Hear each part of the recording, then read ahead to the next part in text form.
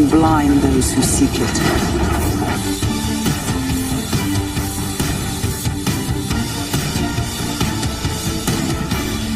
I'm coming for you.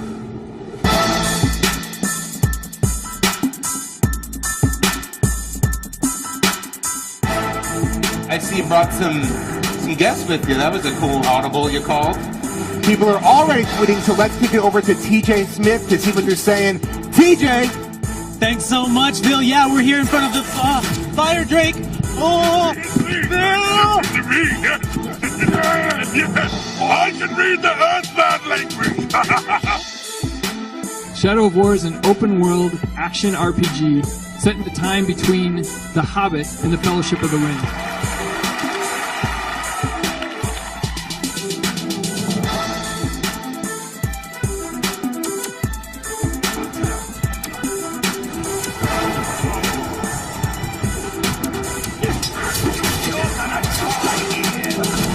Give it up for Troy Baker, everybody! Suffer me now! Something like that. The world of men is ending.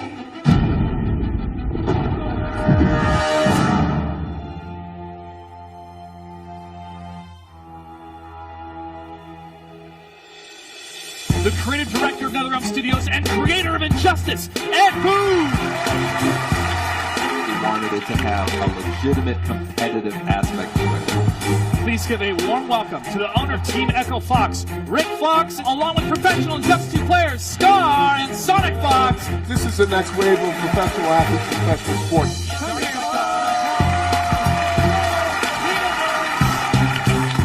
They want some more. We're going to welcome you guys onto the stage for a King of the Hill tournament in which Red Hood will be a playable character. The winner will go home with a very special prize, a signed fight stick from Ed Boon, and we'll continue into a bonus round to play some of the pros we've got in the building. Give it up for our GameStop Hometown Heroes ambassadors, Katana Prime and Michelangelo. So ladies and gentlemen, let's get this King of the Hill tournament started. Now we've seen some really badass looking Green Lanterns today. Your King of the Hill champion. Congratulations, Eli. You're going to be taking home a signed fight stick. Give it up for Firestorm. For years I believed I had destroyed Krypton. You're afraid of him. How do I beat him? You can't.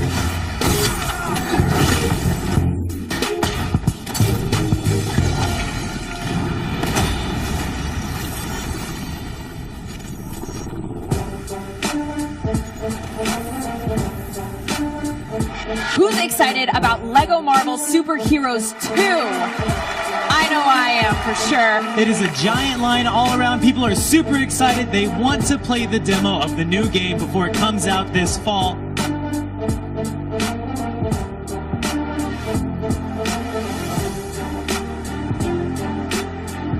So I know you have a lot of exciting news to share about Lego Worlds. We do, so we continue to improve, evolve, and update the game. We've had lots of free content updates. So, what's your favorite thing about Lego Worlds so far? Probably the community.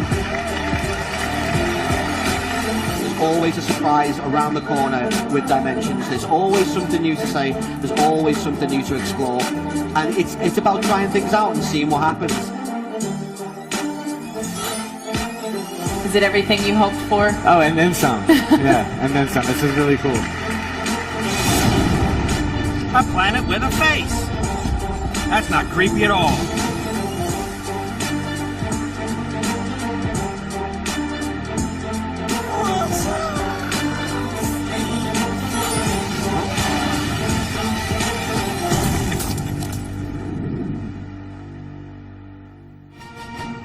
Warner Brothers Games. Bringing the biggest brands in the world to life. With major franchises on both mobile and console. We're everywhere gamers play, and in 2017, players will spend more time playing our games than ever before.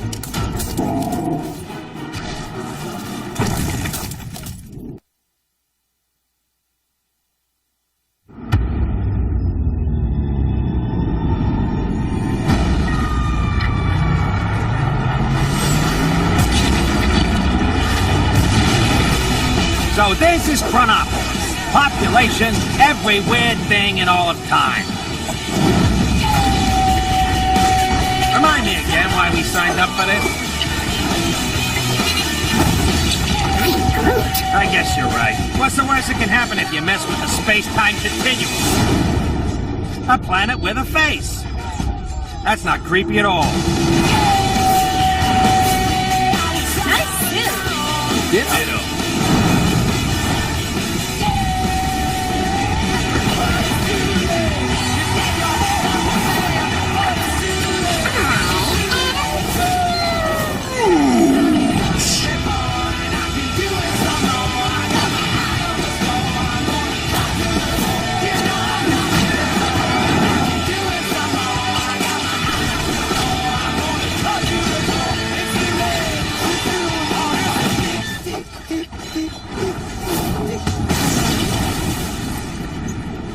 Kang, show yourself and cease this temporal foolery.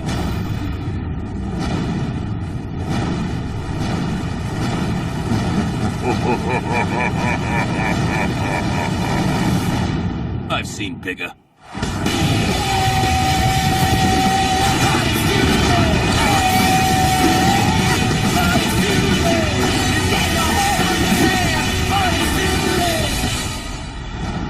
Please welcome your host of LEGO Marvel Superheroes 2, Katie Wilson.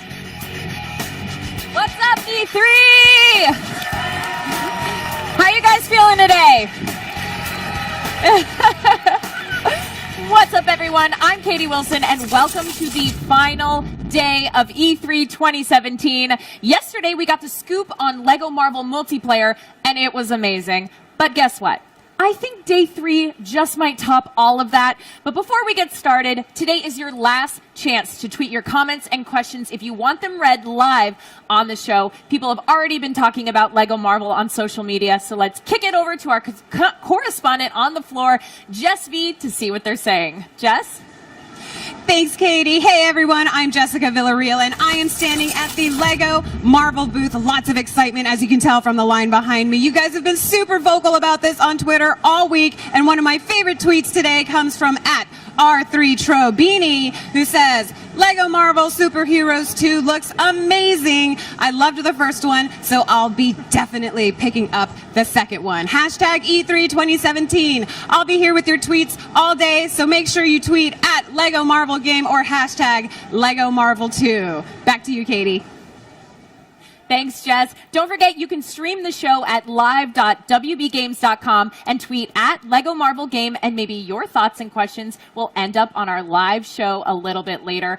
All right, guys, here we go. Starting us off with LEGO Marvel, please welcome Head of Design at TT Games, Arthur Parsons, and the VP and Executive Editor for Marvel Digital Media, Ryan Panagos. Woo! What's up, guys? How's it going? It's going great. How are you? Real well. Thanks for being here, guys. Ooh, look at this. All right, so let's hop into some LEGO Marvel and talk a little bit about the roster. What kind of characters are going to be available to play in the new game? All the characters. All of them? Ever. No. Ever made? All the best ones ever. Yes. Ever made, yeah. A wide, diverse mix of amazing characters. Lockjaw. I know you like Lockjaw, Ryan. It's probably the first time Lockjaw is playable as a character in this kind of action game. It's amazing. Yeah. So yeah, Lockjaw. Obviously, the Guardians. You know, we've seen the Guardians, Groot and Rocket and Gamora. Who did we announce and Drax. yesterday? Yesterday was actually Agent Venom. Yeah. Which is Flash pretty Thompson. cool. Very cool. Yeah. So just a really good mix, and as well, you know, we're kind of front and centering characters like Miss Marvel, Spider-Gwen. Obviously characters as well from all different ages, you know, Wild West Captain America. I know, Ryan, you were super excited about that, because that's way back. You guys did such an amazing job of bringing a Jack Kirby, drawing Jack Kirby being one of the, probably the greatest artists of all time, who created this one page of Cowboy Captain America standing there and like, what's up? This is how it's happening. And now we've got it in the game. That's awesome. Well, let's hop into the game. I'm excited to see it. Okay, yeah, so actually sort of got the game in a point where if you haven't played the demo, and you can play it over there, and if anyone at home has not seen it, East on the Searcher back there, he's not shaking his head, he's been incapacitated. We're partway through the demo. Arthur, you have a giant celestial that you fight within the first early minutes of this demo that we played. Yeah, I know. It's insane on right here. Yeah. This is awesome. Yeah, and the great thing about characters is its personality. Every single character has personality. You know, Star-Lord, I can switch his face mask on, switch it off. He can fly around. As well as that, he's got the ability to do little combat rolls. We've enhanced that, and then he has a special move like everyone. And we can just have a little bit of a dance around. And while that's going on, the bad guys are just going to they'll stop and we'll have a little bit of a dance and a boogie around and stuff. And while that's going on, I think, is that little baby Groot running around in the background just destroying stuff? He's probably just getting stuck right in there. Oh my god. Yeah, here we go. Oh. So he's like the cutest thing. But again, every character has moves, and that's why the character roster is such an important part. I can go in here, and then we can just kind of run around and smash people up. Oh, that's amazing. He's also got the ability to kind of steamroll everyone. I love that. But it's just this whole exciting thing where all the characters kind of work together. And something I know, like Ryan will be super excited by is if I can just grab this guy here. Oh, hold on. Yeah, give me this guy here. And I'll walk over here to Groot. Don't tell me I died at the most important time. Oh, here we go. So, come here. And I love this section too because you've got villains from all different time periods. That's cool. That's really awesome. Yeah, and that's it. When I'm sort of, because I'm obviously playing one player here at the minute, I can get up here, and while I'm up here, I can do special moves. So I can just take everyone down and get down. But you can then switch combine together, which is super exciting. Did Rocket slide off of Groot's arm? Yeah. Like the little touches are amazing. Yeah, that's really cool. So it's all about that personality. So what I'll do is I'll drop around as a few of the other characters because but look at that roster. There's a lot we haven't seen yet, but it's so many characters. Yeah, absolutely, and so many that we're yet to reveal. So again, Spider-Gwen is super cool. So there's some kind of big battle going on in the background. It's just like, you know what? While we're here, there we go. Smile for the camera, Esong, and just get a quick selfie. Oh, that's really cute. Also got all the moves you want, so she can be swinging around. She's got a really cool. You'll love this, Ryan. Her special move. Oh, don't kill me while I'm partway through. Oh no! But it's characterization and personality. The team are working tirelessly on making sure that all of these characters do all of these fun, crazy, quirky things. And so, Ryan, give us a bit of what does Lockjaw do? Lockjaw has the ability to teleport anywhere. He's an inhuman dog. He first was like Crystal's pet, part of the royal family, because if you're a pet owner, your dog or your cat is part of your family. So he is a very valued and loved member of the Inhumans, and this is so horrifyingly, wonderfully cute. It's killing me. So that's it. But we bring it to life and give Lockjaw abilities like that, but also just the personality of your pet dog. Taking a nap in the middle of the battle. Yeah. I appreciate that you put the greatest Marvel character of all time in the game in MODOK, because he is absolutely the best. Yeah. Oh, yeah. And it's great because the flames are actual Lego pieces that then they're shaking slightly. It looks like there's an effect on them. Yeah. Cool. Yeah, I know that MODOK is Ryan's favorite character because he has MODOK t-shirts and MODOK mug, MODOK statues all over his desk. Aww. Maybe a MODOK tattoo someday. Ooh. You never know. But yeah, it is the personality that brings these characters to life. as we said before, you know, Cowboy Captain America. It's just, it's one of those weird, diverse things that. It's such a deep cut, like a small instance in the overall scheme of Captain America and Avengers comics. But it's, look at that. Perfect. Wow. So is he the only character who has that, like, that effect? No, there's loads of different characters have different abilities, and that's where when you go into the roster, how, you know, they all combine and change and interact. You know, this Captain America's a little bit, but obviously loads of different moves and abilities, and, you know, standard things like throwing the shield, but we've tried to make them like more acrobatic this time round. So Cap is, you know, super slick with his moves. Can we see some Medusa? Oh, okay, Yeah, we're going there, are we? We're going there. Okay, yeah. So let's go along here. Where are we? Slop up this side. Okay.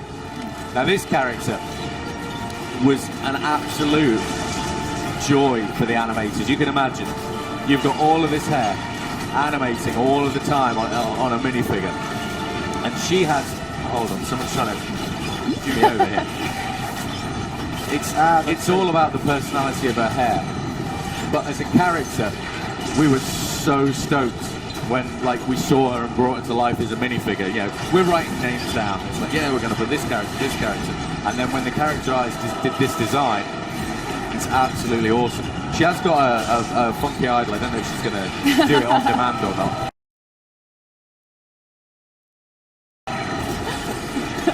This is a new announcement too, right? This is being revealed, so an exclusive reveal for today. And as you can imagine, we've revealed loads of characters, but there's loads more that we'll be revealing over time. But she is definitely an awesome, her hair that's giving her all of the abilities. And we're like, you know, being able to bring the Inhumans in. I've been kind of like waiting to get this character in. That is But you can imagine the time that it is taken for the animators to bring her to life is just immense. Absolutely. Everything's still going on back here. It's like. Speaking of Medusa, the last 2 days we've been teasing a super awesome 18-inch mini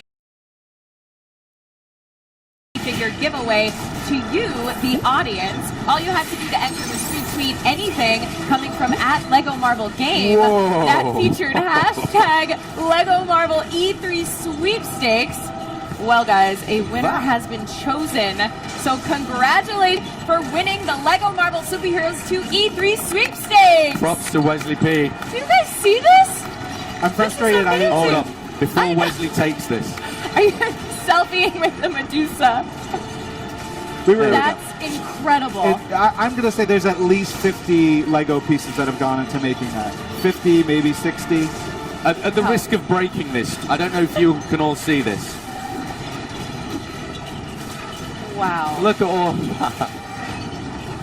She's incredible. Incredible. So do we have to give this to Wesley P? Yes. I think Wesley's going to want it a lot. So please give it up for Wesley P, everyone. Congratulations to our winner.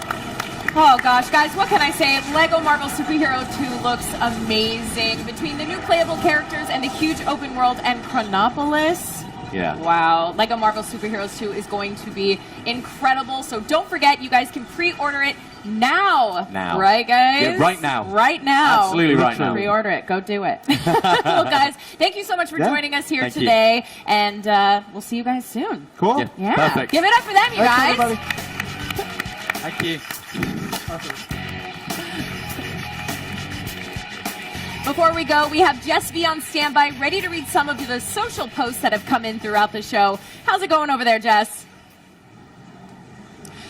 Thank you, Katie. Yes, I am still over here at the Lego Marvel booth taking your tweets. The next tweet we have comes from @FauxFawn, who says, the Marvel character builds are awesome. Best Lego collection edition ever. All caps. Thank you again for the chance. Hashtag Lego Marvel E3 sweepstakes. Next up, we have @EdwardIsTheMan. He says, to @Lego Marvel Game. Dude, I'm so hyped for hashtag Lego Marvel 2. It looks freaking awesome. That it does, Edward is the man. You are the man. Next, we have CoinOp TV, who says, just played at Lego Marvel Game 2. Fun stuff.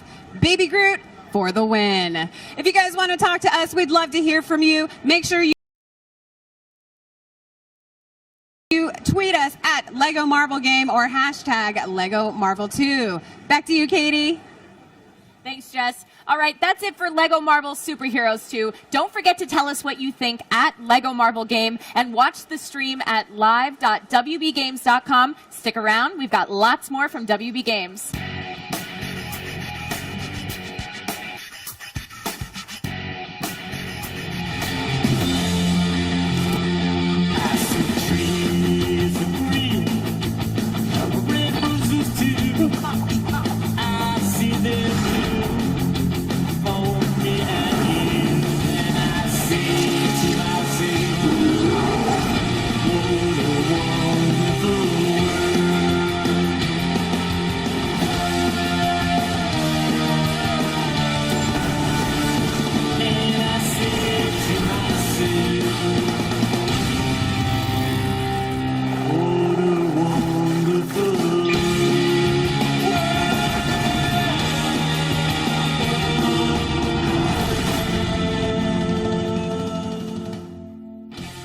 LEGO Worlds is a galaxy of imaginative worlds made entirely of digital LEGO bricks, where players can explore, discover, and create together.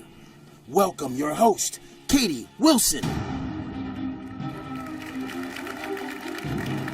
Welcome to E3 with LEGO Games. We're about to jump into LEGO Worlds, but first, let's check in with Jess V to see what people are saying about it on social media. Jess? Thank you, Katie. Now I'm over at the LEGO Worlds booth, and the tweets are already pouring in. The first one comes from @DadPlayingGames, who says, awesome. We'll definitely be tuning in. The family is loving all the kid-friendly E3 coverage. We love hearing that. You guys, we want to hear from you. Come talk to us. Make sure you @reply LEGO Worlds Game or hashtag LEGO Worlds so we can read your tweets on air. Back to you, Katie. Thanks, Jess. Right now we're going to check out LEGO Worlds. So please welcome TT Games Community Manager Bear Parker and Associate Producer Chris Rose. Hey, guys. Hello. How you doing? Welcome back. Hi. How you doing? I'm great. Good, good. Oh, so... All right, you guys excited to hop into this? Because I know I am. Yes. This should be good. This should be good. So what are we going to be doing here today? So today we're going to be looking at a build I've been working on the past few weeks. Uh-huh. We're over in LA. We're at E3. So it's only right that we kind of like build it, right? So we've made a miniature version of Los Angeles just for you guys. This is incredible.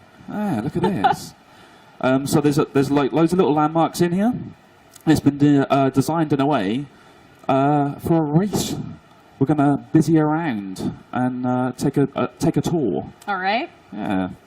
So up here, do you recognise this? Oh yeah, that's the Griffith Observatory. Spot on. Exactly that. Wow. And then up here, that's where Will Smith lives, I guess. And the that's Hollywood where. Hills. Yeah, exactly. I'm going to live here one day. That's the plan. But then we'll have a quick peek over here. Ooh, look at all this. There's Chris over there. But yeah, I thought, what a nice way of celebrating E3 than making this, and we're going to try and see about making it available in the title update, so people can play around with it. And that would be awesome. Blow it up if they really want to. But yeah, Chris has just found the Chinese Theatre in miniature form. I love the attention to detail. Oh, yeah, you got all of the biggest LA hotspots there. Exactly that. And you also have the pier, the Santa Monica Pier is there as well. Oh, it's super cute as well. We've put like little lights on it. Let me see. Where are we? I've got lost in Hollywood to be a recurring theme. That's every day. So I'll put a little secret in here, little TT. Oh, and actually, here's another little secret for you. Just around the corner, little bear face. Aww. I couldn't resist. Bear for me. Yeah, look at this. There's the pier. So cute. With tiny little buildings. That's awesome. Yeah. So I couldn't help but notice all the little arrows on the streets. Yes. What's that about, guys? So we've got a couple of guys coming to have a race for us around LA. A race around LA. That sounds exciting. Well, let's bring out those guys to help us out here. So please welcome incredible gamers, Blitzwinger and Jay Shock Blast. How's it going? Hello. Hi. How you doing? Good. You're always super comfortable. I'm going to replicate you today. It's very nonchalant. Thank you. There you go. How are you? You good? Yeah. All Just right. I'm not hitting your mic. So what's your guys' experience levels here? Pretty Especially good. Racing. All right. I think we're best foot forward. Pretty advanced. So I take it you guys are both pretty confident. Well, you have to be. So, yeah, absolutely. I'm Yeah? going to win. Guaranteed. All right. They put out a poll and everybody said I would win, so Yeah. I'm going to deliver. I even voted for So him. no pressure. You voted for him. No, All right. I voted for myself, so the voting wasn't too embarrassing. Oh, stop. Well, Bear, Chris, what available mounts do we have for them? Well, there's a huge range, but there's two specific that I think we're going to use Yeah? today. Okay. There's a bear, obviously, and if we flick over and scroll right down. Oh, I've got the wrong one. Yeah, you're on this side. I'm getting confused. It's all good. Here we go. So let's go and get the bear. So a bear and... So the project code name when the game was in its very, very early infancy was Project Badger. So on our side, we're going to be riding a Badger that we have created specifically for LEGO Worlds. Oh, that's great. All right. So if we bring up our menu, I think we actually did it. I did it there. My bad. Where's the badge? All right. So you're going to count us down, or? There he is. 2 down, 3 down, and then to the left. 1, 2, 3 to the left. And there are a There ton he of is. mounts here to choose from as well. Absolutely. So yeah, And I mean, it's what funny, other this games list do you has play as a grown Badger? so much in the last 3 years. It's like, oh yeah, you know, we had 10 or something to start with. It's like, yeah, now we're just I know badgers. my favorite's the land shark. All right, you got to give it up for the land shark. Yeah. The He's a little ostrich. slow on land, though, oddly enough. That's fine. Yeah. Hey, more of a challenge, right? All right. So we follow the arrows, right? Yeah, Follow the arrows. exactly that. So do we You need gotta like a count us. countdown? You guys want to count us down? Yeah, let's have the audience count us down. All right, in All right, I'm going. 3, 2, 1, Go, go! go. Jump. That's cheating. We got this. We got this. That's already cheating. There's already shenanigans on the first turn. We This can't- is Well, no one's Attack trying each to other, attack right? each other yet, I so... don't know, man. Here we go. I think the bear is faster this the than the right way? badger. No, you've got the turning angles though. So here we go. We're going to be Bears better can handle handling. turn. There we go. They're There you famous go. for You it. see, unlike To the right that now. viral We got video this. with the honey badger, this is not happening. No, we've got this. Here we go. I got this all day, every On the day. right. Yes. Just go through. Go through. Go through. No. Oh. Straight Okay. out. Turn left, There turn we left. go. No. Find the giant duck. That way. There we go. I was cheating. Okay. This way. Okay. And by the way, this is LA, Go that way, right? go that way. You pointed that out already? It's inspired by. It's not an Inspired by, exact yeah, replica, but it's relatively close. I It's guess. missing the smog. Jump on the highway, quick. You want to know what else Jump is on the missing? highway? The Jump on the traffic. highway. You'll All right, never I'm on get the through highway. LA this fast, ever. There we go. I Yeah, cheated. I've called the traffic. No, So it's we not turn cheating. left in the It's car not park. cheating. This? Yep. It's not and cheating. follow It's not the cheating. traffic. Just if you win. This that way? No, towards me. All Okay, right, we're okay, getting towards down it. to the wire here. Who's Okay. going to take it? This? Through the water. This? Oh, yeah. No, where are you going? Oh, The badger takes it. I can't believe it. all right. We have a winner. Yay, shot glass. Nice. See? I threw it. All that speed. The honey All badger. that speed. happened? Zero control. I needed a GPS. You needed a GPS. Yeah, Unbelievable. Damn it. Excellent. Well, well done, everyone. were giving Congrats, bad Jay instructions. Shock Glass, and all of our Did contestants. it. You guys, You thank did you it. so much for joining us here and doing this epic race. Let's give it up for them, you guys.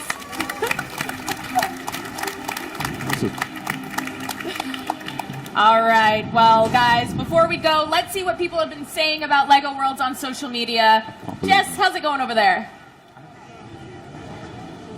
Thanks, Katie. I'm still over here reading your tweets for LEGO Worlds, and they are pouring in. We love hearing from you guys, so make sure you keep talking to us. And our first tweet comes from @ProfBrickKeeper, who says, I love that classic Islander shield in the background of the @LEGO Worlds Game Survivor trailer. Hope for more vintage references like that.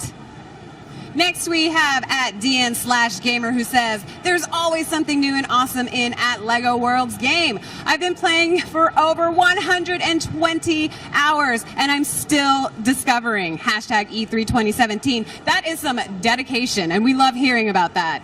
Next we have at Jezza Barking Mad, who says, love the spaceships and aliens. Can't wait to play around with them when the DLC comes out. Hashtag LEGO Worlds. If you want to talk to us, make sure you are tweeting at us at LEGO Worlds Game or hashtag LEGO Worlds. We want to hear from you. Come talk to us. I'll be reading more tweets. We're going to send it back to you, Katie. Thank you, Jess. And thank you, everyone who tagged us on social media. Don't go away. The day's first cosplay contest is coming up next. Remember, you can catch our full E3 show right now at live.wbgames.com and tweet us at LEGO Worlds Game. Stick around. Lots more to come from WB Games.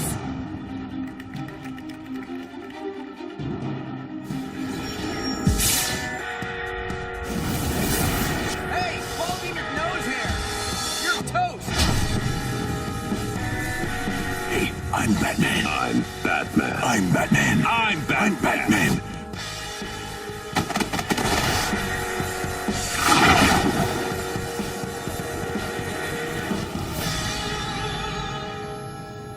LEGO Dimensions is a toys-to-life game that brings together iconic characters from over 25 franchises in one great adventure. Developed by TT Games, LEGO Dimensions gives players the power to use any character, any vehicle, in any world.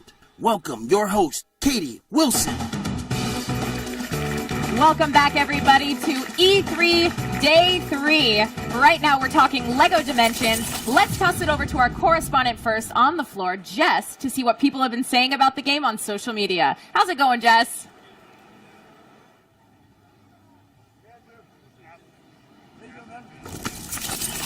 Okay.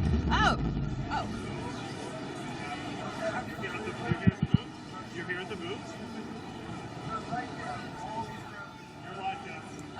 All right, here I am at the LEGO Dimensions booth. I just got some more of your tweets in. We have one from Zenith Will Rule, who says, only a few minutes into at LEGO Dimensions, but I'm laughing like crazy. Writing is on point. Batman plus Wizard of Oz is a perfect setup for jokes. We also have at Swindle Topher, who says, just made a quick pre-order purchase. See you in September. Hashtag voiceovers, hashtag actor, hashtag Beetlejuice, hashtag Lego, hashtag LEGO Dimensions, hashtag video games, hashtag coming soon. That is the most hashtags I've ever seen in a tweet. How did you fit all of that in there? If you guys want to talk to us, we are still taking your tweets over at LEGO Dimensions Game or hashtag LEGO Dimensions. Back over to you, Katie. Thanks, Jess. Well, here to tell us more about the next wave of LEGO Dimensions expansion packs is the head of design for TT Games, Arthur Parsons, and LEGO Dimensions, Jimmy McLaughlin. Hey. Welcome back. Hello again. Long time. Hello. Hello. Good to see you guys. Thank you. All right. So, I'm a big fan of 80s cult classics, so I'm really stoked that you guys are bringing Beetlejuice into LEGO Dimensions. We are also fans of 80s cult classics. What about you guys? Beetlejuice, LEGO Dimensions! Come on, more of that, yeah. Yeah, so let's check him out. So, yep, that's him, that's his minifig. Of course, he is exclusive to Dimensions, which is pretty cool. And look at that run. Look at that run. I just need to clear this up for everyone, right? This is the first time I've seen this. I've been busy doing other bits of Dimensions and obviously another game over there, LEGO Marvel Super 2. So I'm really excited because I'm going to just be asking you questions of stuff. Exactly. I love the movie. Yeah, I mean, obviously the first place we really wanted to open up was Saturn, which obviously when we start, we see we're here on Saturn. And what we have is the Dietz residence over here. And one of the cool, obviously Beetlejuice has lots of really cool animations. Oh, wow. Love that. He laughs quite a bit. So let's start going. Oh, who's this over here? Who is this? Everyone here looks like a bunch of stiffs. Nice. But I have a plan to get them all moving. Wow. Okay. That's a great little detail right Let's there. go inside. And as we can see, I mean, obviously Starfire was not in the film originally. No, no. Which is one of the great things, obviously, about Dimensions. You know, anyone can be in any place at any time. Well, if you want to make it a bit more 80s, there you go. Here we go. Oh! Here we go. Hang on a second, there's another 80s character missing there. Oh, Here we go. get ready. Yeah. Someone's taken my sloth from the Goonies. Yes! So, you know, Beetlejuice, E.T., Gremlins all this is together. the sequel everyone wanted, right? This, Yeah. this is it. This is it. Give it a couple more years. I'm sure it'll be something. Exactly right. So, let's go upside. So, we have totally the locations broken. that everyone imagined Ruined. we would have. Destroyed. You know. But Have there's you got also- the waiting room? Oh, the waiting. Oh, room. hold on. What? The attic. Yeah. There's And the that's attic. the town map. There's the town map. I'll show you that in a second. Now, if we go inside the waiting room, Amazing. this is pretty cool. This is pretty cool. Kudos to the team. This is epic. So everyone remembers, obviously, My job is to stand here, not to serve this Miss mishap. Argentina. Nice. This year's, and there's a really everyone remembers the my moment gosh. Beetlejuice sat on the couch with the shrunken head man. Oh, yeah. I think we should recreate that with Beetlejuice right now. Let's do it with him. Yeah, where's- Let's do it with him. Yeah. Hey, how you doing? That's such a classic scene. Yeah, it's brilliant. And we had, as I say, we had a lot of fun showing off all these different locations. But one of the other really cool things we can do is Town map's amazing. we see a model town. Do you think we should go to the model town? Yes. Think we should go there. Yes. Go to the town. We can go? We can go there. No With the way. magic of pressing circle, we can appear Oh. in the model town. That is That's so cool. so awesome. And if we actually look up in the sky, you can see that the Sky Dome is the attic, That's really Wow. which is really cool. You can also enter the Maitland residence, which is a completely different house to the Dietz, obviously. It's a lot more homely, less modern art, Yeah. which is pretty cool. And one of the other locations you can go to is obviously, we use Starfire, 'cause she can fly. She can fly, Yeah, yeah. exactly. She's the perfect tour guide for this. Now, you'll I notice love that the vibe in here.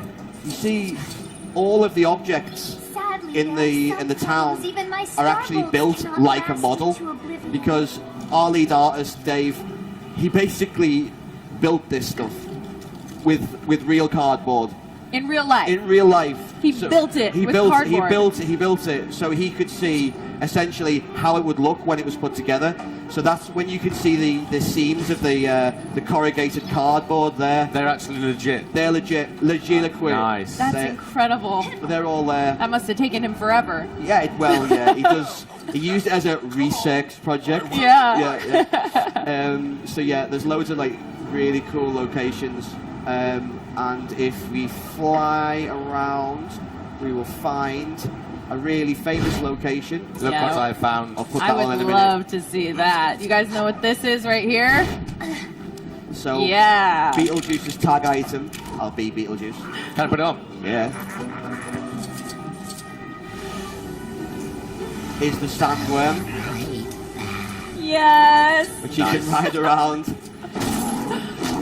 It's quite a handy It's a bit fighter. aggressive, that, Yeah, isn't it is. Yeah. It's a pretty handy fighter, and it has like a sonic blast, which is quite terrifying, to be honest with you. That's cool though. That's so cool. Yeah, it is.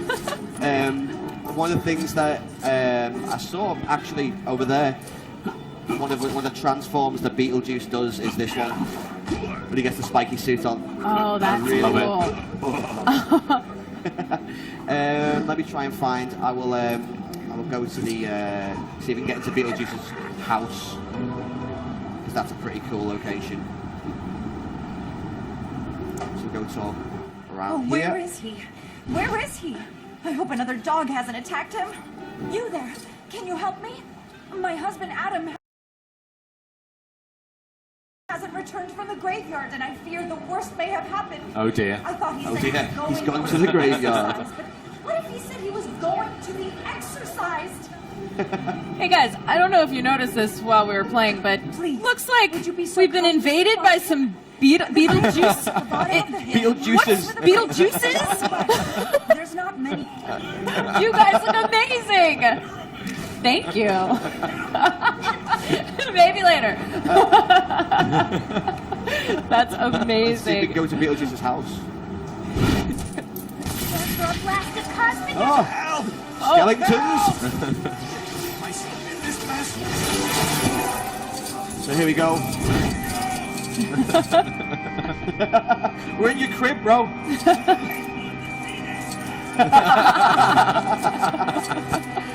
So as I say, there are loads and loads of locations to visit and explore and get the true Beetlejuice experience, really. Yeah. Yeah, Harry Potter joined in, by the way. Harry Potter? Yeah. Harry Potter. Hello, Harry. Sorry. Wow. Harry Potter with Beetlejuice. Yeah, exactly. You're a wizard, Harry.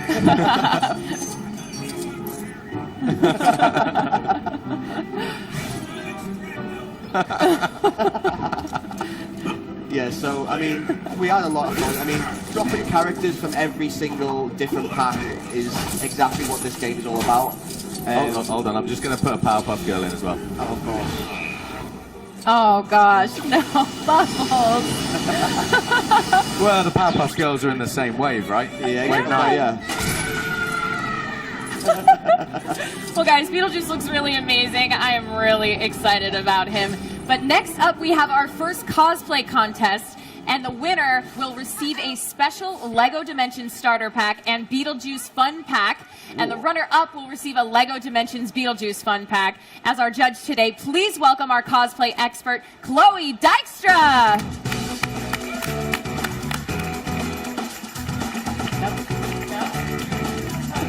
Hey guys! Oh my god, there's already some amazing cosplay out here. Where are we sitting? This is crazy. This is amazing. Oh, I love this. Hi, Katie. Hello. Thanks Jimmy, for joining us Arthur. here. Thank you for having me. This is awesome. So, first of all, I love that you guys have included Beetlejuice in LEGO Dimensions, one of my personal favorites. And we have some people who really love Beetlejuice. Standing right back there, we have some amazing cosplayers. All right. So basically, we're going to judge this. I've got 5 different categories: resemblance, showmanship, craftsmanship, creativity, difficulty.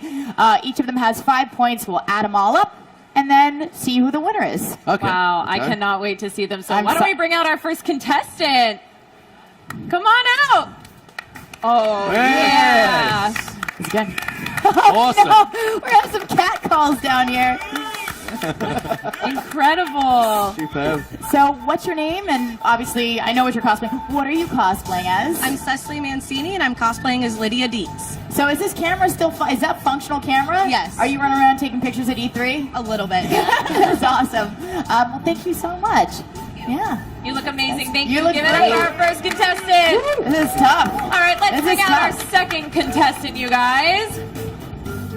Oh, yeah. Oh,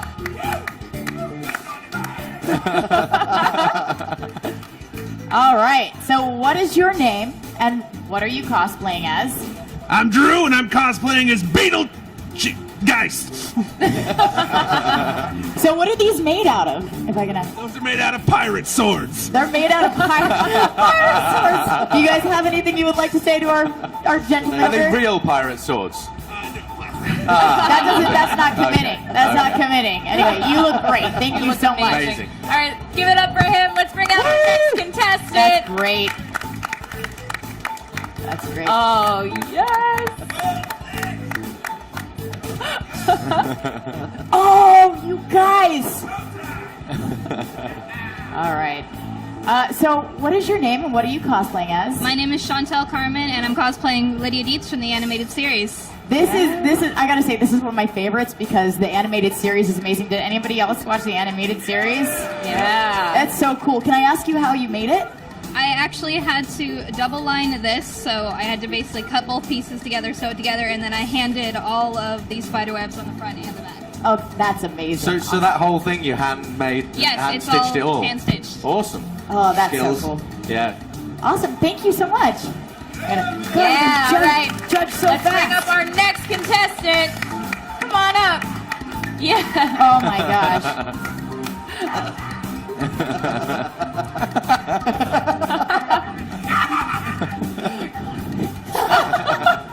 All right, what's your name and what are you cosplaying? My name is Lawrence, and I cosplay. Yeah, you're funny. You're funny. All right, so how long did it take you to get ready this morning? Kind of about a couple hours. Couple hours. Yeah, I was. See, that's commitment. That's crazy. Yeah, I literally ran out of makeup on the way over here, so I had to run over to like Party City or something, get some makeup on, put it on. It looks literally great. put it on over there. Thank you. So can I ask why do you like Beetlejuice? Why do you cosplay as Beetlejuice? It's my favorite character. My favorite Tim Burton character and favorite movie. Oh, that's awesome. Wow. You guys have any questions? That is just an awesome outfit. It's incredible. It's incredible. Awesome. Thank you. Thank you so much. Oh my gosh. Yeah. All right, we've got another contestant. Come on out. Oh, yeah. Yeah. So good. Nice. All right. All right, what's your name and what are you cosplaying as? My name's Kelsey, and I am the Beetle Babe. You are the Beetle Babe. The Beetle Babe. See, that's a great name for it. A little gender bent cosplay. Do you guys have anything? Can I any get a questions? little love from the Beetlejuices? This is a beautiful moment right here. Did you make this? Did you sew this yourself? Oh, they dug me up in this thing. It took a millennium to get this stuff on me. Awesome. Well, thank you so much. Thank you. Well, that is all of our contestants, but we want to bring you guys up here. We got to show off your amazing cosplay here. Come on up.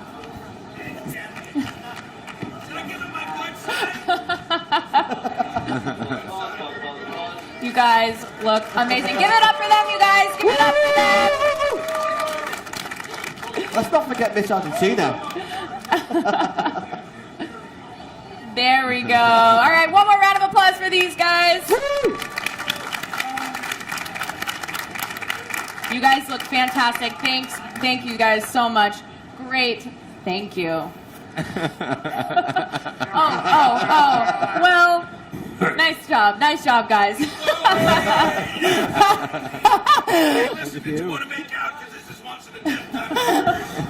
Well, all right. When was the last time you brushed your teeth? Brush my teeth. All right, well, call me after. Okay? All right, Brush like a couple dozen times. Hey, wait, no! Straight up cockroach. Oh, all right. nice. I'm gonna treasure this forever. Don't worry, Beetlejuice. All right, guys. So we got to deliberate so we can figure out who our winner is here. Well, Katie, I think we have a couple winners. Yeah? But let's start off with the runner-up first. Ooh, okay. Drew Davenport. Drew. Oh, yeah. This is our friendly pirate sword. Those pirate swords did the job. Congratulations. This looks awesome. Thank you. You obviously put a lot of work into this, and I appreciate the creativity of using the pirate swords. It's great. Thank you. Thank you Thanks very so much. much. Here, just come hang out here for a second. Yeah, Oh, wait, come on. you are actually going to be receiving the LEGO Dimensions Beetlejuice Fun Pack. Oh, yeah. Congratulations. That's not even out yet, That's right? not out yet. It's not out. That's 3 months before it's even coming 3 out. months before That's it's crazy. I Lucky. So, and then our winner, do we have a drum roll? Can you Yeah, guys we give need me a a drum drum roll? Yeah, awesome. Our winner is Kelsey. Kelsey! Yeah, Kelsey! How do you feel? I've never been so happy in the last millennium. Awesome. Well, congratulations. You're fantastic. going to receive a special LEGO Dimensions starter pack and Beetlejuice Fun Pack today. Thank you. Awesome. Thank you, guys. Well, Chloe, thank you so much for judging today's cosplay competition, and a huge thank you to all of our contestants here today. Arthur, James, Jimmy, thank you so much for coming out here today. Okay. Let's give it up for all of them, you guys. Thanks, Katie. I want to take Incredible. Beetlejuice back to the office. Thanks, guys. Let's go, Connie.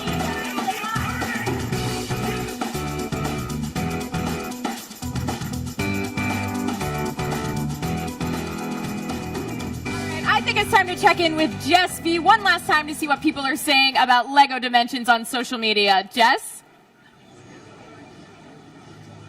That was awesome. You guys look like you're having so much fun over there, and those were some crazy cool costumes. And you guys are loving it at home too, because you're tweeting us all about it, and that includes a tweet from @TheFramePunk, who says, "Pleasing level, awesome sauce, #LEGO Dimensions, #Beetlejuice." We also have a tweet from @JShockBlast, who says, "Wow, look at all that Beetlejuice cosplay," in support of @LEGO Dimensions. So cool. Cool indeed. It's really not awesome over there. And then finally we have @BMan Arkham Knight, who says, "I know, right? How about, dare I say his name, Beetlejuice, and the sandworm looks amazing, guys. Can't wait to check out the worlds they unlock." We want to hear more from you guys. We're not done yet. Make sure you tweet us @LEGO Dimensions or #LEGO Dimensions. Back to you, Katie. Yeah, this has been so exciting. Over the last 3 days of E3, we've seen some of the best stuff LEGO has to offer while meeting some of the coolest people at the expo. Well, that officially is it for us, but remember that you can catch the rest of our E3 show right now at live.wbgames.com. Make sure to follow LEGO Dimensions on Instagram, Twitter, and Facebook @LEGO Dimensions for live updates from the floor. And of course, we want to know what you guys think. Well, this concludes officially our LEGO portion here at E3 today. Thanks, guys.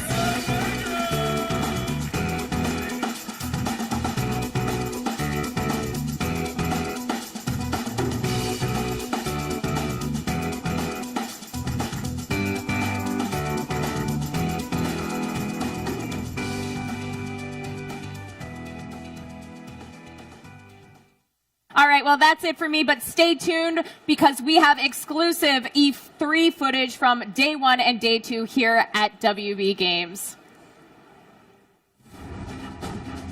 Welcome to the Warner Brothers game stage at E3. Enjoy the best of day 1 and 2. Earth's defense is irreversibly compromised. Begin the countdown.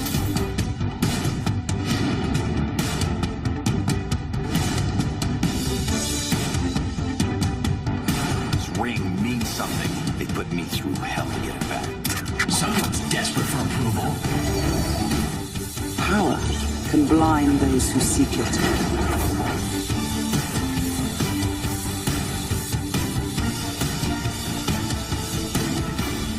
I'm coming for you.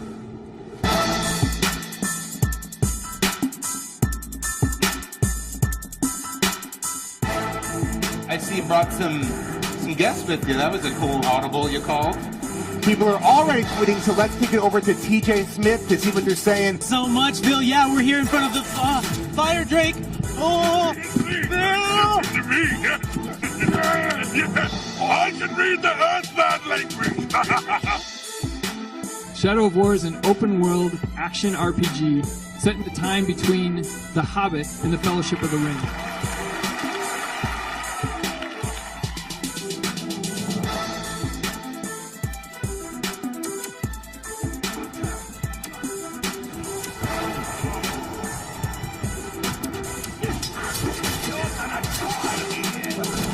Give it up for Troy Baker, everybody. Summon me now. Something like that. The world of men is ending.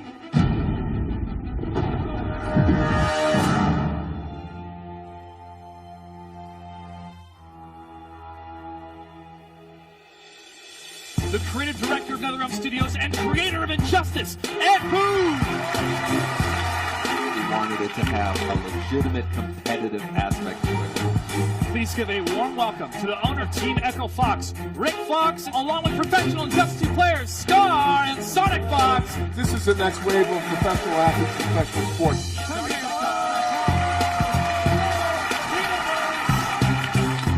They want some more. We're going to welcome you guys onto the stage for a King of the Hill tournament in which Red Hood will be a playable character.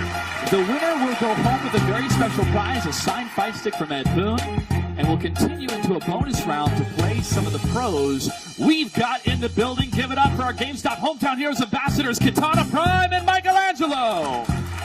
So ladies and gentlemen, let's get this King of the Hill tournament started.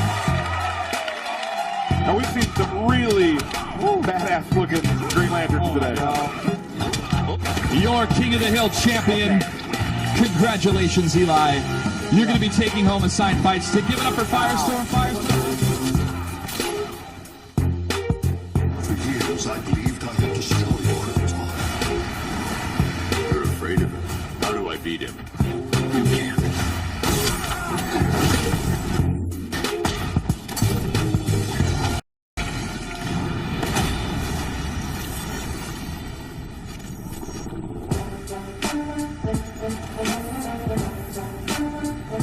Who's excited about Lego Marvel Superheroes 2? I know I am, for sure. It is a giant line all around. People are super excited. They want to play the demo of the new game before it comes out this fall.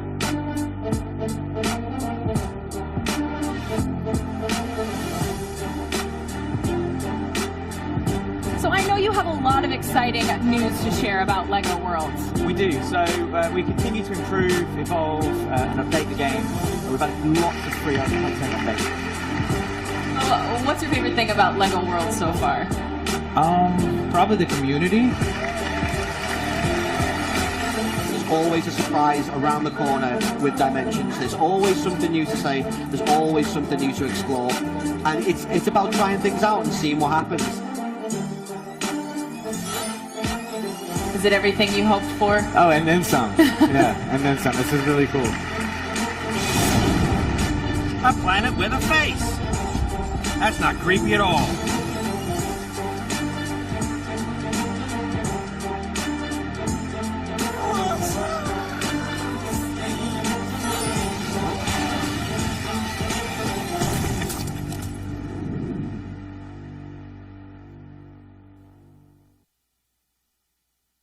Welcome to the Warner Brothers game stage at E3. Enjoy the best of Day 1 and 2.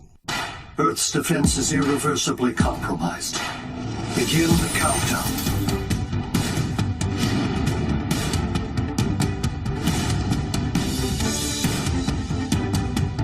This ring means something. They put me through hell to get it back. Someone's desperate for approval.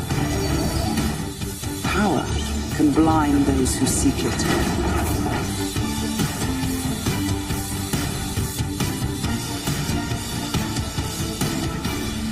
I'm coming for you.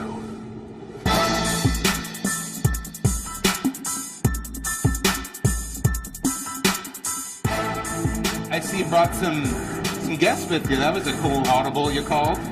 People are already tweeting, so let's kick it over to TJ Smith to see what they're saying. TJ! Thanks so much, Bill. Yeah, we're here in front of the Fire Drake. Oh, Bill! I can read the Earthbound language. Shadow of War is an open-world action RPG set in the time between The Hobbit and the Fellowship of the Ring.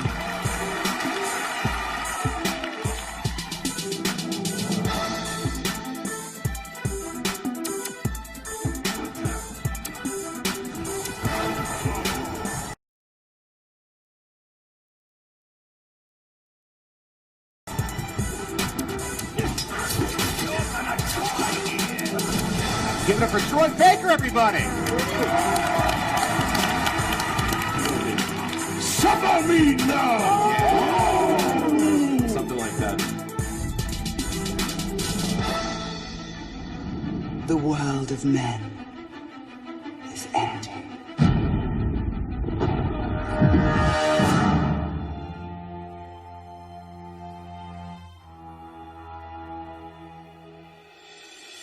The creative director of NetherRealm Studios and creator of Injustice, Ed Boon!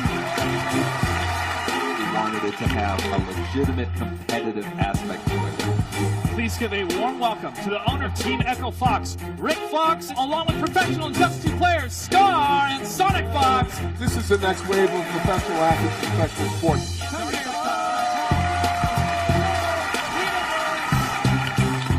They want some more. We're going to welcome you guys onto the stage for a King of the Hill tournament in which Red Hood will be a playable character.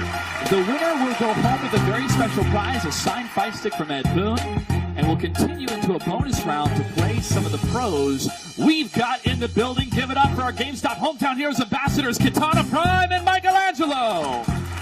So ladies and gentlemen, let's get this King of the Hill tournament started. Now we've seen some really badass looking Green Lanterns today. Your King of the Hill champion. Congratulations, Eli.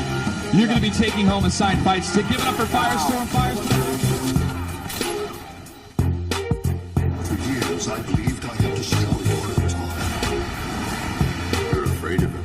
How do I beat him? You can't.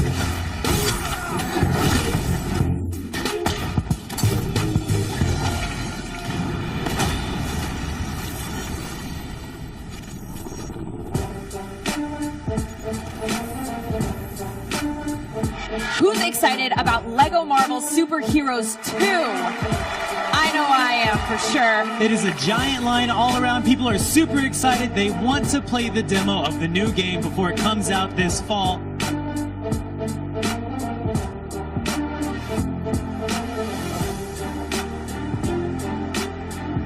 So I know you have a lot of exciting news to share about Lego Worlds. We do. So we continue to improve, evolve, and update the game. We've had lots of free content updates. What's your favorite thing about Lego Worlds so far? Probably the community. There's always a surprise around the corner with Dimensions. There's always something new to say. There's always something new to explore. And it's about trying things out and seeing what happens. Is it everything you hoped for? Oh, and then some. Yeah, and then some. This is really cool. A planet with a face. That's not creepy at all.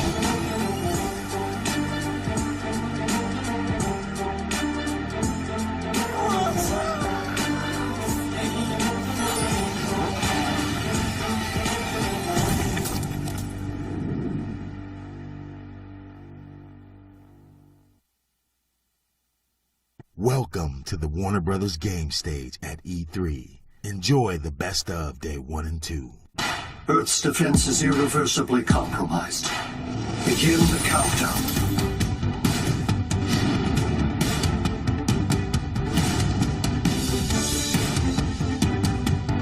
This ring means something. They put me through hell to get it back. Someone's desperate for approval. Power can blind those who seek it.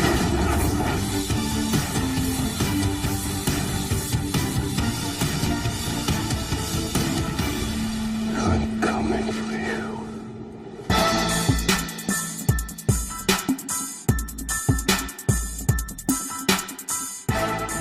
I see you brought some guests with you. That was a cool audible you called. People are already tweeting, so let's kick it over to TJ Smith to see what they're saying. TJ! Thanks so much, Bill. Yeah, we're here in front of the Fire Drake. Oh, Bill! I can read the Earthbound language. Shadow of War is an open world action RPG. Shadow of War is set in the time between The Hobbit and the Fellowship of the Ring.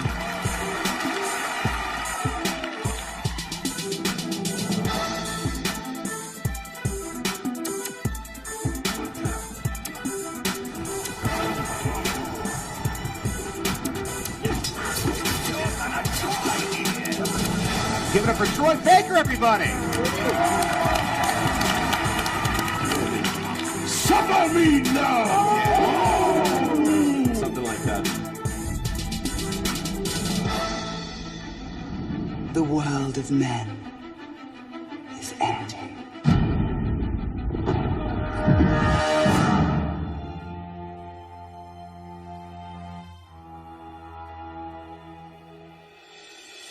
The creative director of NetherRealm Studios and creator of Injustice, Ed Boon! We wanted it to have a legitimate competitive aspect to it. Please give a warm welcome to the owner of Team Echo Fox, Rick Fox, along with professional Injustice 2 players, Scar and Sonic Fox. This is the next wave of professional athletes and professional sports.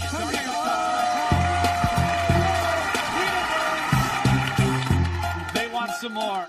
We're going to welcome you guys onto the stage for a King of the Hill tournament in which Red Hood will be a playable character. The winner will go home with a very special prize, a signed fight stick from Ed Boon. and we'll continue into a bonus round to play some of the pros we've got in the building. Give it up for our GameStop Hometown Heroes ambassadors, Katana Prime and Michelangelo. So ladies and gentlemen, let's get this King of the Hill tournament started. Now we've seen some really badass looking Green Lanterns today. Your King of the Hill champion. Congratulations, Eli. You're going to be taking home a signed fight stick. Give it up for Firestorm. For years, I believed I had destroyed Orbital. You're afraid of him. How do I beat him? You can't.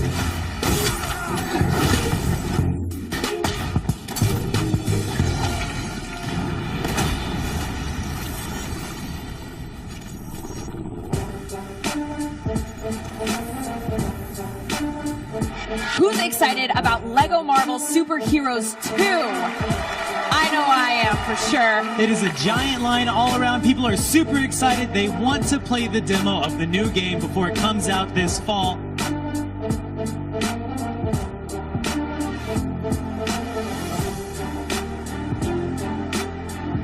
So I know you have a lot of exciting news to share about Lego Worlds. We do. So we continue to improve, evolve, and update the game.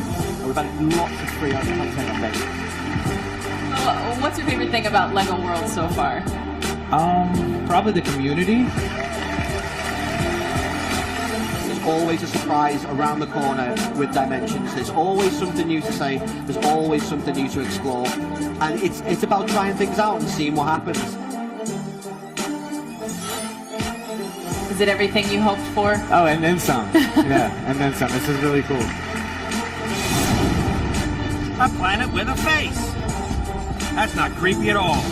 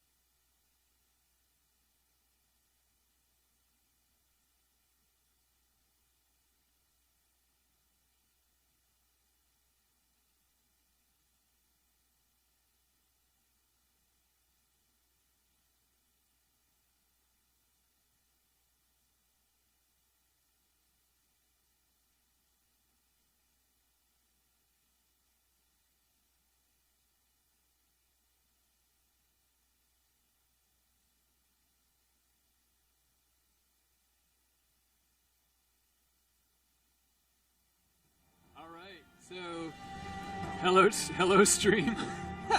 So basically, the audience here, actually, audience, go ahead and wave, say hi to stream. Yeah, hello, stream. So the audience just asked, because this is being streamed, if they got free copies of the game. The answer is no. Sorry. Yeah. Trust me.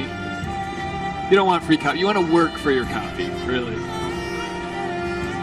All right, shall we do our legalese? Or are we still waiting? There we go. There's the real lights. Holy crap.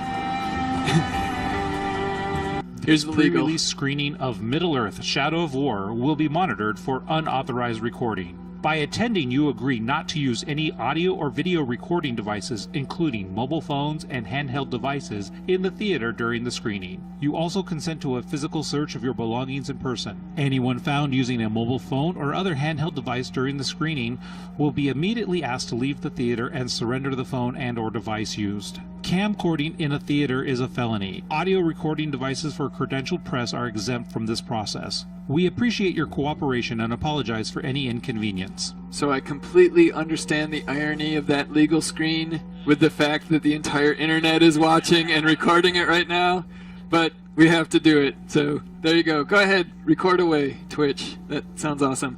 All right, my name is Matt Allen. I am here today with Ellie Knapp, and we're, yeah, exactly, Ellie's badass, and you'll see why. You'll see why in a second, because we get to show you Shadow of War. It's an open-world action RPG. It's set in the time between The Hobbit and The Fellowship of the Ring. And we have a dark, awesome, cool. So one of the things that we're really excited about is that Shadow of War is the sequel to Shadow of Mordor. And Shadow of Mordor's Nemesis system was really what put us on the map. Like, the idea behind the Nemesis system is that every time you interacted with an orc, it changed who that orc could be.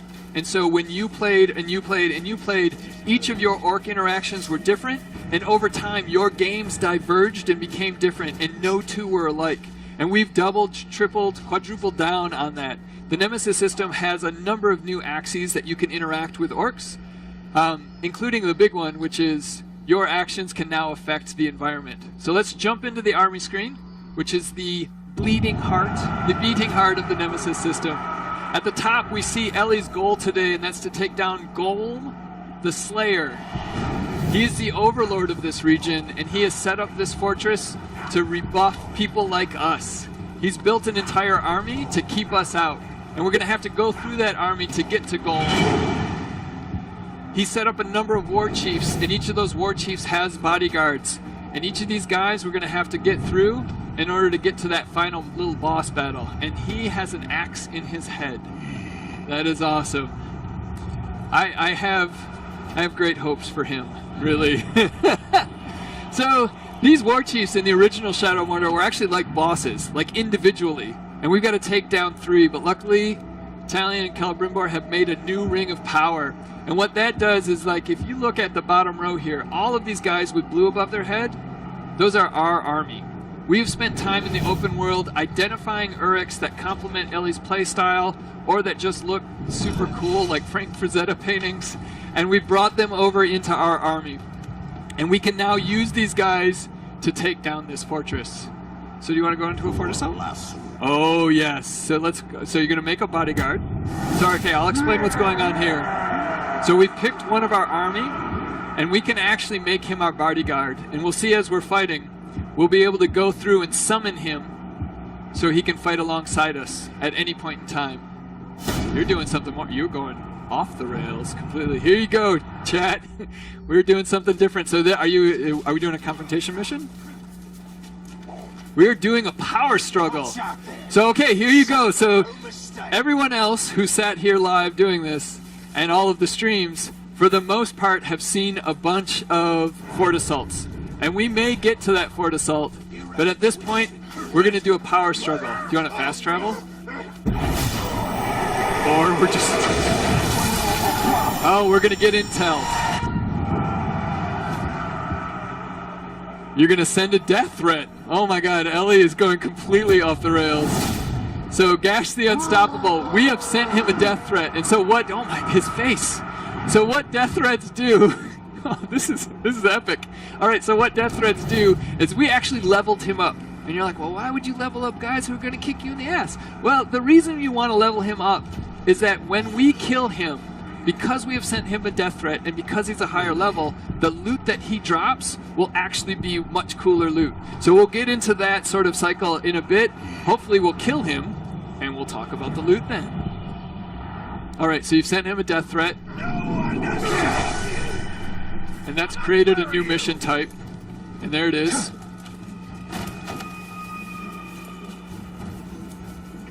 Lucky stream. This is awesome. Yo, yeah, she's just doing it. She's like, it's the last day of E3. We're doing this stuff. So we got to draw this guy out by mounting his siege beast and killing his warriors. All right. God, that dude is ugly. I will show no mercy. There you go. Italian, not showing any mercy. So somewhere he's got some siege beasts that we need to mount. We also have a secondary objective here, which is kill 5 enemies with a single siege beast shot. Nice.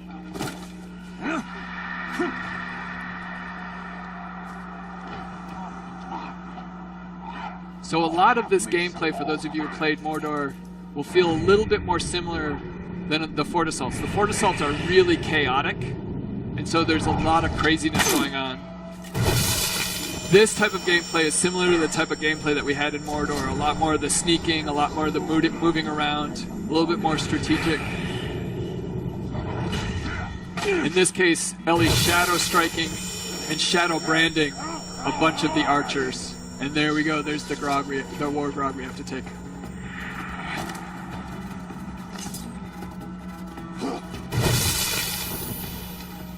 So by branding them, they won't be fighting, they're part of our army now. They're not going to be shooting at us. And taking out a lot of these archers means that they're not going to be shooting at us while we're trying to take out this grog. All right, by taking out one of his ammo cases, I think we have to get 2.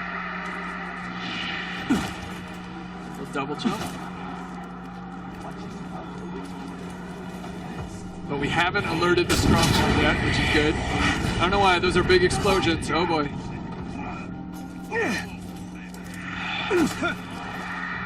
So he's broken. We've done 2 explosions on him. He's broken. All right. So we've dominated him, and we've now taken on his siege beast. So we now need to kill 15 of his enemies. And we have a siege beast to do it. Did we really only get 2 shots to kill 15 of his enemies? All right. Well, we killed a couple. Shall we use the siege beast to kill more? Yes, we shall. Every step is ponderous, but it's huge. And every step will crush our enemies under heel. Exactly. Feel some internal monologuing.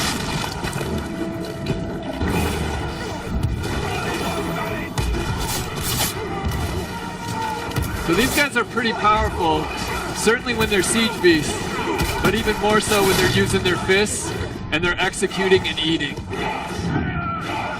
So we've killed a bunch of his guys. Threat, but it's flattering to be wanted. Thrilling, really, to discover I've got a new playmate. So let's play. And we've drawn out Gash. And why not? We're on a grog. Let's go take him out on a grog.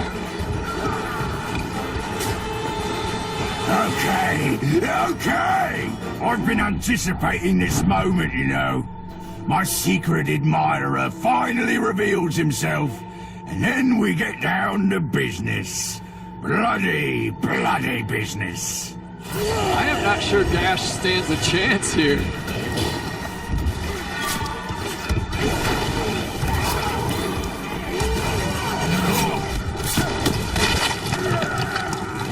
Every time we do one of those executions, our grog health goes back up. It's the outside red ring, is his health.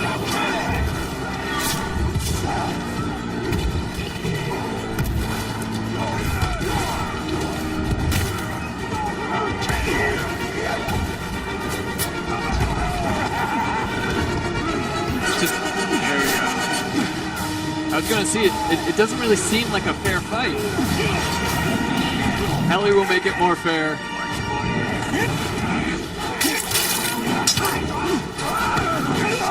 Oh, he's dropping traps. So he trapped us, which stuns us for a second. And that Grog's still going crazy. He'll do damage to us, so we've got to be careful.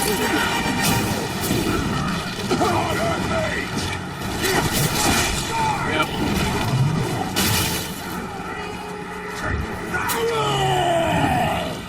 So we've mortally wounded him, which means he's now enraged, which means he's going to get a little bit of his health back, but not much. He's almost dead.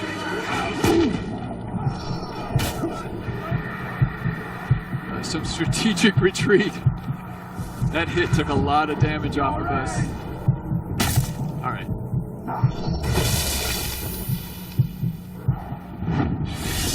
There we go. That Grog just took him out. We didn't even need to do anything. We could have let the Grog just destroy him.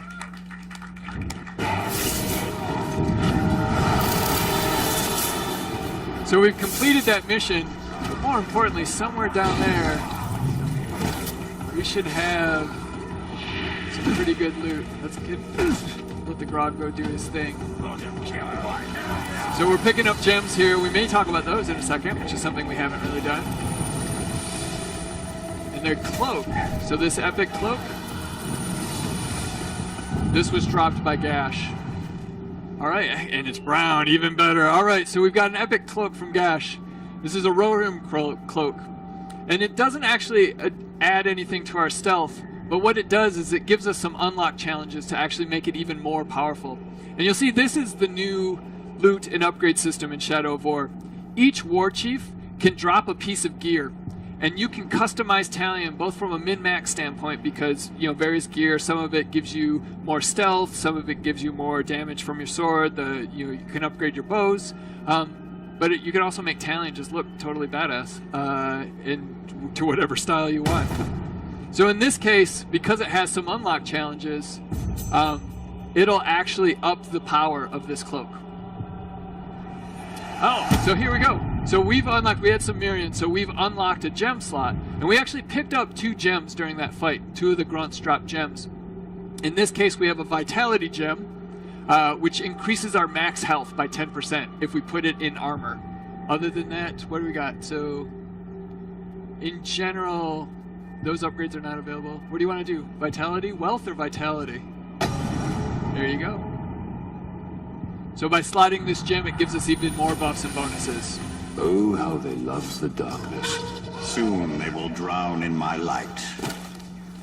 So she just summoned a Caragor there. See it at the bottom.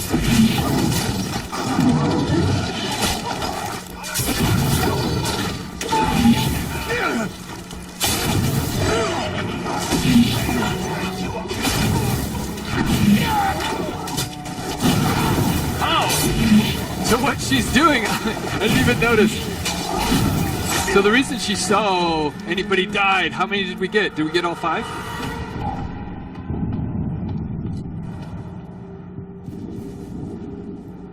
Sweet, yeah, so we've got that. So the next thing we can do is we can upgrade it. Yeah, fantastic. So mounted Caragors recover 15% health, and allied beasts take 50% less damage. So again, it's there's a lot of min-maxing you can do on top of just sort of the visual upgrades. All right, well, what are we doing next, Ellie? I don't know. What do you guys want to do? Should we go try to do some Fort Assault? Does that sound good? Fort Assault? All right, let's do the Fort Assault. I'm sure Twitch chat's like, just wander around the open world, do something else. But let's do the Fort Assault. We have exactly 10 minutes. I don't think we've done a complete Fort Assault in 10 minutes. You want to speed run it? You want to try? No, she's like, no.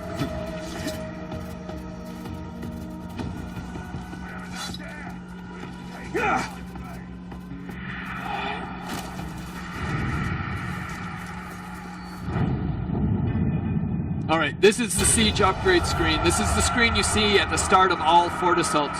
Oh, that dude is just covered in maggots. That'll be fun. So on the left-hand side, yeah, there you go. We don't need to look at him any further, please. On the left-hand side, you see our army, which is full of maggot dudes, apparently. On the right-hand side, you see the defense army, And the Overlord has brought a bunch of all of his war chiefs, and the Overlord himself bring upgrades to these fortresses. The Overlord has upgraded the wooden walls to stone walls. We have iron gates. And so the stone walls are breakable, but iron is unbreakable. It's the highest level you can get. We're not going to be able to get through these gates. We have savage hosts, so we're going to see a bunch more savages when we try to attack this fortress. Those are the dual-wielding lunatics that come straight at you. And finally, this is the siege beasts. And these guys are going to be dropping fire bombs on us while we try to take out the walls. Again, we have our own war chiefs, and each of these guys can then bring something to fight against what we've seen. In this case, we're going to bring a bunch of spiders. They're about this big, they're creepy as hell, and they poison anything they touch. We're going to bring our own siege beasts, more fire, so fight fire with fire. We're going to bring hunters to try to take out those savages from a distance. And finally, Olag Highs to break down those stone walls. Let's do it, Ellie. Let's watch Ellie try to take this fortress. Hey, Ellie! That actually helps quite a bit. Like that type of, yeah. Like we feel, you can do it, Ellie! Go, Ellie! Ellie doesn't need cheerleading. She's got that 1,000-yard stare. So there's the Dark Fortress. It's level 111, which means that's the mix of its war chiefs and its overlords level. What is this fortress, then? The place this maggot goes to cry his eyes out when he fails to conquer someplace else? Hope none of you are afraid of the dark, because we're right here. On your command, we'll do our thing. Which is apparently look really ugly. A bit of darkness, shadow. They call killing assassination. Let's get in there and find out their word for surrender.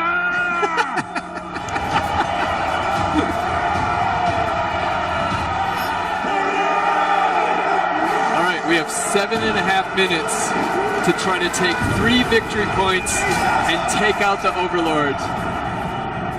That's an epic challenge. Our army is going to try to get in there however they can. However, we can approach this in many different ways. In this case, yeah, there's our siege beasts just laying waste to that first victory point. Go, siege beasts, go. We can also lay waste to that victory point with their siege beasts.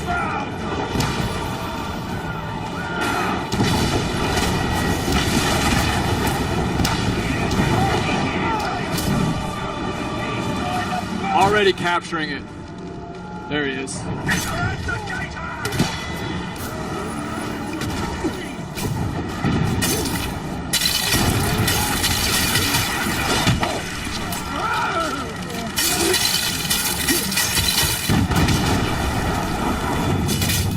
Where did that balefire come from?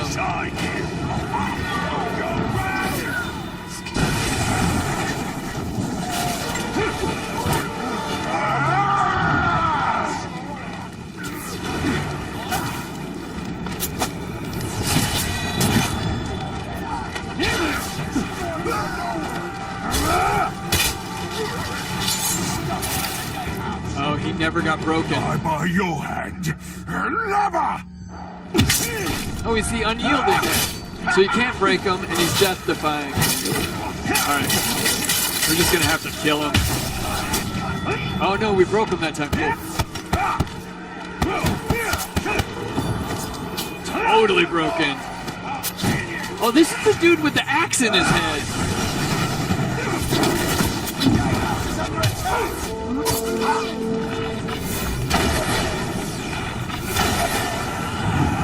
Done. We shot him in the foot. Apparently you can't shoot him in the head, but if you shoot him in the foot, you can kill him. That's brilliant. All right, we've captured the first victory point.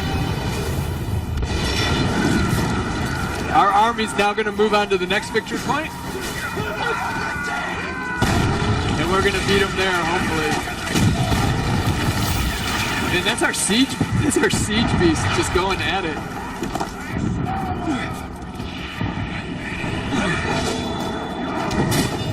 He's everywhere. what Ellie just did there is one of her ranged upgrades is the ability to poison. And by poisoning that barrel, she then made it explode into balefire. So it's both poison and fire, super deadly.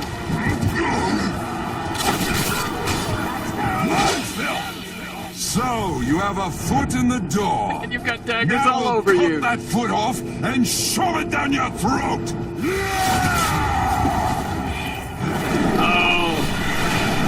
So we've got our wrath meter all the way up, which allows Ellie to do Elven Rage, which is a pretty late game special skill that does a ton of damage. See a Mystic? Whatever, we broke him. The Bright Lord is your master. So in the open world, this is how you build your army. By breaking these guys down, you can dominate them and then recruit them. So going through the open world, identifying folks that you'd like to have as your army, challenging them to death threats, breaking them, they're now your army. He's going to stay and fight for us because we're going to try to do this in 3.5 minutes.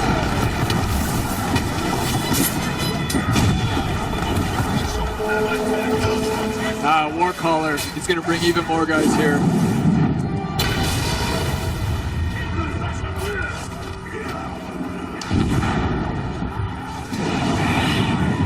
Did you just summon your bodyguard? Is that him? I don't remember who you added. No, there he is. I remember now.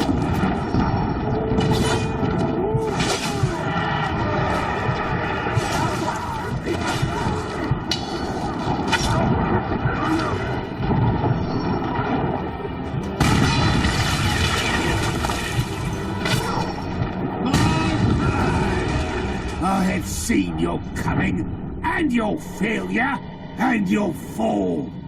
This refuge shall not be yours! I am sick of all this chatter!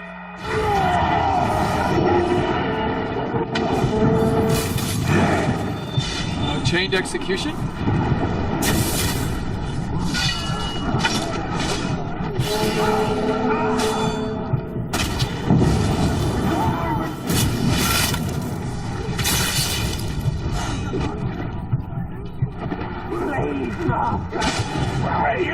Oh, so she was on fire and taking damage over time there. Well, luckily those dudes, before they could execute her, got blowed up.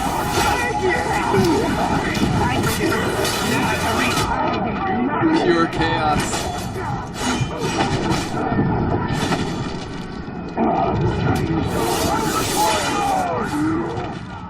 That was one of our war chiefs taking down one of their captains. Thanks, Spook. Whoa! That's our bodyguard. So we've captured the third victory point. We have to defeat their last war chief.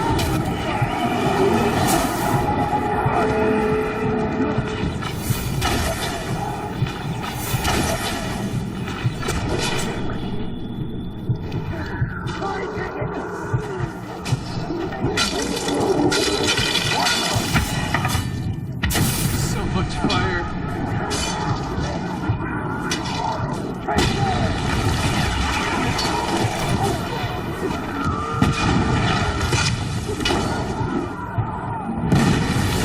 So the crow has died in a just blazing, glorious death. So we've taken all 3 war chiefs, and we've captured all 3 victory points, and we have 33 seconds left. Sorry, chat, I don't think we're going to be able to make this one for you. I think we're going to have to end it a little bit before. But you got to see a bunch more of the open world. Do you want to just go in and get the last little bit of this, and then we can kill it? Let's go see what this Overlord has to say.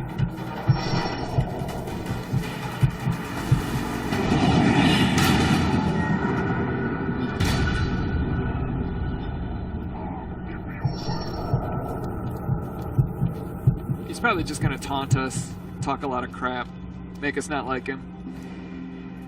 They're orcs. It's what they do.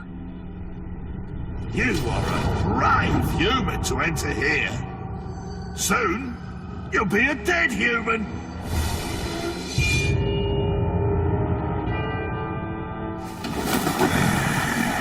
All right, guys. we are going to have to end it there. Sorry we didn't get to see it, but you guys got to see about 15 minutes of stuff no one else has seen yet. Thank you very, very much. And I hope the rest of your E3 today is awesome. Thank you, Ellie. Please exit this way. Thanks, guys.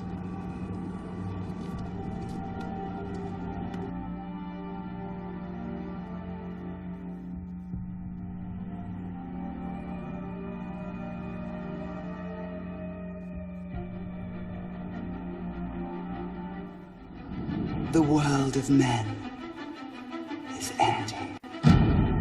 The war for Mordor begins. We bring this war to them.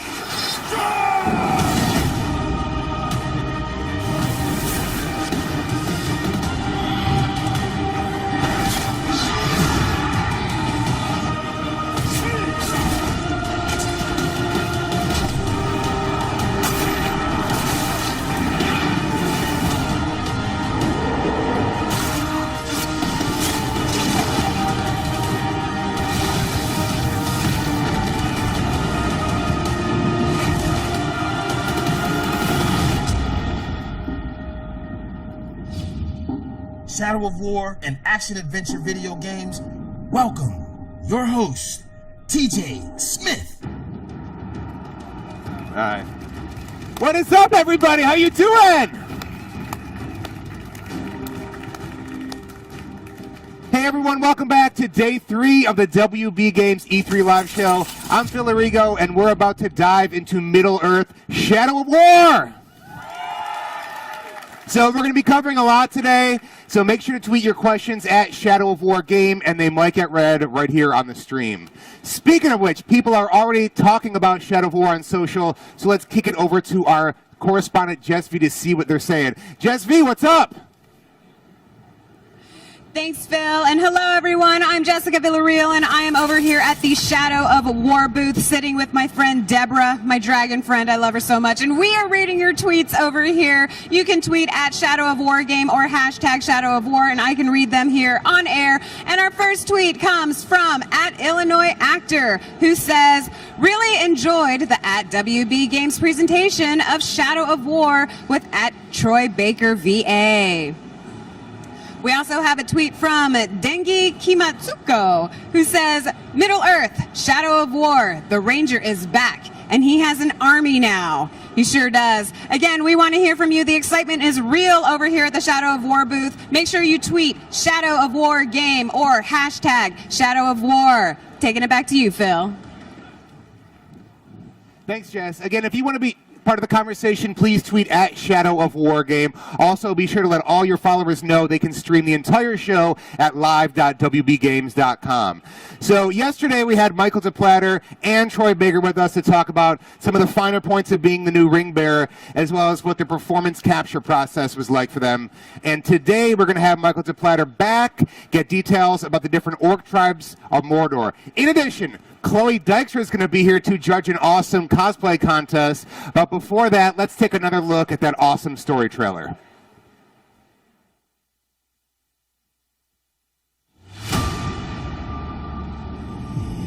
How much are you willing to sacrifice? To suffer? I have given up everything. Not everything. My lord, we have located the new ring. Send the Nazgûl, all of them. I know what you fear, Tali. The ring can enslave the minds of men. We must hold to our purpose, no matter what the cost. I will not let them be slaughtered like my brothers at the Black Gate. We need to build our army. This is just a beginning. Sauron will not stop until all of Middle-earth is dominated.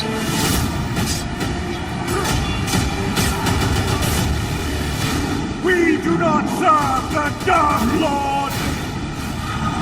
We will take this land for our own! You fight for Mordor! You fight for the Bright Lord! What new devilry is this? I come for you, Town of Gondor. Try not to kill him too quickly. New ring. Our ring is not marred with his shadow. It is perfect. I struck down men corrupted by these rings. Do not become one of them. When the time comes, I will do what is needed. Submit to your destiny. Run to your master! And give him this message! I come for him!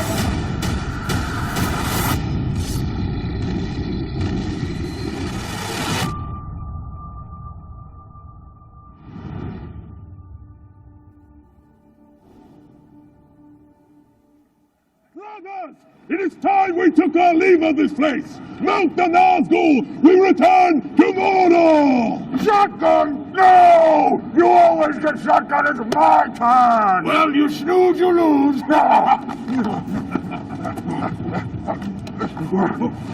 Okay, this is good. I don't know that all of us are... Run up and down the other side! This isn't going to work! I'll sit in the middle! Okay. Just move a little back! Scoot to the side! Orcs, they're just like us. All right, we're going to jump into it. Everybody, welcome back, Michael the Planner.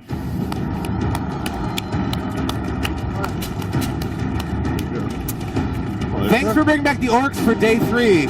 You guys are definitely not disrupting anything at all. So, Michael, let's talk a bit about the Orc tribes. The Orcs have been with us for several days, and there's a lot to get into. What are some of the tribes we can look for in the game? Whoops, sorry. Sort that out. So we've got 7 tribes, and the game launches. Every one of those tribes has a ton of different characters in. We have the Warmonger tribe, so these guys are just all about training, battle, combat. We have the Marauder tribe, who are more into kind of enjoying life as an orc, so the looting, the pillaging, the grog, the partying. We have the Feral tribe, who are about hunting, taming, killing, mastering all of the monsters, beasts, and creatures that we find in Mordor. Machine tribe, a little bit more organized. They're all about industrialization, building the factories, enslaving humanity to kind of serve the orc war machine within Mordor. There's a Marauder, classic. We've company, Yep. okay. Mystic tribe, who are into dark magic, sorcery, even necromancy, raising the dead of Mordor to come back and fight. And who have I forgotten? Oh, yes, the Dark tribe, who are your kind of classic Sauron's Dark Tower, really fanatically serving the Dark Lord, or of course the Bright Lord if you successfully recruit them to your side. So really diverse sets of different cultures, personalities. Every tribe has their own unique weapons. Some of them match with different classes. So just massive amount of variety in the game. So with all the different tribes, do you have to approach every tribe differently when you're dealing with them? Depends. So there's two ways to approach things. There's one when these guys are your enemies and you're strategizing, how am I going to defeat them? How am I going to take them down? What are their weaknesses? But then everything that is a threat to you, the more powerful your enemy is, sometimes the greater of an asset he's going to be once you've taken the Ring of Power, dominated him, bent him to your will, and made him a part of your army. So there's both ways. Like, how am I going to take this guy down, but also how am I going to take advantage and use his strengths and his traits as part of my army and my war machine as I'm conquering Mordor. Can you tell me a little bit about domination and kind of how that plays in with the orcs? Yeah, it's interesting. So you've got the Ring of Power. Right. And the thing with orcs, if there's one thing they're ultimately going to respect, it's power. You know? Block power! Unlimited power! So you have to essentially be the biggest, baddest, strongest force within Mordor in order for them to actually follow you. So as you're increasing in power and you're leveling up, you're able to dominate and recruit increasingly powerful orcs into your army. So some of them, if you know, let's say you're level 30, you got a level 40 enemy, you can't bend him to your will yet. You know, and so you can either break him down, shame him, kind of drag him back down to your level, or you can increase and grow in power until you're strong enough to bend him to your will as well. So your strength and the strength of your army and how powerful your orcs are is just continually growing as you're getting deeper into the game. And what that means is some areas of Mordor are going to be more dangerous than others. So the slopes of Mount Doom, Gorgoroth, near the Tower of Barad-dûr, that's going to be significantly tougher than some of the earlier parts of Mordor where you begin the game. So we see the different tribes in different parts of Mordor. Well, everybody who plays is going to have a different experience of what Mordor is like. So I might arrive in Nirn and it might be under the control of the Feral tribe. So I'm going to see mounted hunting parties going around. I'm going to see like captured drakes sort of hung out as bait that I can use to summon drakes. But then in your game, it might be under the control of the Machine Tribe, and you're going to see more factories and smokestacks, you know, spitting out pollution into the air, more groups of slaves being sort of forced to work and mine and tame the wilderness there. So it's really the way in which we've taken the Nemesis system, which was all about your enemies before, and we've applied it to the whole world. So no one's going to have the same version of Mordor when they play. So if we talk about the game we're both playing through, and I can be like, oh, the north part of the map is terrible. You're like, what do you mean? The south part is terrible for me because we're going to have unique experiences. Everybody will, based on what tribes are there and where they are based on the map. Yep. Yeah, so whether if you're streaming or looking at someone else's game or whatever it might be, you're going to see a different, unique experience to their world. So the orcs aren't just in different tribes. There's also advanced classes within that. What can you tell me? Yeah, so as the orcs train, as they win battles, as they, fight in the pits, if they defeat Talion, they're leveling up and increasing and gaining new skills. And all of those different advanced classes that they gain are going to add new abilities, new challenges, new gameplay. So versus Shadow of Mordor, we wanted it to be more challenging, but also to have massively more variety in the enemies that you're going to face. So we have tanks who are just straight out frontline warriors, can just give and receive a ton of damage, can also defy death. Even after you've beaten them down, they're never going to give up. They're going to charge back into combat. Commanders who are experts at whipping the other orcs into a frenzy. They can plant banners and battles, so the other orcs are just going to become enraged and fight around them. Beastmasters, so we have guys who can actually be mounted and use monsters, wild creatures in combat. Assassins, who are good at ambushing, springing out, quick hit and run attacks, really deadly. Marksmen, who are incredibly deadly at ranged and can now ambush you at range, so even just exploring around Mordor becomes more deadly. They can even take advantage of traps, shoot and detonate a barrel as you're going past it.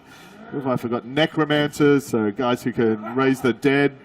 Who have I forgotten? We have a fan of necromancers. Tricksters, who are just really cunning in combat, can even do things like have decoys to lure you away and not be able to tell who they are. Really good at escaping, living to fight another day. So there's just this vast combination. If you've got the tribes, you've got the advanced classes, and then you've got individual traits in every orc. So their personality, what they hate, what they fear, how they're going to behave. So there's just millions and millions and millions of possible combinations. Like every single time we're giving a demo here at E3 or streaming the game, we're seeing orcs we haven't seen, gameplay we haven't seen, stories we haven't seen, and they all remember every interaction you have with them. So their stories and their characters are evolving along with you in Mordor. So the orcs, they don't just have a linear leveling process where I'm level 1 and then they when I get to level 20, I'm fighting level 20 orcs. You can try. I'm level 19. I'm gonna be level 20. What level are you? Oh, I'm sorry. What level are you? You're level 1/9. I've been bullied by these guys for 3 straight days. Okay, this has not. You'll get yours. We'll get the Ranger out here. And then we'll take yours and his and his. He made you! He made you. Watches for all of you. So as the orcs level up, they're getting classes. So when, let's say with the Nemesis system, if you have a Nemesis, they can gain additional traits rather than just be stronger or have more hit points. Or Absolutely. Like so they can get new personality traits. Maybe if they're burned, they gain a fear of fire or a hatred of fire. They can gain additional things. They could gain a mount. They could gain gangs that will follow them into battle. They can gain different weapons that'll use different elements. So fire weapons, poison weapons, cursed weapons. And then every one of these things can combine with each other as well. And something else that's new, they can gain titles as they grow. So if they killed one of those, like the Drake over there, if they managed to kill that, you could earn the title of Dragon Slayer. If they kill your Talion, they could be, the Tark Slayer. So, their stories are really getting created and personalized, that they're not just like normal enemies you'd find in a game where it's either just the random enemies or some crafted character, but we're really trying to actually let you create your own unique personal supervillains in this game. And that's what's cool, because you're not just getting a guy whose arm you cut off and he comes back and he wants revenge for that. That is going to affect his skill set and exactly how much heat he's going to come back with and what type of heat you're going to face. I can't. If I didn't have to talk to him, You would what, man, Phil? You would what? I'd get him to come over and talk to you. They don't like each other. So, all right, well, let's turn it over to these guys. What can you tell me about their tribes and classes? So we've got the different armors. So this is Marauder here. And as I say, these guys just love being orcs. It's all about the joy of grog. It's all about partying, looting, pillaging, treasure. It's just the best that Mordor really has to offer. Really seems like an upstanding orc. Yeah, these guys are fun until they cave your head in. Yes. It all goes wrong. You're next. We're talking about him. Yeah. So this is Dark Tribe. So these guys are, absolute fanatics. As I've seen. So dangerous enemies, but really loyal followers, obviously. Got Feral Tribe here, so great hunters, trackers, killers. We've got Warmonger, so those gauntlets are incredibly effective for pounding in skulls, can lock weapons in combat. Who else we got? We've got the Grog Maker. So this is actually, Grog is fan favorite. Important just for the whole, it's what keeps Mordor running. So it's kind of keeps guys in a constant frenzied state of readiness for battle, punctuated by severe hangovers. And plus, the other good thing with the grog as well is that it's highly flammable and explosive. So that's always handy. That's a twofer. You can get drunk and you can set people on fire with it. And then we've got the amputator up the end. So he's sort of all about collecting limbs and hands, which you can either use to kind of chuck in the vats for breeding your next round of orcs, or also handy for a snack if you're out in the battlefield as well. So how has the fan response been to the orcs so far? Well, these guys are great. They haven't killed anyone that I The thought. day is young, The day is young. You hear that, Phil? Yeah. Do you guys like the orcs? Yeah. Then you can take them home with you, because I don't want them right now. Kind of over some orcs. But all right, you guys can stand down now. You guys can stand down from battle. Maybe you guys can go get a sandwich, get an iced tea, go set some grog on fire, go throw it in someone else's booth. I've learned it's like Judy. You have to work with them. You can't really butt heads. That's the trick. Even when you've got a ring of power, it's all about sort of pointing them in the right direction and letting them realize their inner orc. Yeah.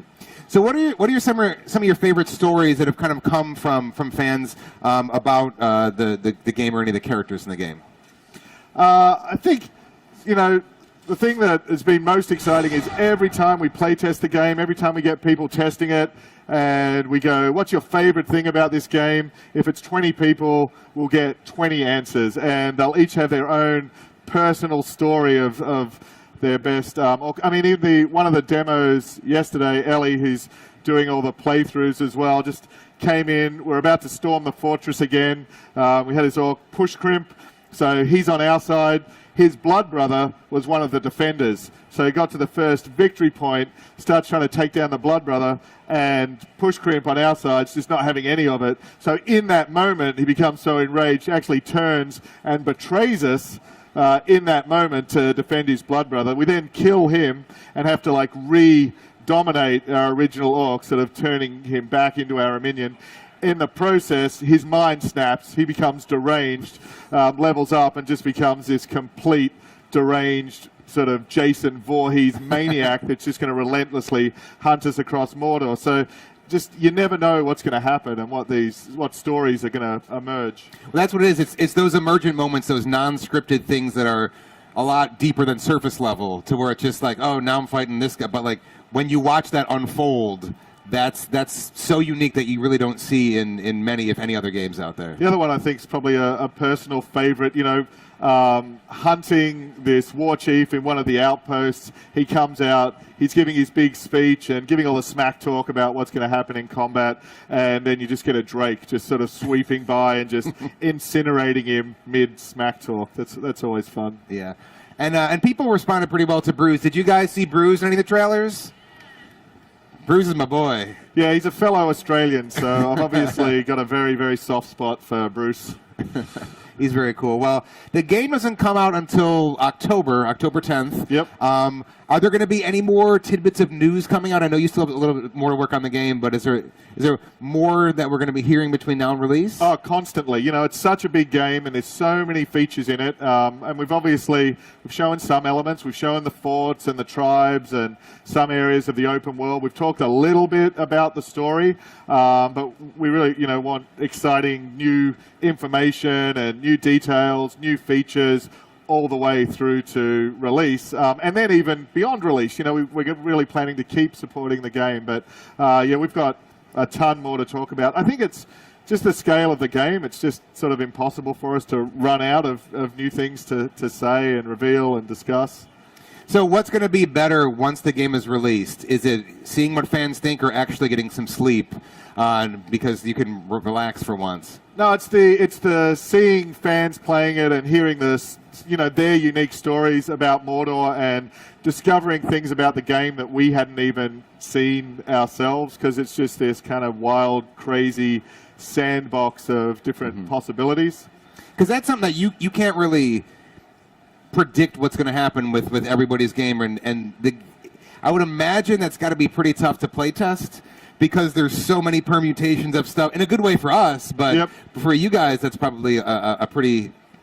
Yeah, it's incredibly hard, and we actually delayed the game a little bit, and that's really the main reason. It's the scale and the complexity of this living world is so much bigger than anything we'd ever done before, that we just really discovered we needed that time just to keep play testing, keep polishing, keep balancing, keep tuning. But I think where we're at now, and as we can see as we're sort of playing it here at E3, we're starting to get really excited as all the pieces are coming together very well. Yeah, it looks great, and again, there's so much to it, and it's just so epic, and bigger map, more battles, bigger battles, more weapons. Yep. It looks really cool. Now, Monolith's doing a Twitch stream soon, right?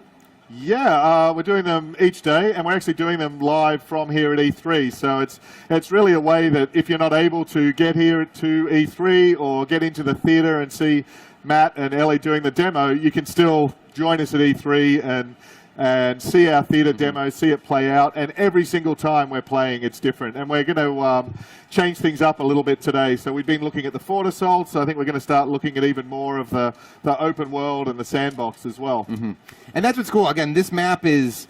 How much bigger is the map this time around? It's we haven't revealed sort of the full scale of the map, but last time we had 2 regions. Now we've got many more. Every one of those regions is significantly bigger. It's more detailed. We've got the vegetation. We've got all the difference that the tribes makes that we talked about last time. So, you know, the game's easily 3-4 times bigger, but in every dimension. So it's kind of Shadow of Mordor cubed. Cool. So how has your E3 been as a whole, kind of with the reception of the game and, you know, having some orcs around and everything? I nearly swore then. It's been freaking amazing. So the reaction's been great. People playing the game are having so much fun and having different experiences. The response to the story, the orcs are awesome. We've got a freaking dragon. That was it. Yeah. I snuck in yesterday morning, got a picture on the dragon. Drake, actually. It's a little smaller than a full dragon, but, you know, it's just been amazing. It's been such a blast. Yeah, it's been awesome seeing that. And again, thanks for you guys for coming out. So, all right, I know you're super busy here at E3. I really want to thank you for coming out and sharing your incredible game with us the last 3 days. So everyone, give it up for Michael DePlatter. Thank you very much. And again, feel free to take any orcs with you on the land. No, right. Come on, man. Why are you going to do me like that?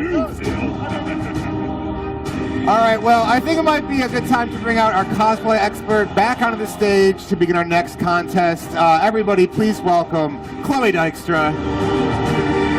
Behave, move, behave. Hi, Phil. Be careful, Chloe. We're good. I think we're good on the hugs. We can, how about fist bumps? Yeah. There you go. All right. Jeez. You can sit over there. Okay. Yeah, you take that one. Oh boy. Well, hey guys, how's it going? Everybody having fun? It's good. And you know what? Thank you. If you guys are going to be here, you're going to have to help judge too. You don't just get to Judge what? These are going to be our We will judge, we will be jury and execution. Let's maybe not do the We're doing everything but the last word. Yeah, let's not do the execution part. Yeah. Do you guys have cosplay in your culture? What is cosplay? This. You just got real meta. Real Phil. meta. So let's talk about, we got some amazing cosplayers off stage, like some really good cosplayers. Let me explain the contest, how it's going to work. We have 5 different categories. We have resemblance, we have showmanship, you guys have lots of that, craftsmanship, creativity, and difficulty. And so each one is going to be graded on a score of 5 points, and then we add them all up, and then we pick a winner. Yeah. I would say if I were rating these guys, you get a 10 out of 5 on brutality so far. And your disruption skills are off the chart, guys. I appreciate that. I think we can do better. Start with you. I gotta say, you are nailing Frodo right now.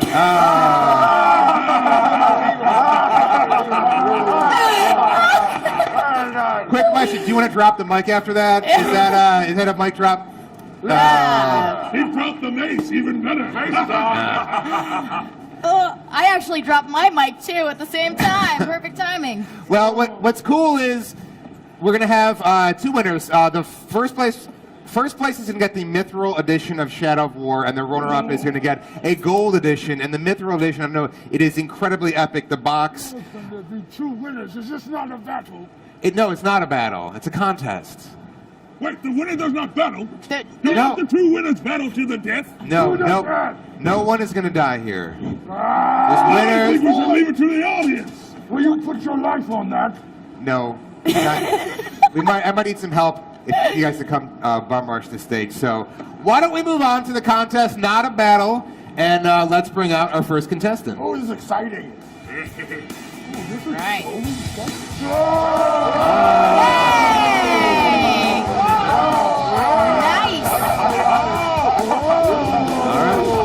I gotta be honest, Corey. Thank you. All right, so what's your name and who are you cosplaying as? My name's Valdir, and why are we allowing them to live? I thought this was not a battle. It's not. Like a battle to me. You played the battle, yet this human challenges us. Challenge!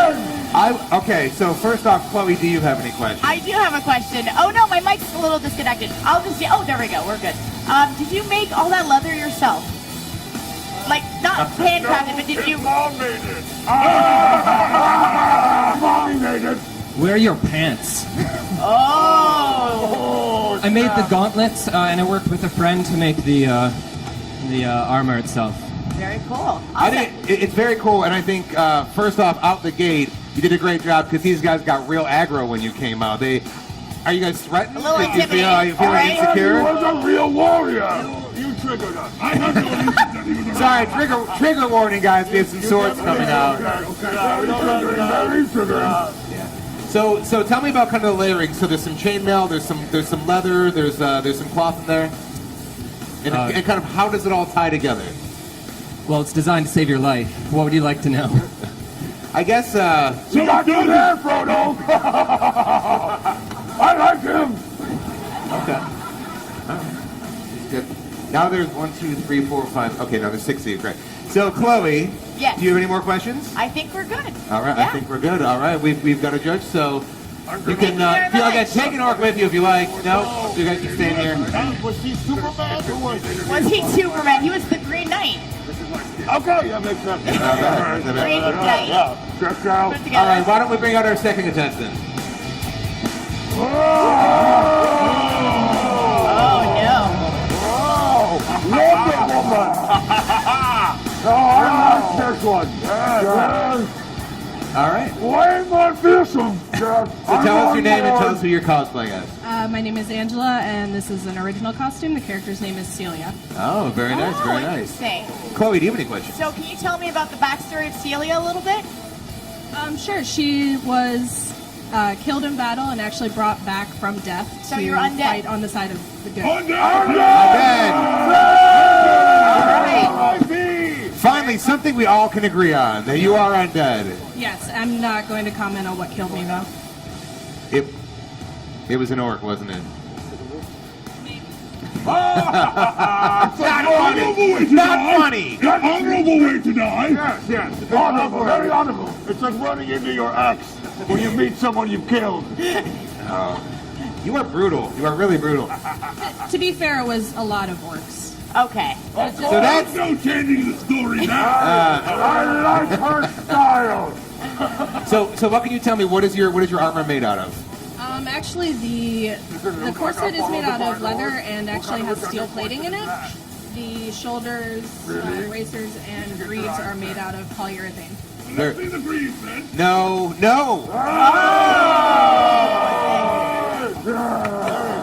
I can't take these guys anywhere. Literally, I cannot take them anywhere. So, were you in a colder region, kind of based on the fur? That's or is that more? Did that kind of come along with the undeadness of it all? Temperate climate, so it's depending on the season. Real judgy. Definitely not tropical. Definitely not It's too hot tropical. for that. All right.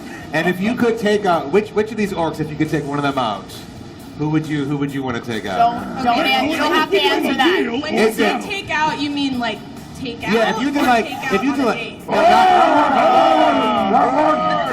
it's actually a little more fun. So we've got Judgy here, we've got I think he likes Thirsty you. here. Yeah, I think I have a winner here. I think we have a match. You chose poorly. Awesome. Chloe, do you have any more questions? I think we're good. All right, cool. Thanks, Thank you very Angela. much. We'll get her number. Do you have a phone? What is a phone? She will be my bride by the end of the night. All right. Famous last words. All right, why don't we bring out our next contestant?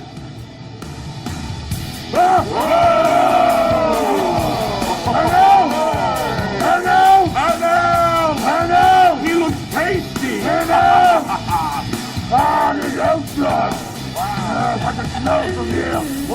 Oh boy. All right, tell us your name and tell us who you're cosplaying as. I'm Ian, and this is a personal character of mine named Sungis. All right, tell me a little bit about your character. He's an elven general who has thought that all the war between the orcs and the humans have gone on long enough, and someone else needs to step in now. We agree! We agree! I think he might try to get rid of you, though. Who says I do want to get rid of the humans?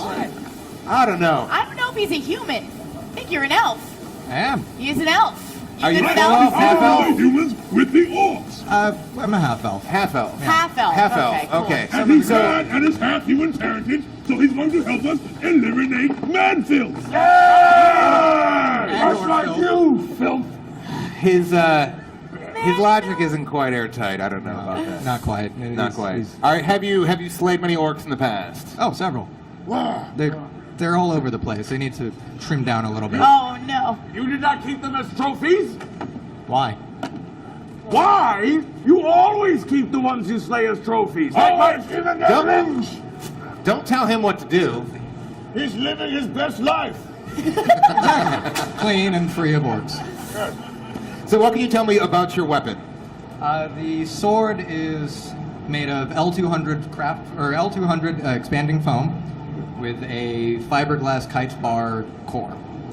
So it keeps it lightweight, plenty of detail to carve into it or to shape it, and is impact safe. And is it a magical sword, or is it?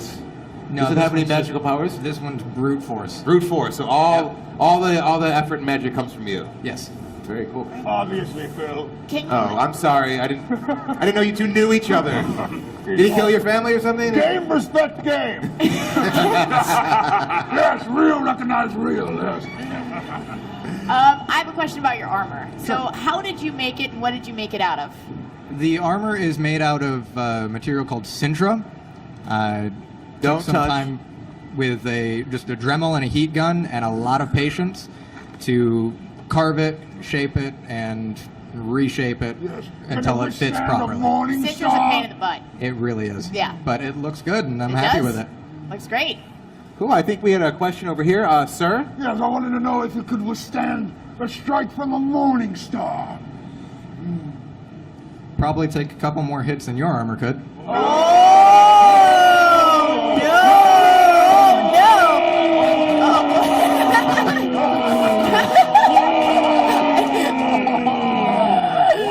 Oh man. Wow, he got you. There are so many That of is them. embarrassing for you. I want someone to make that into a GIF, and I want someone to put it on the internet. Yeah, that's that will make my day. That is a meme. Cool. Awesome. I think we're good. You think we're good? You guys are Awesome. good? Thanks so much for We're coming good? out. Thank you. All right, let's Sweet. bring out our next challenger. I'll put it in terms of battle. All right. Aaron, calm down. Calm down.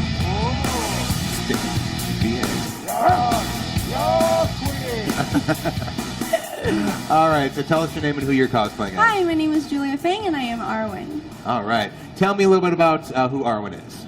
So she is a half-elf princess, and if you've seen her from the Lord of the Rings movie, she is in the first one and the third one. Very cool. Yeah. All right, Chloe, do you have any questions? Tell me about making your dress. How'd you do it? Just tell me the process. So this dress was actually, I made it with a friend for her when the third movie came out. And to be very honest, this is actually to her measurements. So I had to... killed your friend and stole the dress. Well, no, that's not exactly how it works. But if that makes you feel better, sure. Sometimes we share. Sometimes we share. Yes? Yeah, we share, right? We share. Yeah. All right. Okay. They do. They have one setting, it's just kill. You Yeah, know what I mean? pretty much. Door in the way, Instant- kill. 0 to 60. Friend in the way, grog. Grog. Whatever you got. A dead human shared his armor with me. I took it from his body. Sorry, thank you. I needed him to connect the dots for me. I think that's wonderful. And does your crown have any significance? Is it magical? Is it based on royalty? Well, because I'm an elfin princess, yes. Well, But there I'm we go. sure for all of you, well, you're not wearing crowns, but it's okay. You still look fantastic. See, you're still special to her. How rare it is for us to hear that. Thank you. Well, I tell you that all the time. It doesn't matter when you say it, because you say it all the time. It's nice to hear it from a stranger who's also an elfin princess. I'll try harder more often. I would appreciate it. See, all you guys gotta do is talk, and I It's feel all like about communication. Shut up, Phil. they're tough on the outside, but real soft on the inside. Yes, much like your inside. Wait, can I say one thing? I just think you are working it so hard. Yeah. If I had to say, I want to give 3 smacks of my armor to what you're doing right here. All 3 5. smacks. All 5. Yes. And just so you know, I've gotten 0 consistently through all of E3, so... It's okay, I still think you also look fantastic. You know, wonderful. Okay, I want to take away one of my smacks. No. I think we're good. Awesome, Yes, thanks so much. Thank you so much. See? You guys can be nice. We all can have fun. We can smack our armor. I think that bomb. I think I felt something, you guys. I felt it. All right, why don't we bring on our next contestant?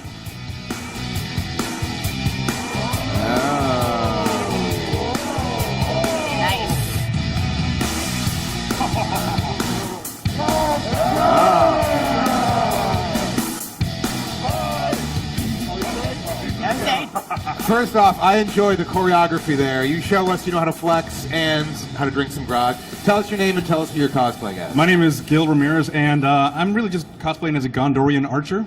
Oh, okay. Very cool. Wonderful. We don't like them. I was going to say, how do you guys feel about that being so close? Gondorian archers, notorious drinkers. Yeah. Also excellent for the cooktop. Yes, it tastes delicious. Less filling. So do you think you could convince these guys to maybe go have some grog with you and talk out your differences? Oh, hell yeah. These are my squad goals right here. Squad goals. Squad goals. Yeah. Do you guys have a recruitment center or... We're active volunteer base. Okay. Then the hot part, you climb into it and you've been recruited. Yeah. No, but seriously, if you're buying, we're all down. All right. I'll pay. Yes, All right. pretty much. Chloe, do you have any non-grog-based questions? I don't know. Yes. Okay, Gil, what percentage of this did you make personally? So I made the bracers, the leather belt, and I forged the belt buckle. You forged the belt buckle. Forged the belt. That's impressive. That's impressive. And then the Pretty cloak impressive. and the brooch on the cloak I also forged as well. That's a nice Dang. brooch. You forged the Thanks. cloak? Wow. I did. The bloke? No, not the bloke. The brooch. The brooch. The brooch. And you said I forged the cloak and I was confused. Oh. Did you bring any arrows? Arrows? I wish I did, but E3 has a weapons policy. You know, I never thought of that. For 3 days, you guys have had those weapons. Hey, we answer to no one, Phil. Don't run us off, Phil. Don't run us off. Do you have a friend at the TSA? Like, how did you get that in? Oh, security. Ooh, so scary. Lots of friends. Well, guys, you wouldn't know anything about it, Phil. I'm friends with Chloe. I'm friends with Gil. What am I going to do? Oh, come on. All right. What's happening? So do you forge other things? Like, do you forge any weapons, or have you forged things for any other costumes? Yeah, I have actually make a bunch of knives and swords and armor. I make currently a bunch of dice. That's D&D awesome. type dice, yeah. Cool. How long did it take you to kind of learn that? I don't know if that's like something you can pick up overnight, or... No, I think definitely not overnight, but I've been doing it for about 16 years now. Wow. A blacksmith. Yeah. Indeed. We're closer and closer to accepting you as squad gold. All right. Squad gold. You are leveling up. That's awesome. And what is your favorite type of grog? Mead. Mead? Nice. Mead? You meant grog. He meant grog. I meant grog, yeah. He meant grog. Mead flavored grog. Cheers. There we go. See, common ground. All right, any other questions, Chloe? I think we're good. We're awesome. Gil. Thanks so much. Thank you, Very Gil. cool. You're a coward.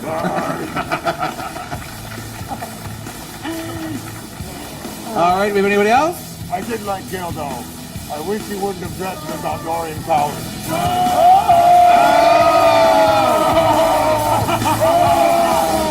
You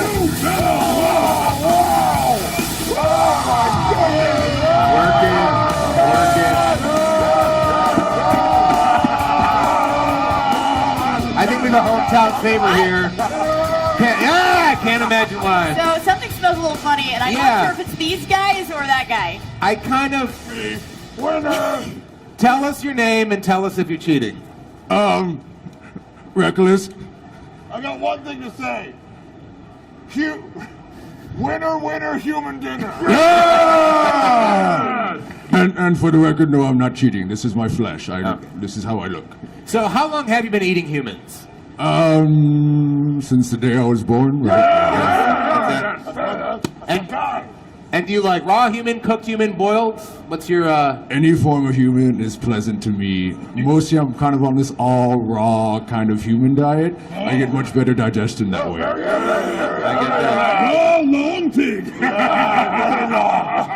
Well, Chloe, do you have any questions for our healthy friend? I have a lot of questions, but I can't think of any one particular one right now. Oh, really? I've been really waiting all day for you to ask me a question, Chloe. And what question is that? Any question you want, Chloe. Where's that hand from? Who was that? Yeah, whose hands are those? I can answer that question, Chloe. Litigation is still pending. Is anybody missing hands? We'll put these in the lost and found. Just have someone grab them for There you. will be no refunds on hands. No refunds on hands. I feel like if there were any rings on these hands, you've rated them. And is that what we have in your face here?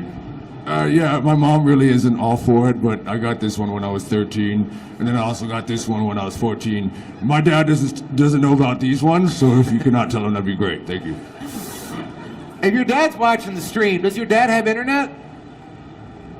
What's internet? There we are. That's our answer. Any other questions, Chloe? I think we're good. Yeah, okay, so wait, hold on. You guys went to winner real quickly. You guys gotta at least ask him one question. Okay. What? Do you like winning? Yeah. Because you won! How do you No? No? We'll see.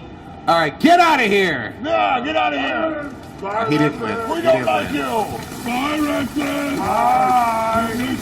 I don't like him. All right. All right, we got a couple more. Well, yeah, do we need more non-orcs? All right, bring them out.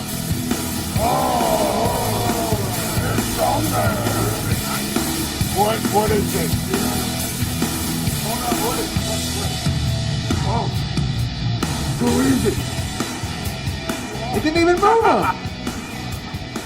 You asked before you poke a human with a... All right, so tell us your name and tell us who you're cosplaying as. I'm Ethan Liebman, cosplaying as the Dark Ranger, Talion, from Shadows of Mordor. Is that ring any bells, guys? Oh, this is ringing bells, guys. You know we hate Talion. I've got some notes. First of all, you look alive. Yeah. And that's a mistake. Well, you know, only half. Okay. Some of us are dead inside. It's okay. Chloe, do you have any questions for our Italian here? Yes. How did you build your armor? And tell me a little bit about. Is that the talbert? Is that what you would call it? I don't know what it's called. Yeah, I was right. That was from when I was alive. The armor came a little bit later. Oh, nice. Did you do the embroidery yourself? Yes, I did. All right. Cross and I took a knitting class once. Yes, it was actually quite entertaining. I'm pretty good at it. What do you use to knit? Bones. And sweaters. Math doesn't really check out on that one. Sweaters and bones. Sweaters and bones. Yeah. Okay. All right. And what do you think of the orcs here? Do you think you could slay them with your bare hands? Think carefully, human. I could say I brought nothing but my bare hands. I don't need Urfral for that. Okay. Maybe we can work this out over some grog afterward, and can you say that old-timey fight stance one more time? That's good. It transcends centuries. It goes way back. I could go for some grog. Fisticuffs. All right, Chloe, do you have any other questions? I think we are good. All right, cool. Thank you so much. Leave him. Leave it. Get the booze.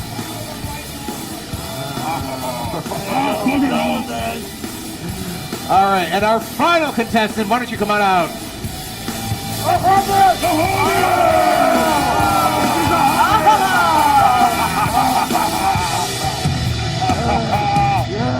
Looks like meat snacked on the menu, boys!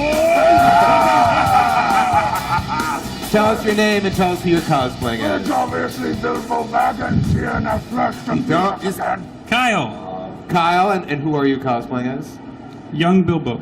Young Bilbo. Young Bilbo. I like the specification on that. How does the peanut gallery feel about Young Bilbo? We remember everything. Much tastier than young Bilbo. Yes. Young meat. Back to the young You meat. look frightened. I am. That's good. But if you frighten him too much, he's going to get stringy and tough. Yeah, I know. Isn't that counterproductive? Yes. We'll make soup. Listen to him. Yeah. These guys. I'm disgusting. You don't want this. You don't want to eat that. He's gross. I think you look marvelous. Did you make your vest and your shirt? Yes, I'm terrible at sewing. Oh, wait, so you made that vest yourself, though? Yes, but I'm terrible at sewing. Well, it looks great. Yeah, it looks awesome. Have a little confidence, Bilbo. Come on, Bilbo. Would you like to take our knitting class? Yes? Yeah. Okay, well, then it's not for hobbits. Enrollment is limited to orcs, I'm sorry. What if I bought a Groupon and gave it to him? They're non-transferable. Oh, that's right. It's bad. All right, well, I'm trying here. I'm trying to make this work. Get rich again Wait here. a minute. Are those jeans? No, I'm terrible at sewing. I don't think there was jeans in the Shire. Those are shorts. I'm the classiest guy in the Shire. It is. Rolled up jeans are classy. You never know when there's going to be a flood or you know, when a hobbit's going to show up, or a young Bilbo is going to show Also, up. your feet are very practical for E3, by the way. They look super comfortable. They are. I'm jealous. Those big, enormous feet with hair on them look comfortable. Yes, they look a little comfy, don't you think? They're disgusting. What are you wearing? Oh, yeah, those look miserable. These are air orcs. Are you sure they're got real? those? You got that colorway? Yeah, I also have the foam. Oh, yeah, really cool. I wanted to wait in line to get them, but I was busy killing and eating humans. Well, make a little more money from the Dark Lord, and you can afford these things. I will say this, Bilbo. If you brought some of that Shire smoke that you guys like, we can make sure you win this thing. Yeah. You've got to do. Wizard weed. Weed, yes. All right. Chloe, do you have any other questions for our friend here? I do not, Philip. I think we're all good. All right. Yeah. Thanks so much. Give it up for young Bilbo, everybody.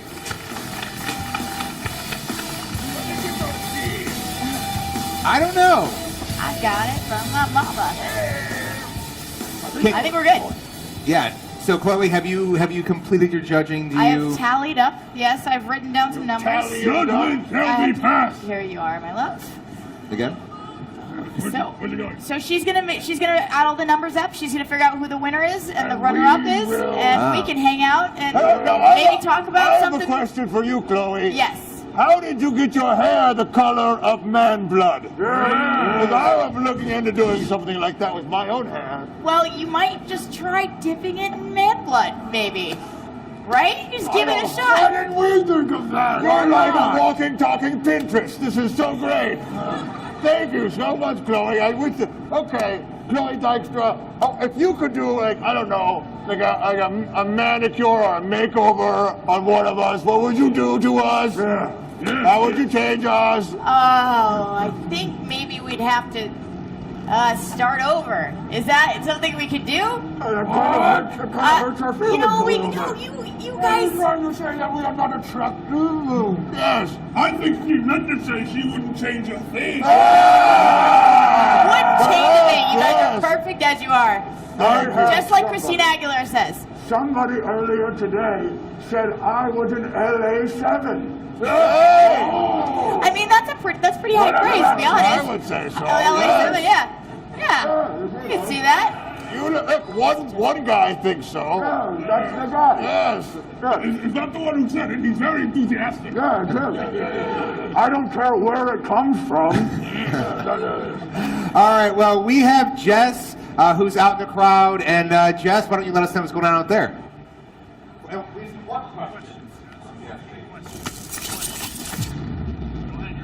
Oh, hey guys. Okay, so I've been keeping track of what's going on Twitter over here at the Shadow of War booth, and we have a few questions from you for our orcs. And the first question comes from @Bolton Damien. He says, #Shadow of War. Out of all the orcs there, who's the best? Who is the best? Okay. We got a next question also. This is from @Anta Rosa to @Shadow of War game. #Shadow of War. How does it feel to be an orc foot soldier when Talion or Celebrimbor goes on a frenzy? Has anyone survived? Yeah? Okay. And so those are some of the questions. Where did she go on the magic screen? I don't know.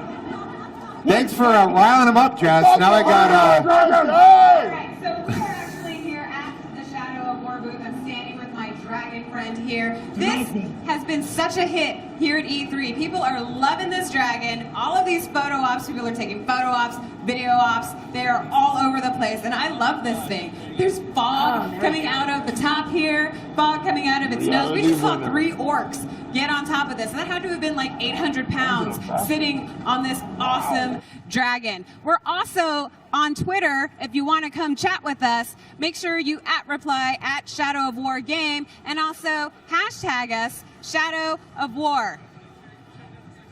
Back to Phil. Hashtag! I need to say for the record, it was nowhere near 800 pounds. That's absurd. What does it say? I'm close. What does it say in your driver's license, though? Because that's what she's going off of.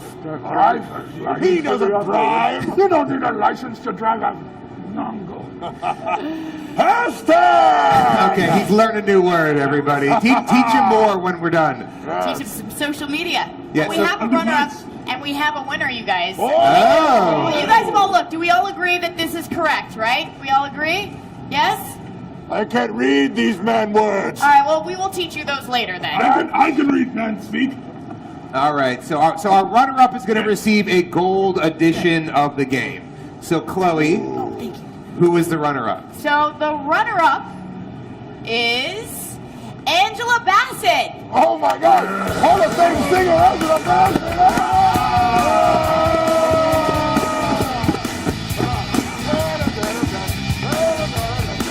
The undead get respect, so bravo. That's awesome. So you get the gold edition of the game, and you can take an orc if you want. What is she running from? What is runner-up? She's under the winner, right? So the winner, and then there's the runner-up, right? Very confusing. I know, it's a little confusing. You could say that Angela Bassett got her groove back. Yes, indeed. What a topical reference. All right, let's bring our winner out, who's going to receive the Mithril edition of Shadow of War. Our winner, Chloe Dykstra. I want a drum roll. Can I get a drum roll? Yeah. The winner is Gil Ramirez. Give it up for Gil, everybody.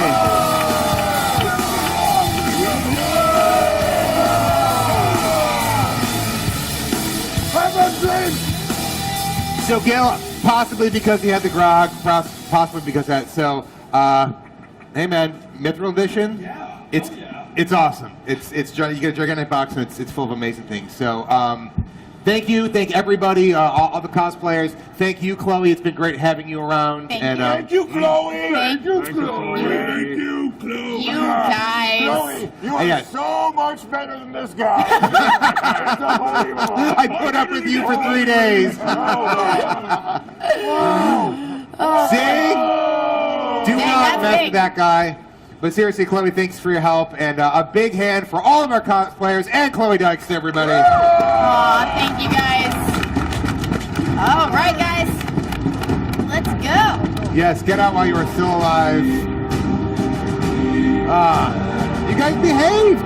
No, not really. Okay, well, unfortunately, that's all the time we have for today. Before we go, let's kick it over to our correspondent on the floor, Jess, dude. Now read some of the tweets that we have. Jess V. All right, everyone. I'm still here at the Shadow of War booth, and you guys have been so verbal on our Twitter. We're excited to hear from you, and I have a few great tweets from you. The first one is at Wobsy, who says, "I going live, replaying through Mordor, cause man, so hyped for hashtag Shadow of War. Can you blame me?" There's a little laugh icon at the end of his tweet there. No, we can't blame you. Second tweet is at RIP the Ghost, says, "Whoa, Shadow of War looks incredible. We love dragons." Hashtag Sombra de Guerra. And then we also have at that Becca Vaughn who says, Shadow of War looked so epic. I love seeing all the different types of characters you can recruit. Hashtag E3 2017, hashtag Shadow of War. Remember, you can follow us on Twitter at Shadow of War Game, and don't forget to hashtag Shadow of War. Back over to you, Phil. Thank you, Jess. I will teach you guys Twitter, and it's going to be a disaster. Teach us. If you don't kill me, I can teach you things. But I'm stoked for the game. Are you guys stoked for the game? Yeah! Well, it will be out October 10th, and each of you, when you play, can have your own unique experience with Shadow of War. That's it for me, Phil Arrigo. Before What is it for you? I'm going to throw to a best of video. This might be my death montage if they kill me while I'm gone, but the best of video from E3. Why don't we check this out?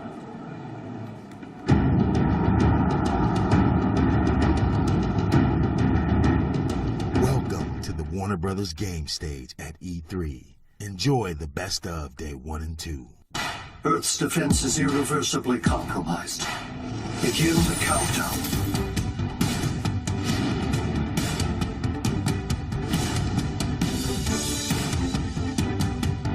This ring means something. They put me through hell to get it back. Someone's desperate for approval. Power can blind those who seek it.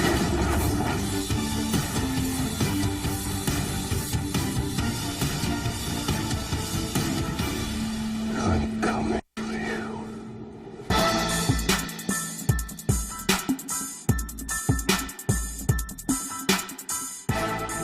I see you brought some guests with you. That was a cool audible you called.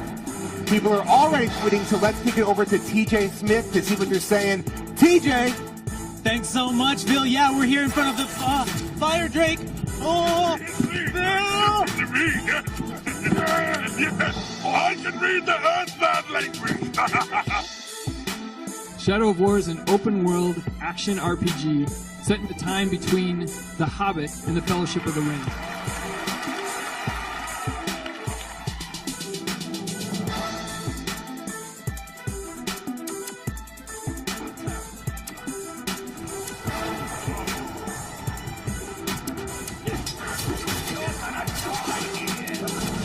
Give it up for Troy Baker, everybody! Suffer me now! Yeah. Something like that. The world of men is empty.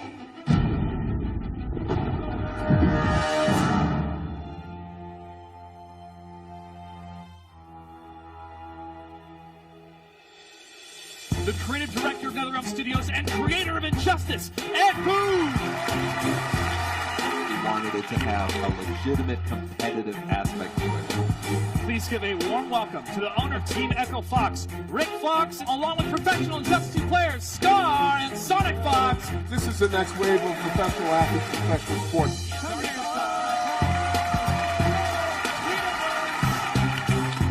They want some more. We're going to welcome you guys onto the stage for King of the Hill tournament, in which Red Hood will be a playable character. The winner will go home with a very special prize, a signed fight stick from Ed Boon, and we'll continue into a bonus round to play some of the pros we've got in the building. Give it up for our GameStop Hometown Heroes ambassadors, Katana Prime and Michelangelo. So ladies and gentlemen, let's get this King of the Hill tournament started. Now we've seen some really badass looking Green Lanterns today. Your King of the Hill champion. Congratulations, Eli. You're going to be taking home a signed fight stick. Give it up for Firestorm. For years, I believed I could destroy your Atom. You're afraid of him. How do I beat him? You can't.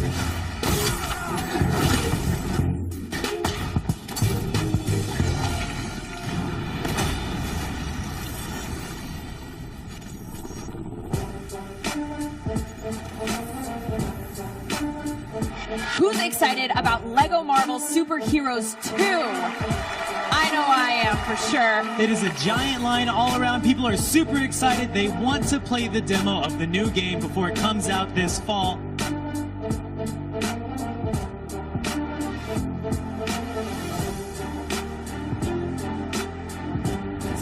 have a lot of exciting news to share about LEGO Worlds. We do. So we continue to improve, evolve, and update the game. We've had lots of free content updates. Well, what's your favorite thing about LEGO Worlds so far? Probably the community. There's always a surprise around the corner with Dimensions. There's always something new to say. There's always something new to explore. And it's about trying things out and seeing what happens.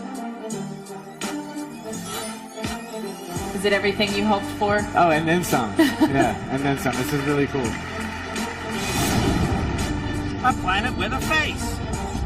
That's not creepy at all.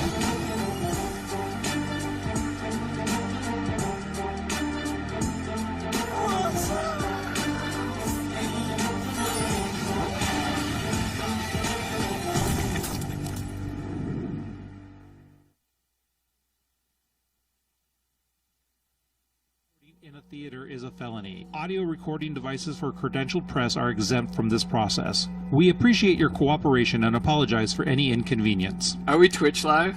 Yeah, sweet, awesome. So one of the funny things about that legal disclaimer is now everyone on the internet can watch this, but you guys can't record it, which I think is pretty epic. All right, so if you want to, we probably can't see you, but you can all wave to Mom back on that red light over there. We are Twitch streaming. They've thrown to us from the central stage over there. My name is Matt Allen. This is Ellie Knapp. This is day 3 of E3 2017. And once again, we are super excited to show you Shadow of War. It's an epic third-person action RPG set in the time between The Hobbit and The Fellowship of the Ring. But more importantly, it's the sequel to Shadow of Mordor. And why that's important to us is that we were able to greatly expand the Nemesis system. And the Nemesis system is the thing that made Shadow of Mordor such the hit that it was. And what it is that every single orc you interact with can change. And they change based on your interactions. So every time you play through, every time you do more interactions with an orc, every time they interact with each other, your playthrough diverges from everyone else's playthrough, and they're always different. And that was a big thing for us, and it was so big that we decided to double down on it in a number of ways. We've added a ton of new ways to interact with these orcs, a ton of new relationship types that you can have. And one of the big ones is your actions now affect the environment and what you can do within the environment. So let's jump into the beating heart. I just do that for Twitch at this point because it's a meme. The beating heart of the Nemesis system, the army screen. Our goal today is to take down that dude at the top. That's Mug the Noble. And he's got a sweet pork pie hat, because why wouldn't you in Mordor? Like, you spend time making a hat. Why would you make a hat? I don't know. So Mug the Noble, he's also spent, not only is he making hats, but he's also spent a bunch of time fortifying his fortress, finding a bunch of war chiefs that'll help him defend it, and all of the bodyguards they brought with them. We're going to have to go through each of these war chiefs to get to Mug. And what's interesting is that in the original game, these war chiefs were the bosses. And we have to deal with 3 of them now in 22 minutes. Luckily, we've also upgraded our powers. So at the bottom, you see a bunch of guys with blue skulls on their head. That's our army.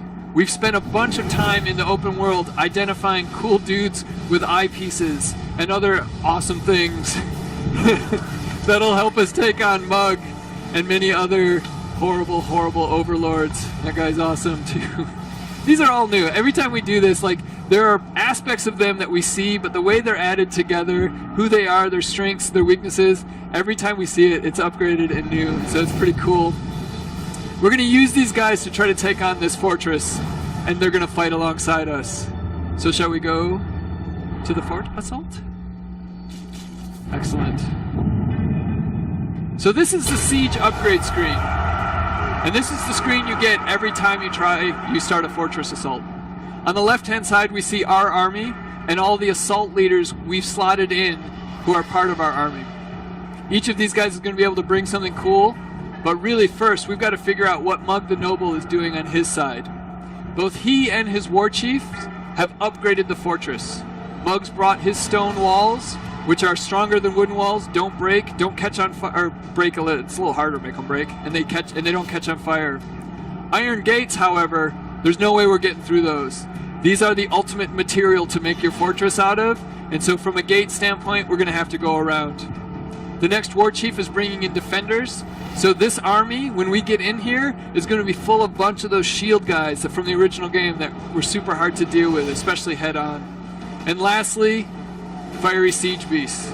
These are the artillery. At every single gate we have to go through, there's going to be a couple of these guys on either side we're going to have to take down. Luckily, each of our war chiefs can also bring something in. In this case, Ellie's chosen to bring in a wild drake, who we can bend to our will if we deal enough damage to. Our artillery is going to be poisonous, so that'll help launch poison into the first couple victory points. We're bringing in a number of savages to try to counter their defenders. Those are the the spear throwing guys. And lastly, mounted cavalry. If we can't break their walls, we can go up and over them on these super acrobatic Caragors. All right, so we've seen what we can do on our side. We know what we're up against. Let's watch Ellie take down a fort.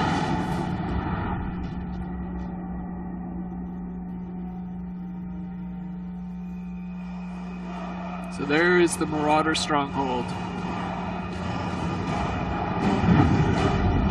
It's level 113, and its level is a mixture of all of the War Chief's levels and the Overlord's level. Your troops also have a level based on you and your War Chiefs. It's an excited Olog in the background there. You look proud of yourself. I suppose taking Garshgorn got to your head. No worries. We'll lock their head right off and set you straight. Despite what others say, we know how to enjoy a good battle here. And I guarantee you, this will be a good battle. Well, good for us. Boys are ready to storm the walls, boss. Anybody can steal a chest of gold or a crate of weapons. Let's show this lot how you take a whole bloody fort. Let's show them indeed. So fortress assaults are the most chaotic aspect of our game. We have a really high troop count, and each of those troops are going to try to get in at least to the first victory point. Ellie can approach this however she wants, and right now there are fireballs of flying. That's awesome. Our siege beasts are dropping poison up there, and we'll soon be shooting poison to that first victory point. That was a cannonball. That was great. Don't let him grab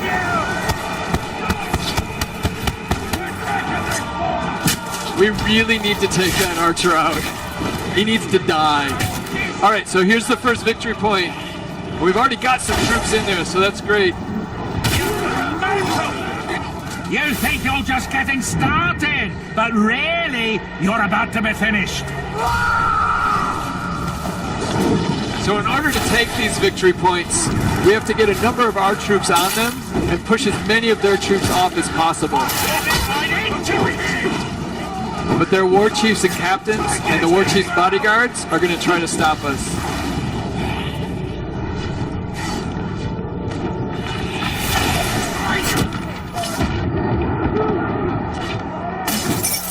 Is this how your family saw you last?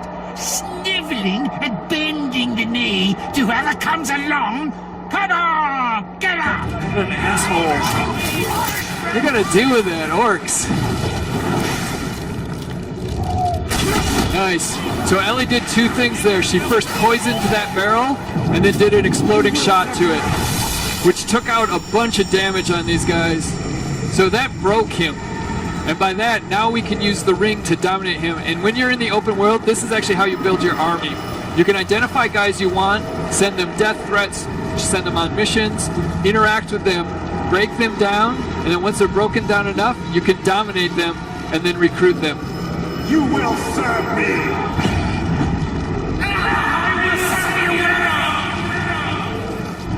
So because it's early on, he's going to stay and fight with his anvil. And by taking the war chief at this point, it means that we were able to take the point a lot faster. There's the Drake we brought in. Not necessarily caring who it does damage to. There you go. Run. Yeah. So, oh, he's got, that's awesome. He's got an Olog. So, Drakes are hungry things. At some point, he'll drop that poor Olog. Or not. We can run around with an Olog. Let's do it. That's awesome.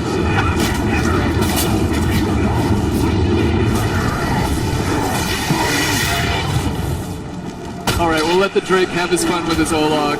Surprise! So you take position or two. I take them back. Then I take armor too. Time to let our weapons do the talking.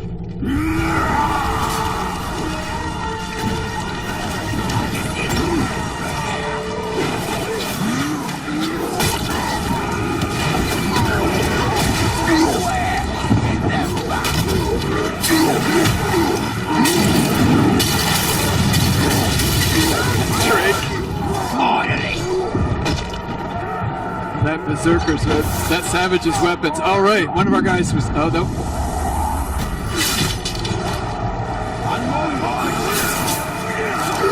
Wow, we have so many more captains and war chiefs on this victory point.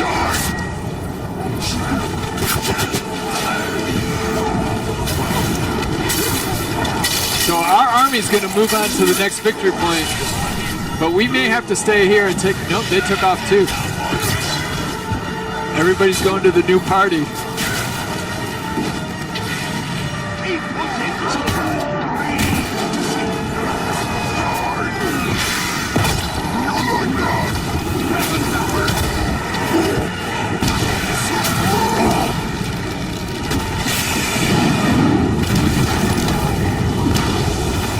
It's chaotic enough without a Drake. I have seen your coming, and your failure, and your fall. The guy climbing in the This back. refuge shall not be yours. Enough! Kill the little talk. Little strategic retreat. I'm not staying around for this. Another day. Such big talk and then straight to retreat. Next time, wow, we'll be victorious. It's because of all of our war chiefs on here. These guys know that they're doomed.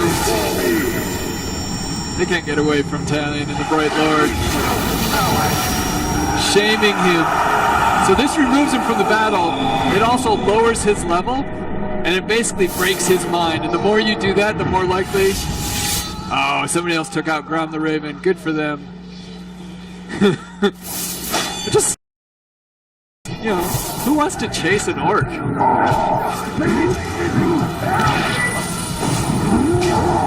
You're getting greedy with the gear there.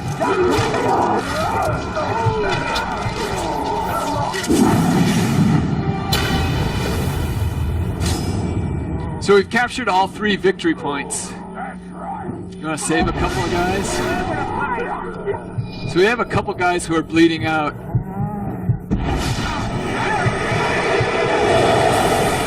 Is he? There he is. So when your captains are bleeding out, if you leave them to bleed out, they'll remember that. And they're more likely to betray you later on. So one of the other things we've done here in Shadow of War that we're actually pretty excited about, hey, we're going to get a little Goth Talion action, is we've added a gear and upgrade system. So every single captain, war chief, or overlord who dies will drop a piece of loot.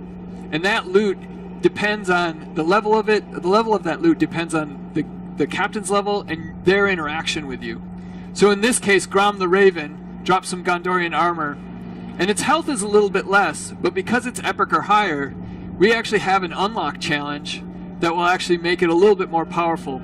So this is one way to allow you to sort of min-max how you play stuff, but it's also another way to customize how Talion works. And there's a number of different things that we can actually upgrade. So runes allow us to upgrade our focus. Your cloak allows you to upgrade some stealth. You can upgrade both your sword and your dagger, and you can also upgrade your bow. So there's a whole line of stuff that you can sort of play with and determine what suits your playstyle the best. Dizzy, help! Let's get this guy from bleeding out. I owe you one, boss. He owes us one. We may take advantage of that later. So with the Overlord layer open, we can now go and confront him. What's interesting about the Overlord is that he's risen up through the ranks of the Nemesis system, and that has really forged who he is. His strengths, his weaknesses, his traits, his tribe, all of that stuff is based on our interaction with him. And because our interaction is different in every playthrough, each of these is going to be different in every playthrough.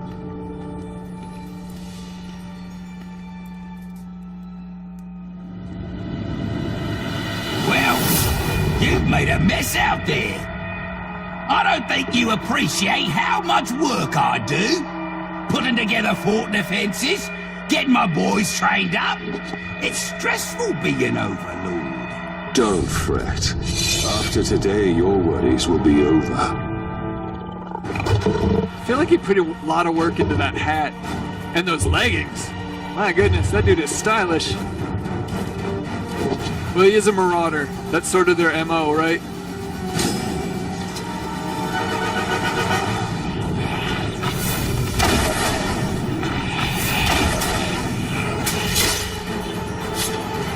Nice.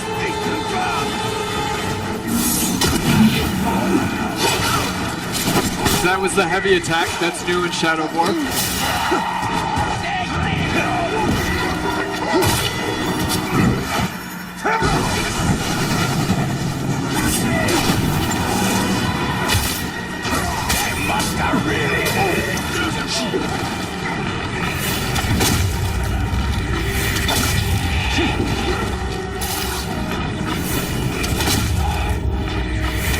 Nice miss.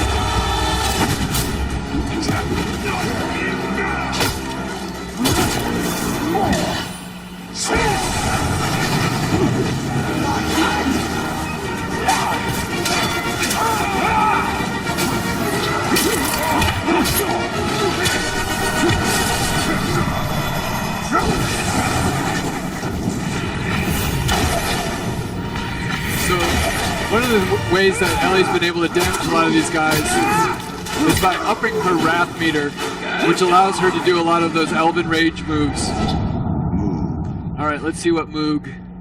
Moog 1 needs a new dentist, 2 needs a new haberdasher, 3, he's flammable, so he needs a new fire department. What else do we got? So what Ellie was doing there is figuring out how she should be attacking Moog. And since he's flammable... Whoa, he's also a trickster, right. So he just ninja'd out there. There he is. Oh, he's arrow-proof. I guess we didn't read that closely.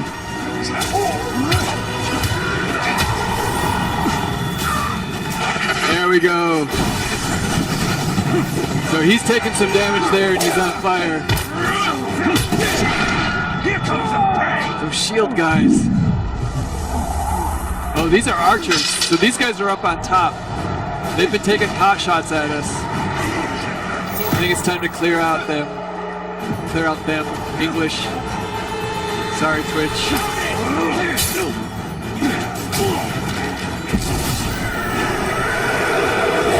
Nice. So now, with the new ring, when we dominate them, not only are they on our side, but we gain a little bit of health every time we dominate an orc.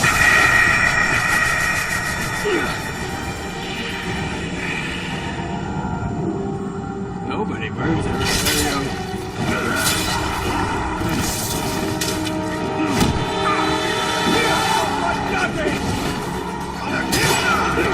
Tricksters are super wily, yeah, fighting these guys. We definitely want to pin him as much as possible. He's a vault breaker, my goodness. But he's arrow proof, so we can't pin him.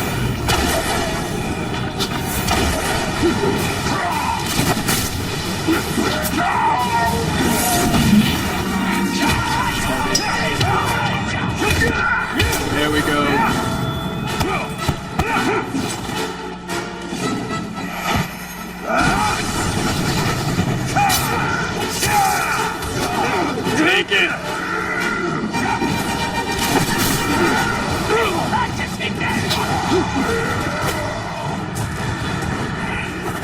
we go. So one of the things that Ellie just did is she filled up her rage meter, which does an insane amount of damage, and he was already pretty damaged. I'm your better. Get this hit counter You should going be able crazy. to kill me and take this fort. If you take off his head, will his hat stay on? Of course it will. Good job, Ellie. That was awesome.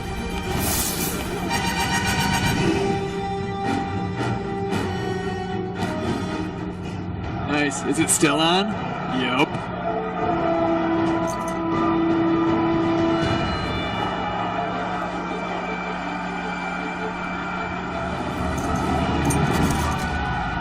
The end is within our grasp. We have shown the Dark Lord our strength. We have taught him the folly of challenging us. Now he knows that the Bright Lord and his army will not be stopped. Mordor will soon be ours. So by defeating the Overlord, we've taken over his fortress. But more importantly, we have taken this region of Mordor from Sauron. So we've taken the region of Nirn from Sauron. It's now blue on the Mordor map. We've gained some XP, we've gained some Mirian, and our guys collected all the loot we forgot to get.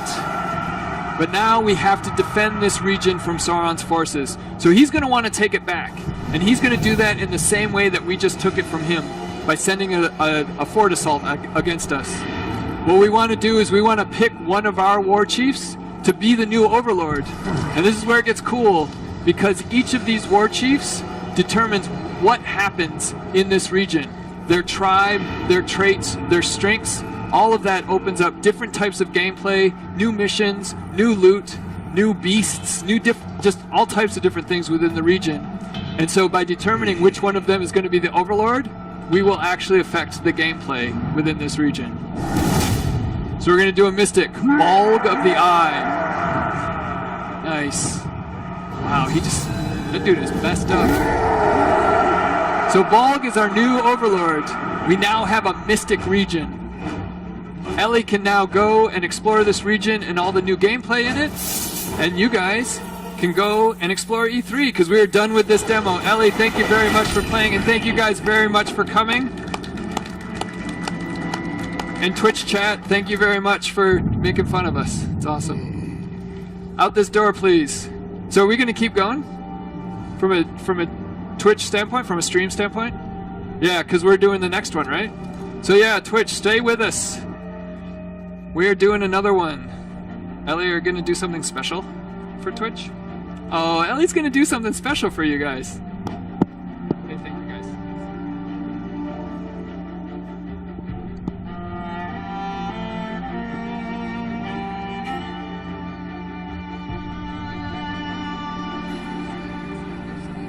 Oh my god, thank you very much.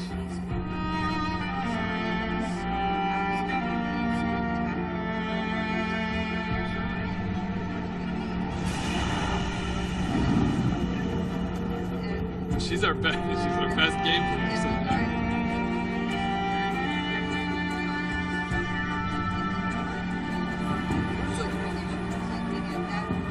That's every time we do it, it's different. Different stuff happens. Like I'd never seen a Drake pick up an Olog. So like it's great. Like that's and I've played this game for 2.5 years.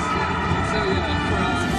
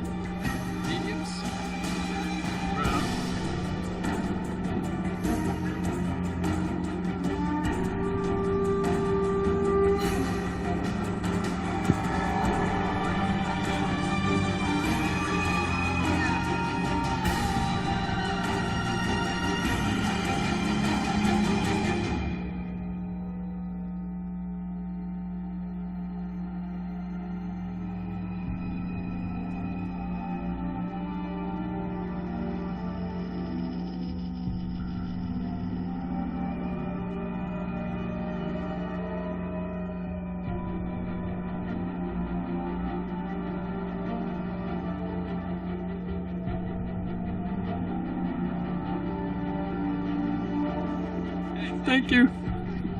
Hey, I have Jared here, chat. Jared, you want to say something? What's up, chat? Nice to see you all. Gotcha. Awesome, that's fantastic. Yeah, gotcha.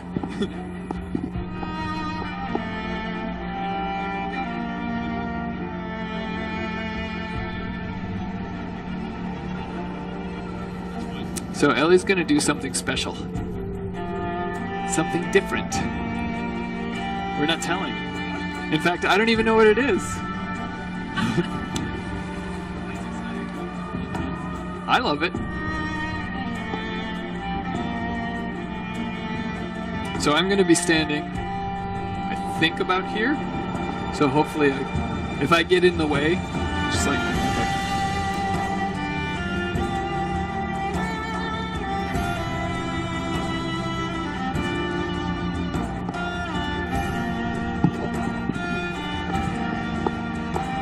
So are we live in here right now? They're just watching people stream in?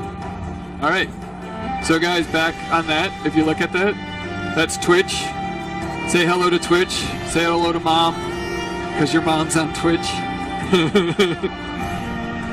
All the cool moms are on Twitch.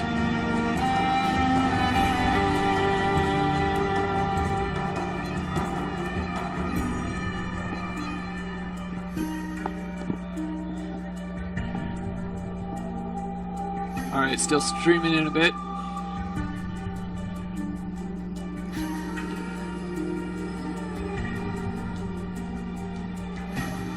Did you guys wait in line long? No? It's pretty good? Excellent. Excellent. What was that? What was it? Yeah, that line is long. Well, because you get to play the game over there, right? Yeah, yeah. 2 of them?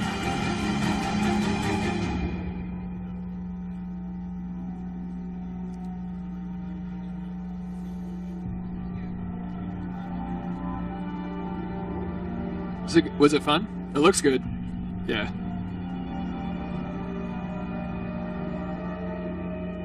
Yeah, those guys know what they're doing at this point. Yeah, they should. That's true. It's been a lot of them. You're just right. Are you actually on the Twitch? Right, that's fantastic. You're like, I'm going to stick my head. It should be Monolith Live, right? Monolith Live, and it's on this camera for now. When it gets dark, you won't be able to do that, but that's pretty awesome. Plus, there will be a legal disclaimer saying that I can strip search you for your phone if you're using it during this thing, so... Yeah, I promise it'll be someone else.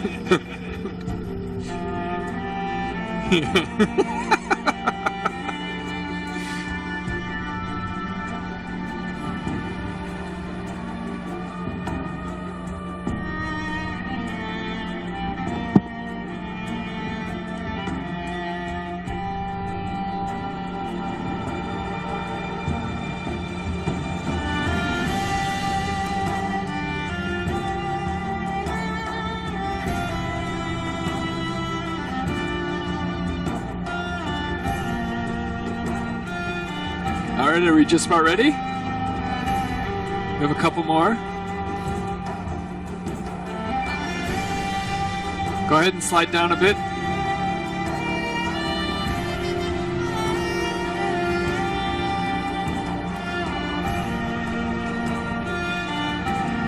Cool.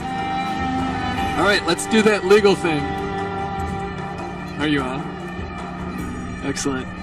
How much of a delay pre-release is there? screening of Middle-earth: Shadow of War will be monitored for unauthorized recording. By attending, you agree not to use any audio or video recording devices, including mobile phones and handheld devices, in the theater during the screening. You also consent to a physical search of your belongings in person. Anyone found using a mobile phone or other handheld device during the screening will be immediately asked to leave the theater and surrender the phone and/or device used. Camcording in a theater is a felony. Audio recording devices for credentialed press are exempt from this process. We appreciate your cooperation and apologize for any inconvenience. So right now there's a bunch of people in Twitch chat saying, well, I'm recording it, I'm recording it, I'm recording it. This is true. So if you want to see it later, those guys are recording it. All right. Are you guys excited about this? Last day at E3. You get to see Shadow of War. I'm pretty excited. My name is Matt Allen. I am here with Ellie Knapp, and today we get to do a walkthrough for Shadow of War. It's an open world action RPG. It's set in the time between The Hobbit and The Fellowship of the Ring. But for us, the exciting part is it is the sequel to Shadow of Mordor. And what that means is that we were able to greatly expand sort of the core of what made Shadow of Mordor cool, which is the Nemesis system. And what the Nemesis system does is that every orc you interact with can change and upgrade over time. And the more you interact with them, the more it is different from anyone else who is playing. It diverges. All playthroughs diverge. So if you watch any of the Twitch streams or YouTube channel, all of the Shadow of Mordor playthroughs are going to be different. And what we've done is upgraded some skills. A little brutal. Only dropped some Miriam. Nice. So what we've done is we've actually upgraded the Nemesis system along a ton of axes. You can now interact with the orcs in a bunch of different ways and have a bunch of different types of relationships with these orcs. It's not just about revenge anymore. But more importantly, your actions with these orcs can now affect the environment. So let's jump into the beating heart of the Nemesis system, the army screen. Oh, and this is full up. Look at this. Alright, so this is the army screen. The guys at the bottom with the blue skulls on their head, that's your army. We'll get to those guys in a second. Our goal today is going to be try to take down Mozu the Plan Maker. That dude is currently making plans with some, like, what is he doing with those fist things? This is great. He's making plans on how to get his hands out of those gauntlets. So Mozu is the overlord for this region, and he has built up a ton of defenses for this fortress to try to stop us and other orcs from taking it over. And each part of it, a main part of his defenses, are these war chiefs. And these war chiefs, there's 3 of them. Each come with their own set of bodyguards. And in Shadow of Mordor, these guys were bosses, and we got to take down 3 of them. And that dude has been burned horrifically on the side of the face and only has 1 eye. This is great. All right, so we have to take down 3 of these guys, which in the old game was going to be really hard by ourselves, but luckily we've got a power upgrade, and that means we have a new ring. And that new ring has allowed us to amass an army. And this army is made up of Uryx and Olag Highs, a new AI type, who we feel best complement not only our play style, but just our general style. Look at that dude. Super stylish. He's like a pirate. He's like a pirate orc. Nice. So we built this army in the open world. And today, what are you going to do, Ellie? We're going to make Becca the pain lover our bodyguard. So we've assigned him as our bodyguard. That means we can call him in at any moment when we're feeling down or blue. So this is Kuga. And we've got Skun. There we go. We've got a camp raid. So what? We're going to send Kuga the Taunter to raid Skun's camp. And so we have a new Nemesis mission created. All right. So here you go, guys. Because it's a stream, Ellie is going completely off the rails. So normally you guys would be seeing a Fort Assault, but instead we've set up a new mission type, and it's out in the open world. So she summoned the Karagor. We can see the summon down at the bottom. And we're going to head off to this mission start point. So this is a camp raid, and to be honest, we have a lot of mission types, and I have not done a camp raid yet. So you and I will be seeing. I wish I had a chair. I could sit down and watch this, and watch Ellie do her magic with you guys and enjoy it. So this is Nurnen, and it's big, really big.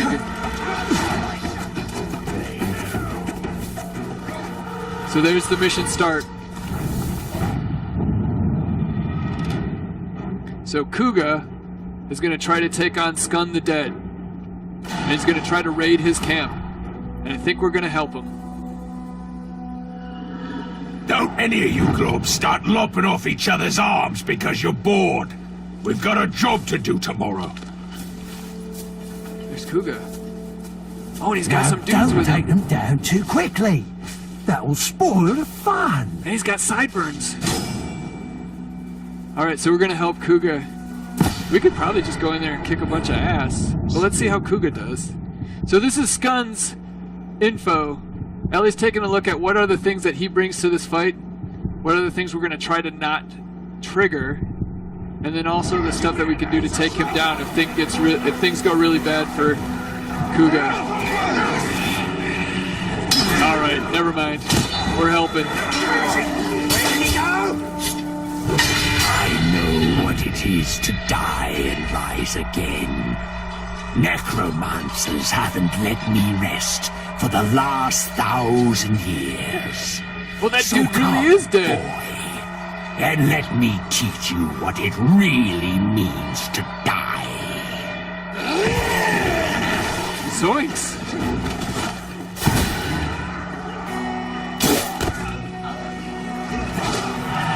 And there's our bodyguard. Why not? It's a bunch of Caragors. This is epic. I don't think Skun is really going to have much of a chance, to be honest.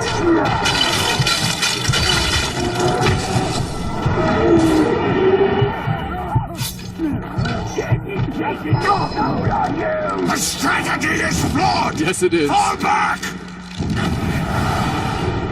So, excellent. So he abandoned his cap, which means Kuga has gained 5 levels and Skun has fled.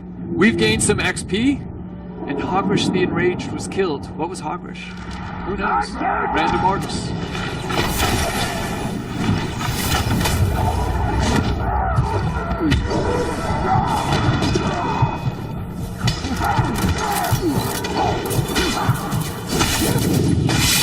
Nice. Oh, and he's epic.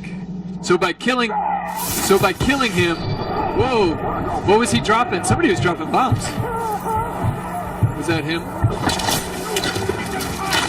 So by killing him, he dropped an epic piece of loot, a new Rohirrim sword. So one of the things we've done in Shadow of War is we've added a total gear and upgrade system for that each of these orcs, when they die, they'll drop some loot, and that loot is based not only on their level, but also their interaction with you. So if you can send a death threat to an orc, or if you can throw them on missions, they'll remember that, and their loot will be a little bit higher. In this case, our melee attack is a little less, but if we can do 5 executions on an enemy, it'll basically upgrade the sword. Plus it's all gold and it looks cool. I think there was some other loot that was dropped. One of our guys, your bodyguard, died. Aww. He gave us a cloak, though. That's nice. Look at that. We have a Numenorian cloak by Arbecca the Pain Lover. And again, because this one is epic or rare or higher, and it's epic, it also has an unlocked challenge. Plus it's black. Or brownish. Blackish brown. Alright. So we finished that. We're going to fast travel. Are we going to head back to the Fortress Assault? Alright, cool.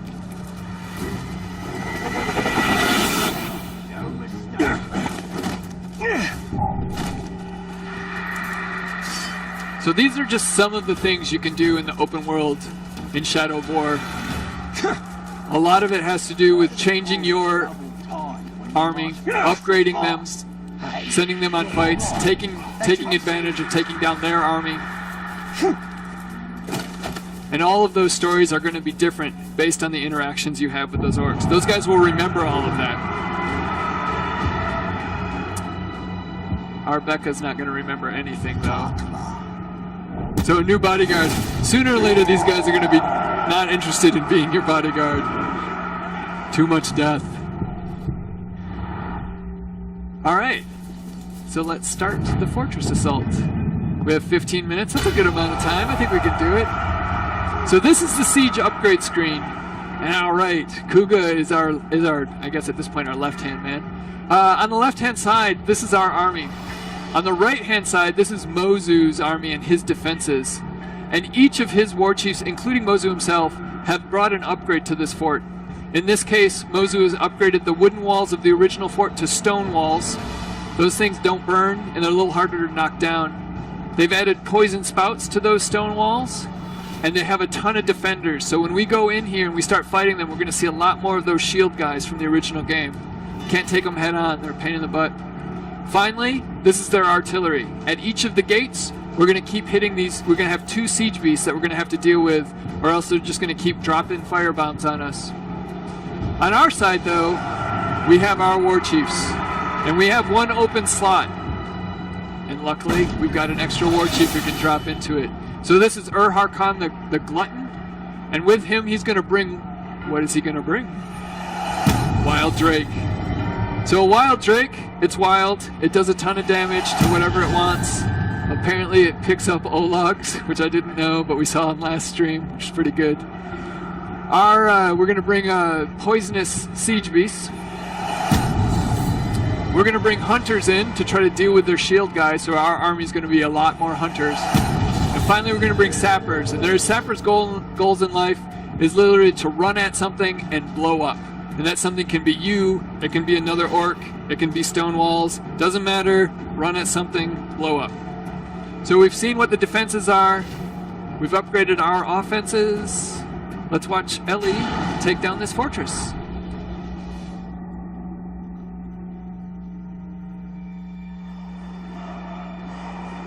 There's the gluttonous. We see some sappers already. Those are the guys with the torches.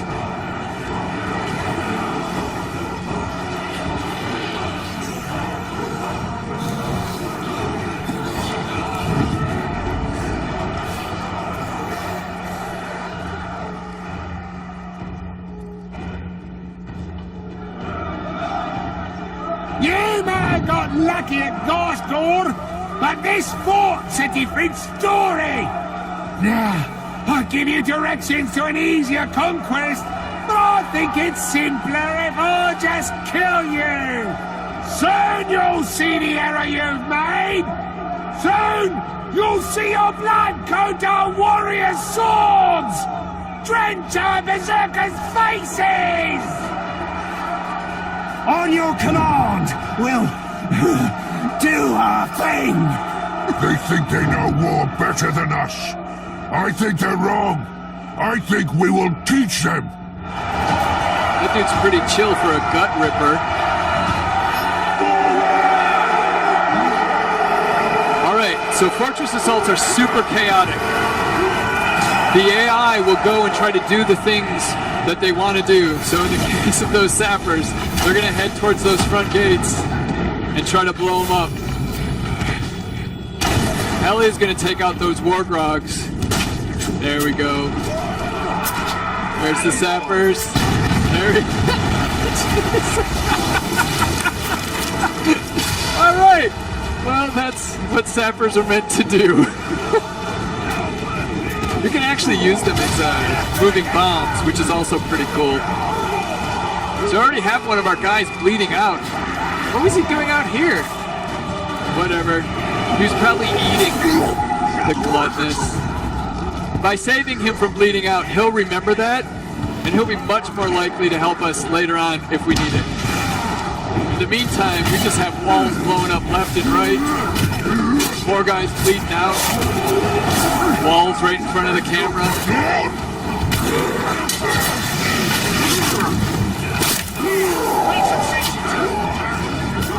But our war chiefs have really taken over this victory point.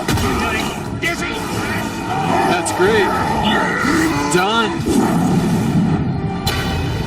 Once again, the game playing itself. So we've taken the first victory point. We need to take 3 here. So our army is now moving on to the next victory point and trying to mop up as they go. A quick transition for one of the enemy orcs to our side, plus a health boost, using the ring's power to dominate and drain.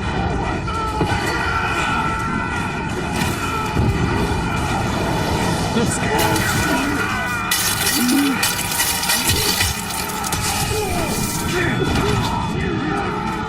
Oh, I see what you're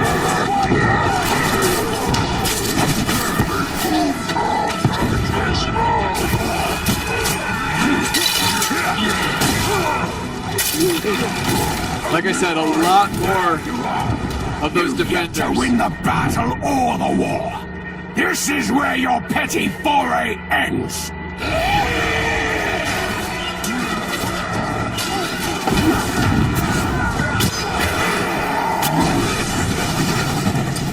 Fireproof. That did not do as much damage as we would have thought. Like I said, our war chiefs and captains. We've got a bunch of them, and they are really taking over these victory points. They're going to move on to the next one while we kick the shit out of that guy. Nope.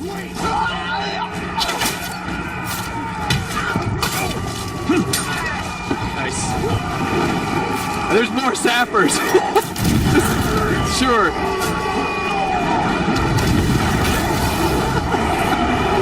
I love sappers.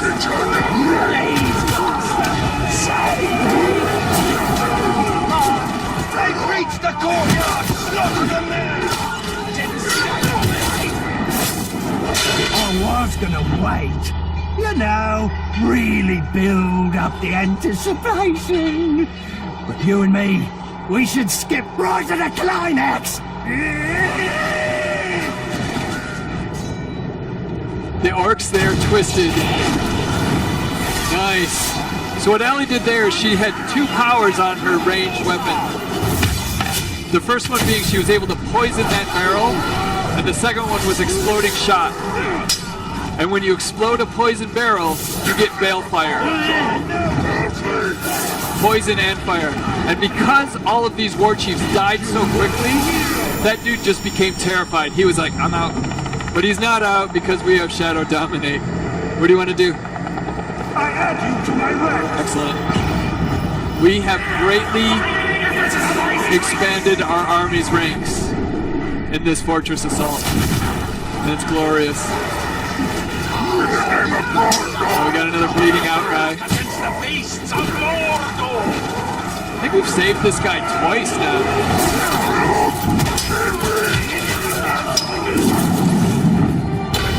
Alright, third victory point taken, which opens up the Overlord's lair.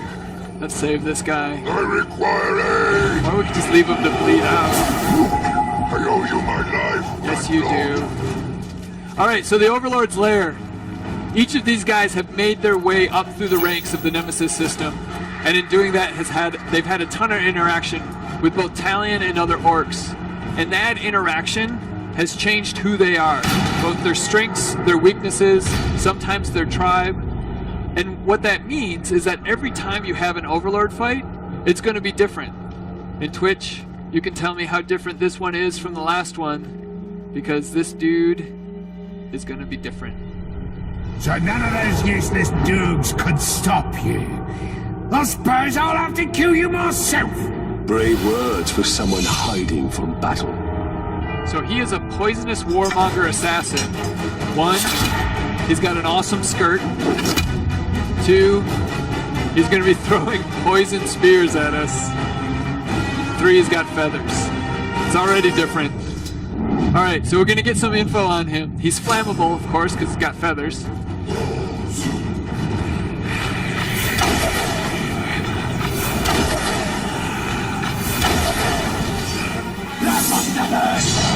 He has a poison trap. And here's the heavy. You were just waiting. They're like, no, we're not doing it.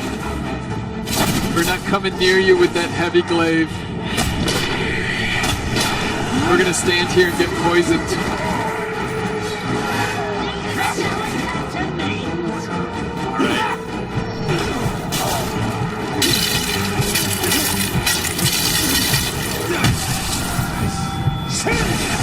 Nice.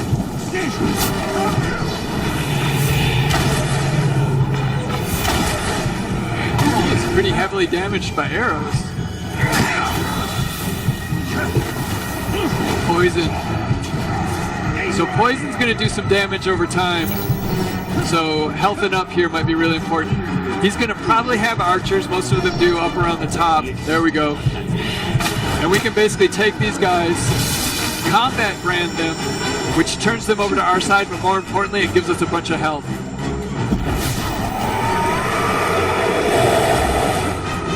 Excellent. Take the fight back downstairs.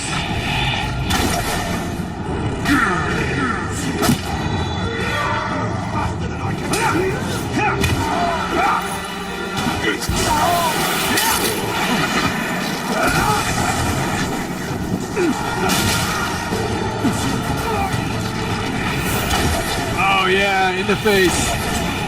So he's broken.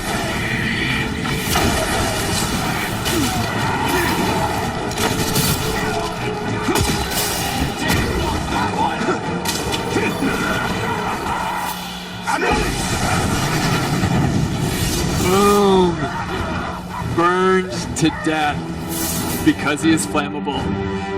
That was awesome. So we have taken out the war chief. And this fortress is now ours. With our brown cloak. It's nice. We fought and suffered, stylish, but still we stand. There is a new power in Mordor. You! In the days ahead, we will fight other battles and claim other fortresses. But starting today, Mordor belongs to you! Mordor belongs to the Bright Lord! So this fortress is now ours.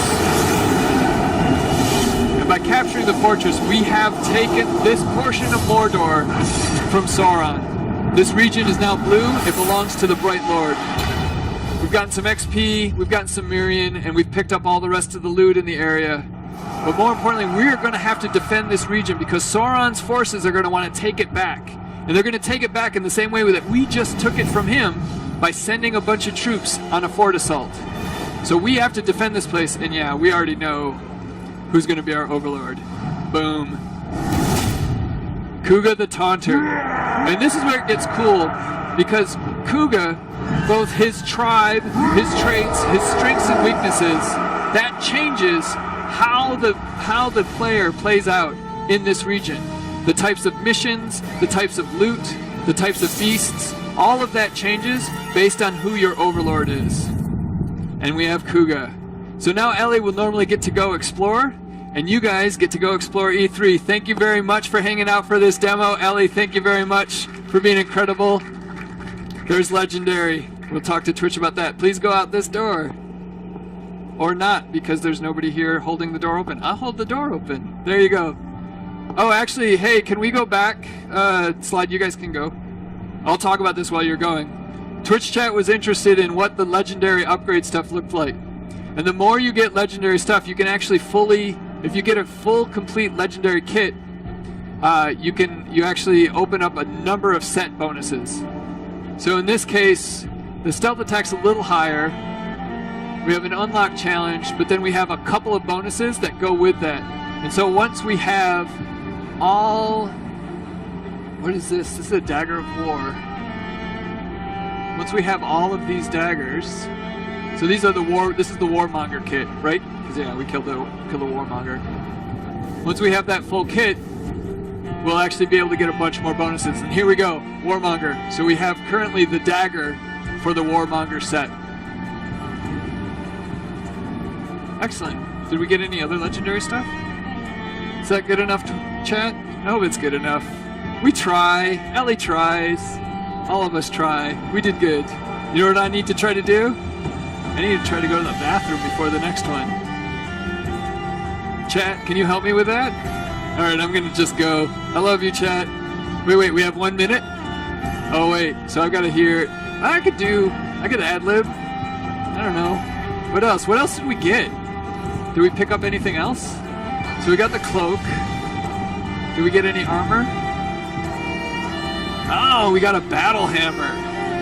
Which is... its ranged attack is way crappier. Go back to the battle hammer a second.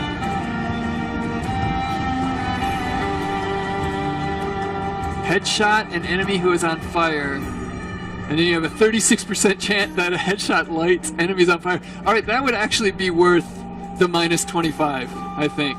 What do you think, Twitch? Is that worth it? Are we done? We're going? What was that? Oh, okay. Still going. That's cool. Twitch, you'll have to tell us if it's actually worth less of a ranged attack to do that, fella. Ellie doesn't think so.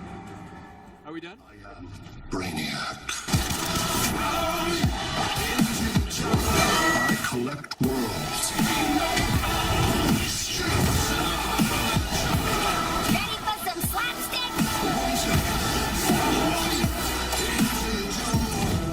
What comes next, mere mortals cannot stop. How do I beat him? You can't. Welcome your host, Joshua Gray. Hey, hey, hey, what is up? E3. Oh man, day 3. I know you guys have been having a lot of fun, a little bit tired. Take a seat because we got some special surprises in store. And welcome back, everybody, to day 3 of E3. Again, I'm Joshua Gray, and I have to take this moment to thank all of you for making these last 2 days at E3 so great. It's our final day, so make sure to tweet @InjusticeGame, #Injustice2, and tell us what you thought of the show. Those tweets might just get read on stream at live.wbgames.com. Speaking of which, let's toss it over to our correspondent on the floor, Jess V, to see what people are saying on social. Jess? Awesome. Thanks, Josh. Yes, I am here at the Injustice 2 booth, and we have your tweets. First of all, we have @Roddy McCants saying, been playing Injustice 2 over the past few days. It's an absolute blast to play. A fighting game that's so much fun with incredible depth. Thanks, Roddy. We like to hear that kind of feedback. We also have @RyanSmith14 who says, #Injustice 2 is awesome. Green Arrow kicks ass. Heck yeah, he does. If you guys want to talk to us, we would love to hear from you. So make sure you @reply us on Twitter @InjusticeGame or #Injustice2. Back to you, Josh.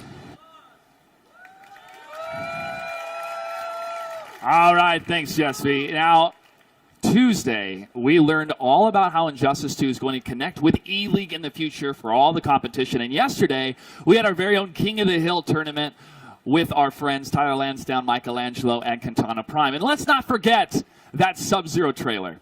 But it's not over yet. We've learned a lot and heard a lot about Injustice 2 for the console so far, and there's so much more in the world of Injustice 2 that we want to talk about today. So, ladies and gentlemen, it's my pleasure to bring out some very special guests to talk us through it. Let's give it away, first of all, for the creative director of NetherRealm Studios, Ed Boon, and our very special guest, the acclaimed book artist and publisher of DC Entertainment, Jim Lee!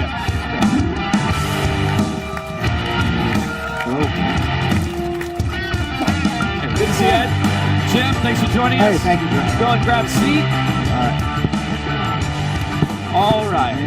Well, day 3, here it is. We have seen a lot of cool stuff here at the WB Games stage, and now we have a very special guest joining us, Mr. Jim Lee. But first of all, Jim, this is huge. We have seen your history in the world of DC Comics and the world of comic books together. Tell me, what is the Injustice 2 comic book series? Okay, I think Injustice 2 really is the story in between the games. We did a comic book that predated the first game, Gods Amongst Us, and it basically gave the 5-year run-up to the game itself. And then we're doing a comic book that's called Injustice 2, and that basically fills in the timeline between the end of the first game and the beginning of Injustice 2, the coming of Brainiac. And what that allows us to do is really work with NetherRealm and help kind of flesh out the world, do subplots, sub-stories, set things up that people, the gamers, might not know if they didn't read the comic book. So it's a way of doing world building. It's a way of reinforcing the brand, making it feel really real to our readers, the fan base. And selfishly speaking, it gives us an opportunity to try to get gamers into our business to read comic books. Now, this comic book started for Injustice 2 in May, and we have more and more series. Yeah. The issues continue. What can we expect for the future of the Injustice 2 comic book series? So basically, we release a chapter every week in digital formats, about 9 or 10 pages. That's 99 cents. And then we compile those chapters into physical comic books that come out twice monthly. And so I think we're on issue 3 of the physical comic book, and we're on chapter maybe 9 or 10 of the digital book. So, you know, you can buy it on any sort of digital platform, iBooks, iTunes, Kindle, Comixology, DC website. Tom Taylor's been doing a great job. Yes. No, it's awesome. Tom Taylor's the writer. Bruno Redondo is the artist, and they basically work with NetherRealm to work off the continuity they have developed and flesh out and create new subplots and storylines, add characters, set things up that might pay off in the game itself. So, Ed, when it comes to NetherRealm Studios in DC, how do you guys work together in order to lay out the story and to cover what's going to happen in the comics, or what type of time frame will that cover before the game? Then you have the game, then you have the comic, then the game. How does that process work? Exactly. We actually start writing our story, and then we start sharing it with the comic book writers, you know, Tom Taylor, and basically we're in constant discussion about, well, we'd like to, don't kill this guy because we're going to be using him in our game. And, it's a very collaborative effort. And, if for people who don't know, if you look at the whole Injustice timeline, you can think of it as Injustice 1 comic, Injustice 1 game, Injustice 2 comic, Injustice 2 game. That's kind of like the timeline of how it works. So, they're covering the, like Jim was saying, the 5 years before the first Injustice, and they kind of lead the way up into the games. So it's a great way to, reading the comics is a great way to kind of educate yourself into the world of the games. I think one of the coolest stories in the comics is leading up to the relationship of Black Canary and Green Arrow and how Dr. Fate is involved. You're a big Dr. Fate fan, so were you instrumental in going,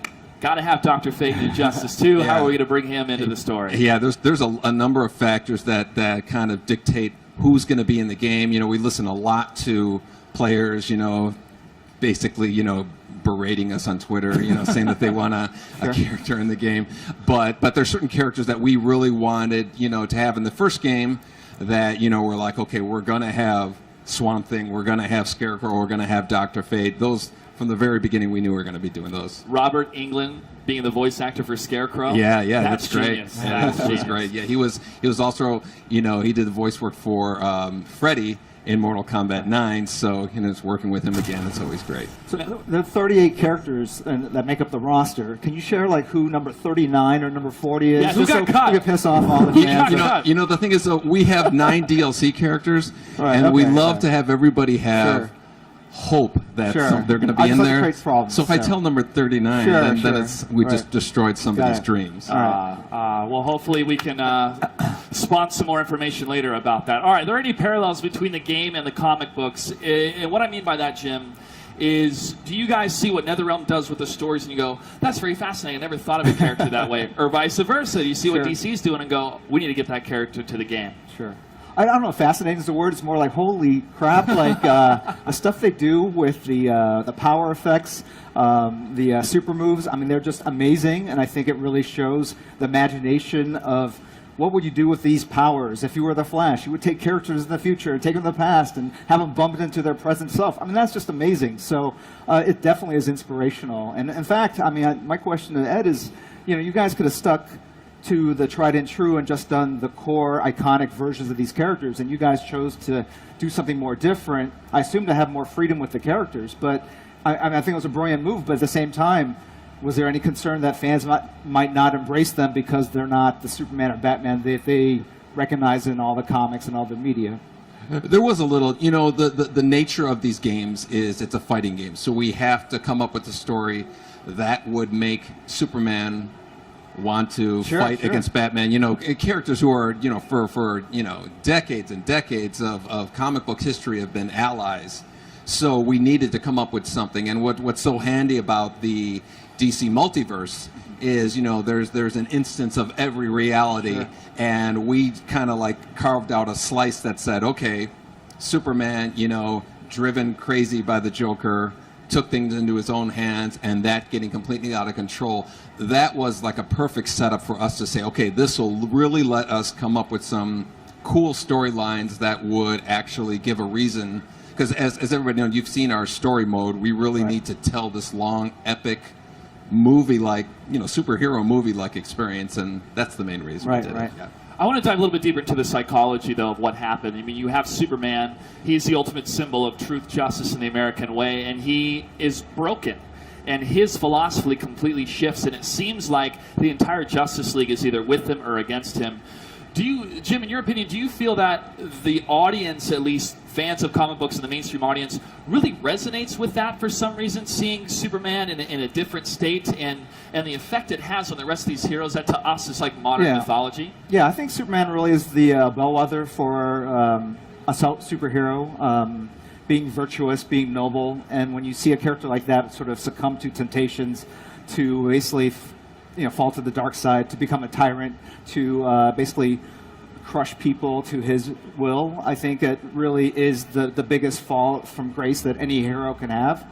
And so I think it's something that people love exploring as a theme, because I think it's something that we as normal, regular humans grasp every day morality, doing good, doing bad things, and Superman's always been this iconic paragon of virtue and good. And when you have a storyline where he becomes a tyrant, I think it immediately draws you in, and it makes you see actually how virtuous he is. The fact that he doesn't normally do that in the main continuity. Yeah, and one of the opening lines in our story is, every villain is the hero of his own story. So, a lot of times a villain doesn't know they're a villain. Yeah. They think they're doing the right thing, and that's what makes it that much more interesting, too. And actually, what I love about the fighting game is that you have heroes fighting heroes, potentially, and that's something that, what's more dramatic than a friend fighting a friend, and that's something that we've seen in comic books as well. I mean, that's the fans really choose sides and become very passionate over who's right, because obviously both heroes feel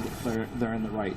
Yeah, it's a great question to have, and now we get to settle it in a fighting game with these 38 characters. Yeah. Now, one of the characters that was recently revealed yesterday was Sub-Zero, and I know you guys love that trailer. So, before we jump to some Sub-Zero questions, let's take a look at that trailer one more time.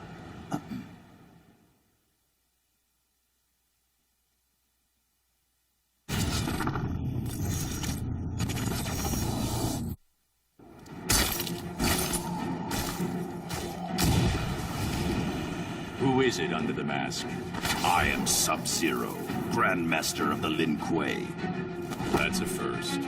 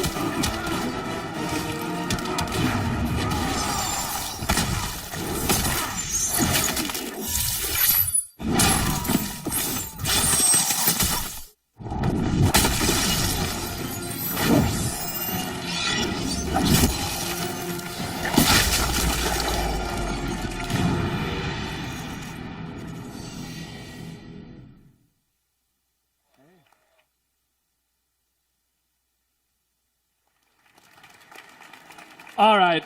I love that trailer. It's the second time I've seen it, and I can't wait to see it again. It's available on YouTube as well. I want to talk about the design of Sub-Zero, but first, Injustice 1, Jim Lee, you were able to design Scorpion. That's right. That was the most downloaded DLC character for Injustice 1. What was that process like, and how did that process continue to the design of Sub-Zero? Jim, I'll start with you. I don't know. I think someone at Weeby just basically said, hey, Ed would be interested in having you do a design or a take on Scorpion. And I said, sure. I mean, I was a huge fan of Mortal Kombat ever since I was a little kid playing in arcades.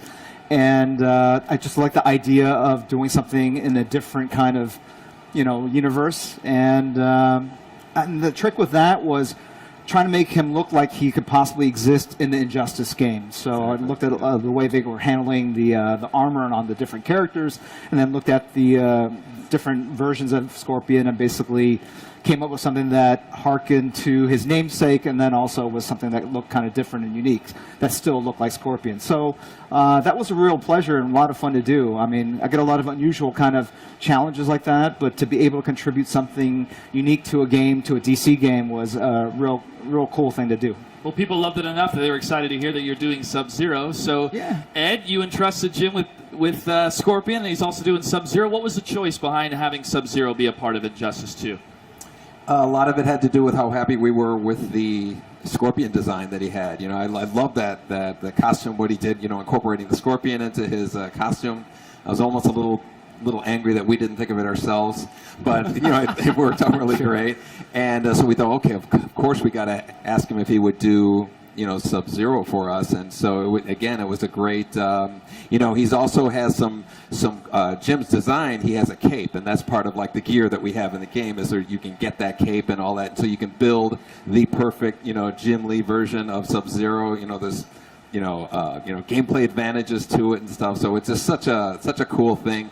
Jim also did the cover of the first issue of Injustice 2, right? That's right. Which is awesome. So again, there's just so much collaboration and cooperation with DC and NetherRealm. It's just it's kind of like synergy. Right. Synergy indeed. Last question for you, Jim. Sure. Who would win in a fight, Sub-Zero or Scorpion?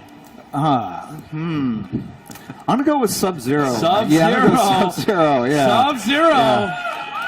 I think the crowd likes that. Ed, who do you think would win, Scorpion or Sub-Zero? Batman. That's the right answer. That's the right answer. All right, gentlemen, thank you so much for joining me on the stage. Give it up one more time, ladies and gentlemen, for Ed Booth. Thank you, guys. And Jim Lee. Thanks, guys. Congratulations again. Phenomenal game. Phenomenal game. Jim, always a pleasure. Thank you so much. Thank you so much. Okay, folks, up next is the woman who brings Starfire to life in Injustice 2. Everyone, please welcome Kari Walgren, and from NetherRealm Studios, Tyler Lansdowne. Hi, Kari. Good to see you. Tyler, always a pleasure. Have a seat. Hello. Kari, can you join me in the centers? There you go. I'd love to sit between you guys, but I don't think I'd get a word in.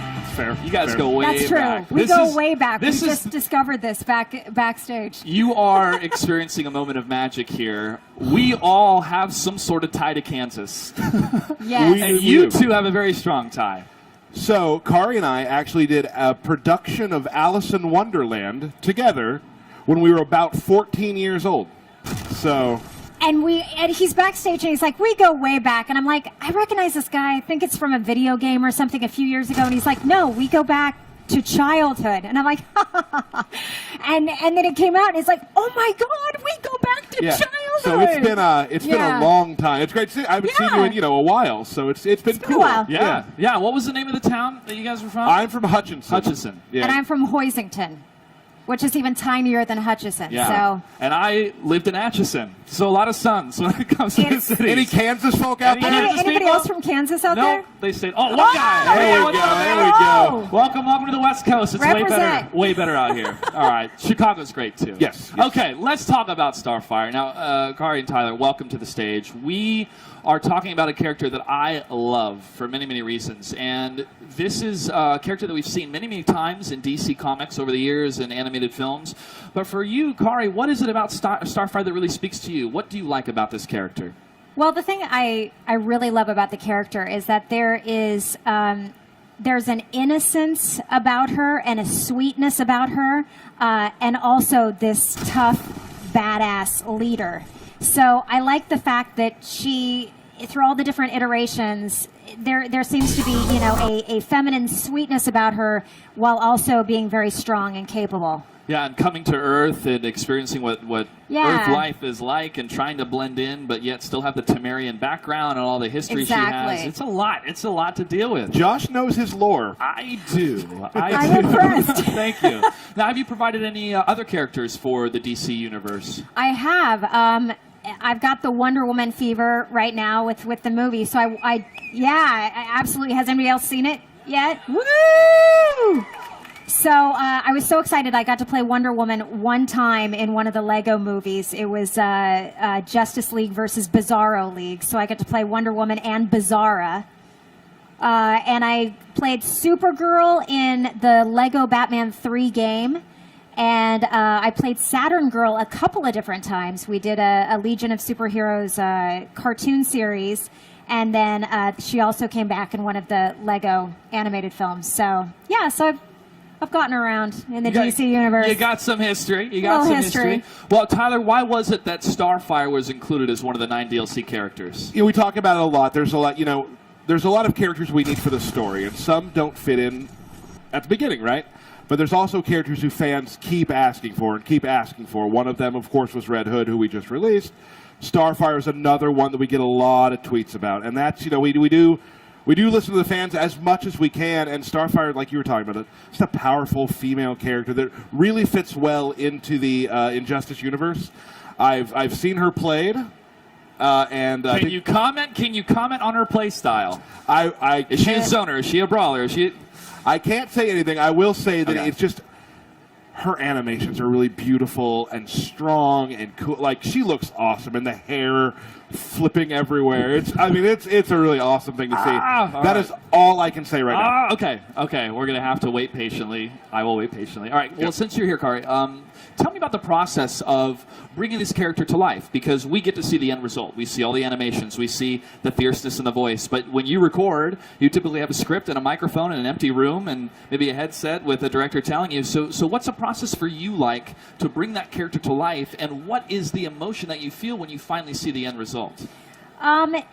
It varies. Like when we do voiceover for like anime, or we do it for a Western cartoon, or for a video game, we go in and it's a different recording process. Sometimes you get to go in and record with the cast. Sometimes you're in there alone. Sometimes you're syncing up to picture, and sometimes you're not.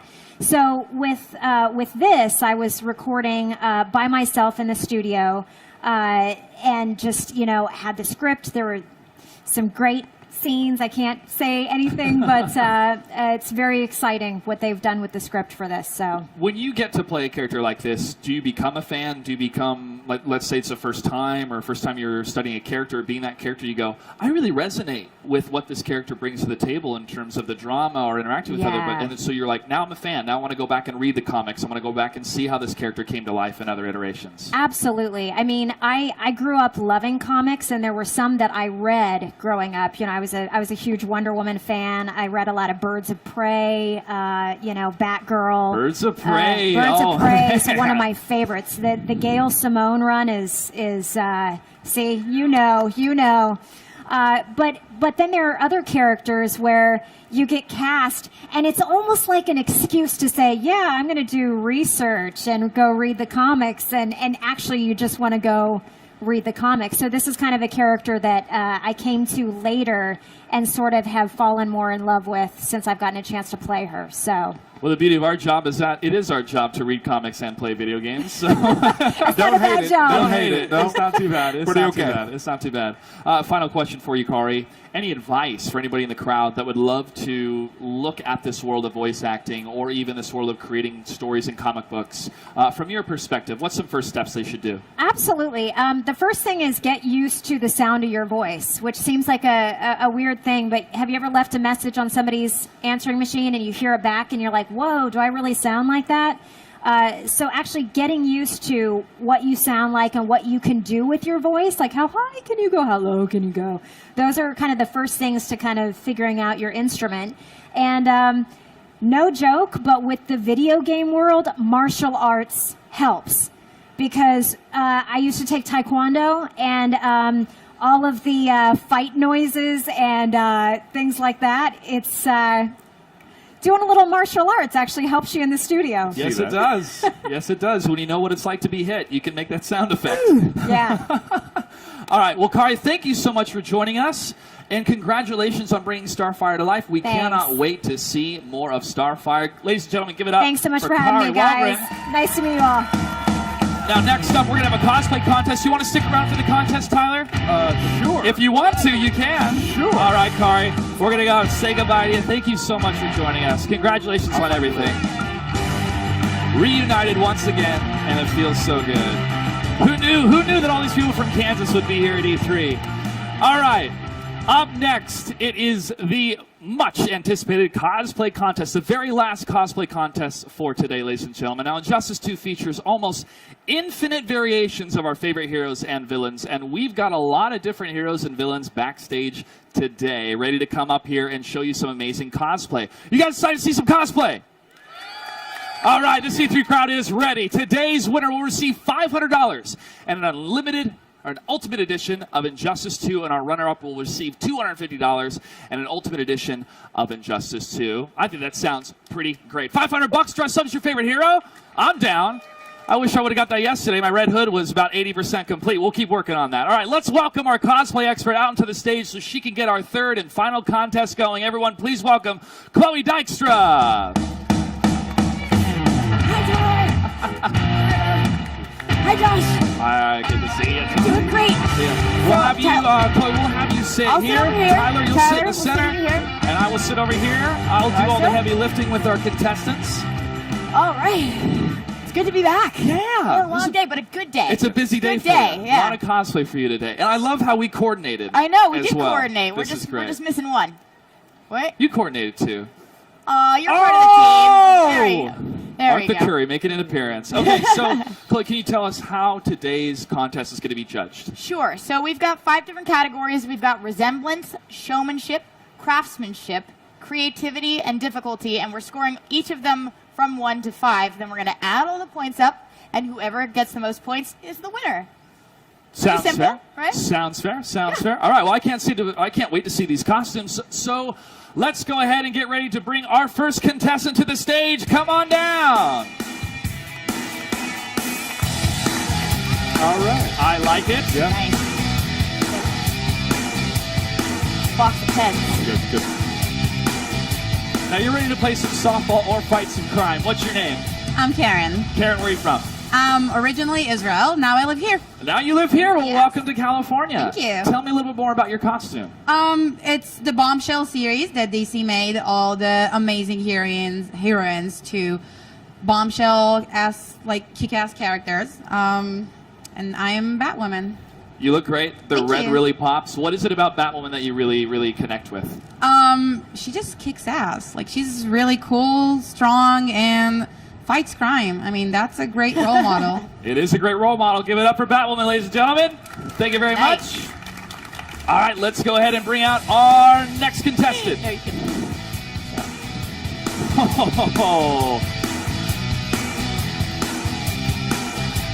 This is one heck of a Joker. Oh. How you doing, sir? What's your name? Aaron. Aaron, where are you from? Houston, Texas. Texas. Would you think the Joker would enjoy Texas? No, it's too hot. It's closed. It's too many clothes. I'm sure it gets hot in Gotham in the summer as well. What is it about the Joker that you really connect with? He's completely insane. Completely. Oh, boy. Completely insane. Very relatable. Yes. Okay, I'm a little bit scared right now. I love the costume. I also love the prop as well. Congratulations, you look great. Give it up for the Joker, ladies and gentlemen. Awesome. Tyler, I think you guys should take some notes on some of the gear. Yeah, not bad.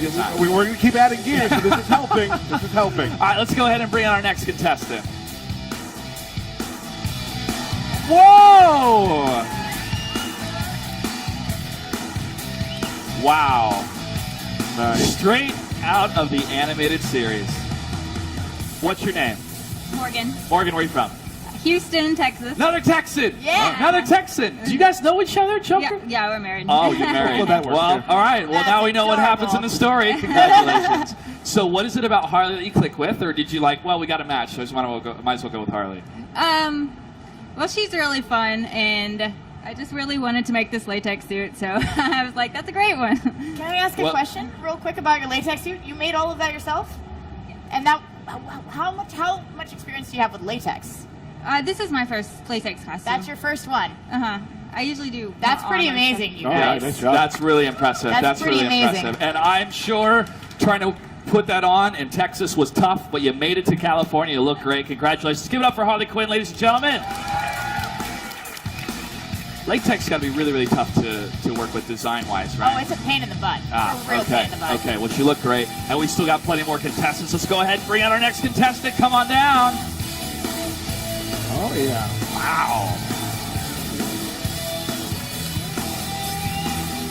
Looking good. All right, what is your name? I'm Katie, Katie, where are you from? Los Angeles. Los Angeles. Yeah, Right on, Los. right on. Tell me more about your character.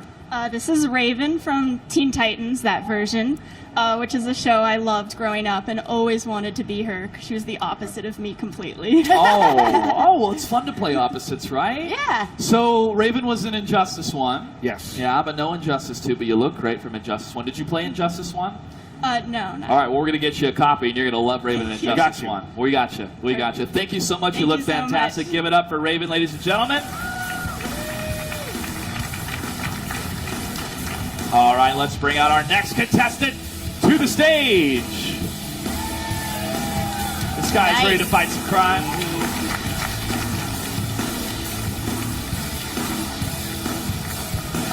Choreography as well. Okay. Now we're doing something. Bringing the character to life. What's your name, sir? Jabron. And tell me more about your character. Well, he's Black Lightning. And he's been in DC for 40 years, 1977. So, you guys don't know him? Read up. Read up. When's the film? When's the TV series? Let's make it happen. What is it about this character that you really connected with, and then why did you decide to do this cosplay? Well, the TV series is going to be coming out around the winter on the CW. If anybody saw the trailer of Black Lightning, that's going to be coming out.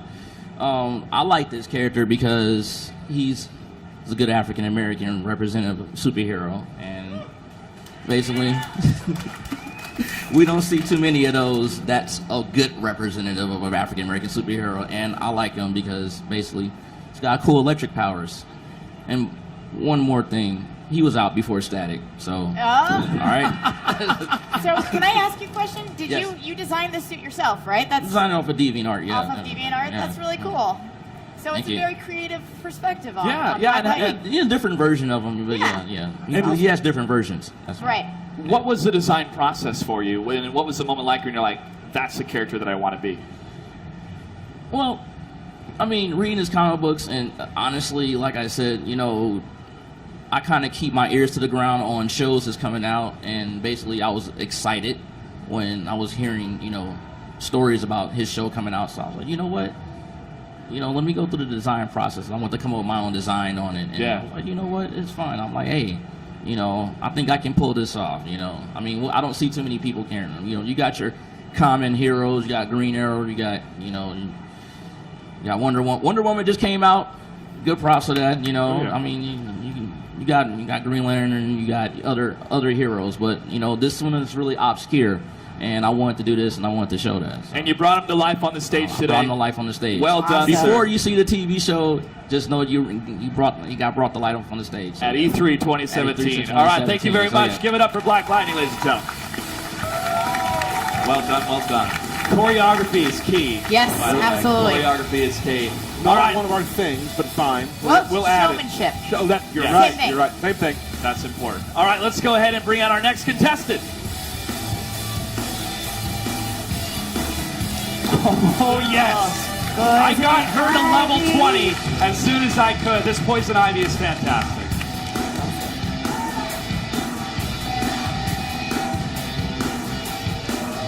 All right. Pamela Ivy, a.k.a. Poison Ivy. Tell me more. Well, first of all, what's your name?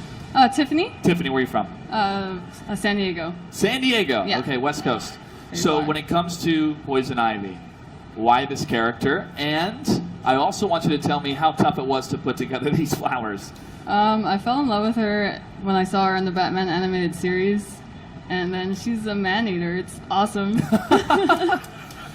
Now, since Harley Quinn and Poison Ivy are friends, do you think you can be friends with a Harley Quinn that's backstage? Definitely. Oh. Fangirling. Uh-oh, Gotham City Sirens, baby. My favorite. Cool, you favorite look comic. fantastic. Thank You look you. fantastic. Congratulations. Give it up for Poison Ivy, ladies and gentlemen. Looking good, looking good. We still have many more contestants to go through, so let's go ahead and bring on our next contestant. All right, another Harley.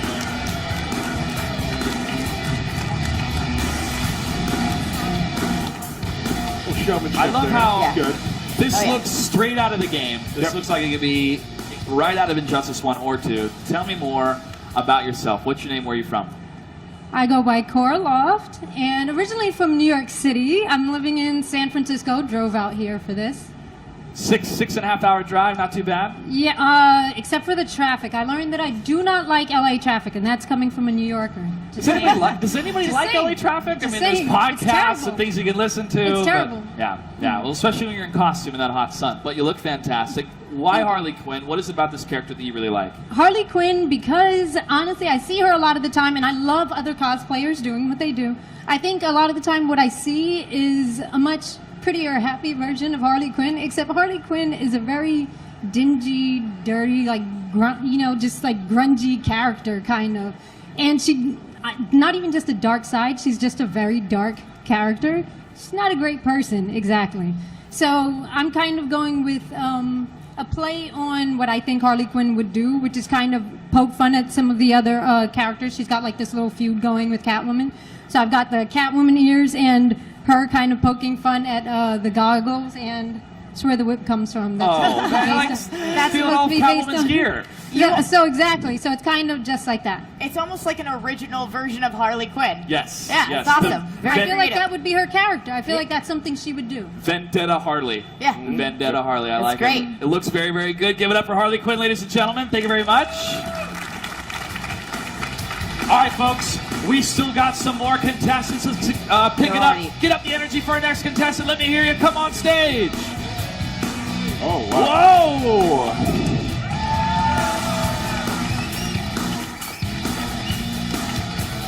Whoa! Wow. All right, so I love the design because this reminds me of the old bubonic plague days when the doctors... That's a piece of gear from Injustice, too. That's the plague doctor look. Yeah, yes. Wow. This is very impressive. Hopefully we can talk under the mask. What's your name? Where are you from? Elise, North Hollywood. Elise, North Hollywood. Well, Elise, I'm flabbergasted how good you look.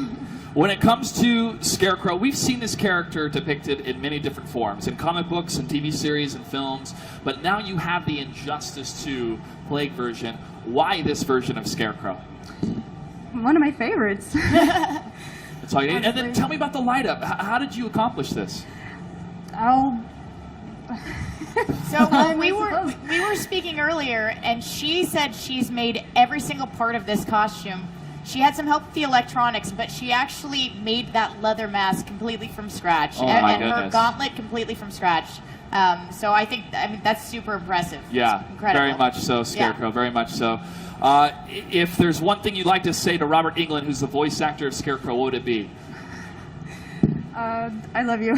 I love you. I love you. Well, I'm sure he loves you too. Thank you so much, Scarecrow. Give it up for this amazing cosplay. Wow. All right, it looks like we have three more contestants. Let's bring out our next contestant. Ho-ho!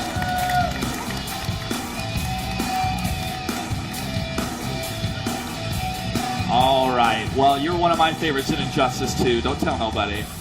I love your story, love your background, love your character. You were the spitting image, by the way. Yeah. Spitting image. Yeah. Wow. Watch out, Melissa Benoist. Okay. Tell me more about yourself. What's your name? Where are you from? I'm Kristen. I'm from Huntington Beach, California. I am a mental health therapist, and I use superheroes in therapy. Really? Yeah. Oh, that's so cool.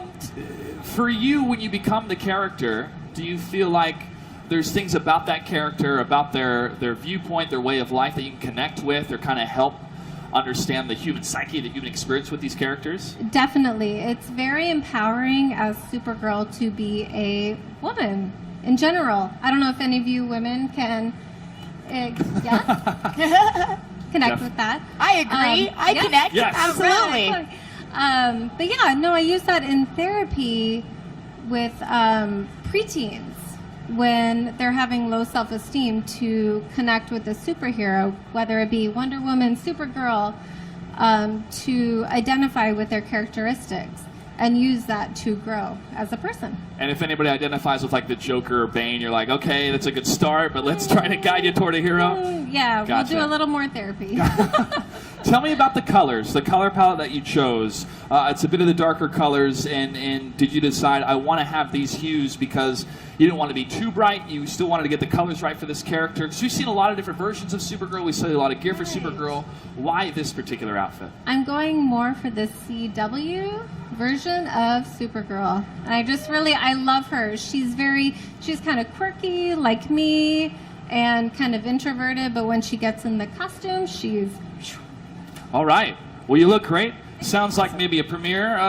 Let's get a little bit later. Oh, we can talk about it. We'll talk about it. All right, we'll talk about it. We'll give it up one more time, ladies and gentlemen, for Supergirl. Okay, and I believe we have two more contestants. Let's get loud and proud and bring on our next contestant. Oh, yeah. Oh, yeah. Yes. Yes. Nice. Looking good, man. Looking good. By the way, I love John in Injustice 2. Oh, His yeah, banter is fantastic. All right, sir. What's your name? Where are you from? I'm Brandon. I'm from Beaumont, California. I'm a second grade teacher at North Park Elementary. Have you ever dressed up? Have you ever dressed up for your kids before?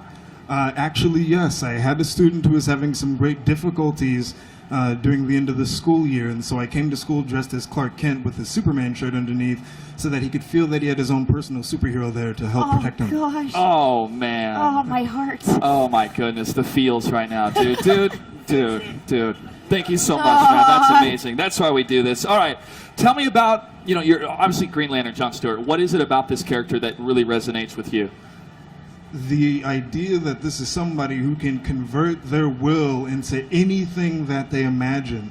And so that speaks to me deeply because it means that so long as you can imagine it, you can make it happen.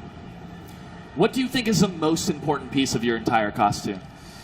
The ring. Actually, when I got here, I had forgotten it inside the bag, and I had to ask them to go get it because I said if I don't have the ring, then the costume doesn't work. Even though I have all this other stuff, without it, it's not going to work. That's exactly what John Stewart would say. That's exactly what he would say. If I don't have the ring, the costume's not going to work. Exactly. All right, man, you look fantastic. Congratulations, and thank you for being a positive influence for everybody that you know, man. Thank you very much. Thank you very much. Give it up for Green Lantern. Cool. Okay. Folks, we have one more contestant. Give it up for our last contestant. Whoa. Making her come back from Injustice 1.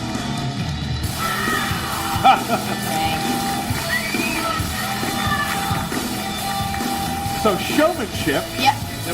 We're doing good on showmanship. Pretty good. Good. If anybody needs help walking to their car, Hawkgirl is here. She is ready to escort you. She will protect us. Looking great, Hawkgirl. What's your name? Where are you from? Thank you. I'm Angie, and I'm from Burbank, California. A lot of Californians, man. I'm loving this. Okay, we saw Hawkgirl in Justice 1. No Hawk.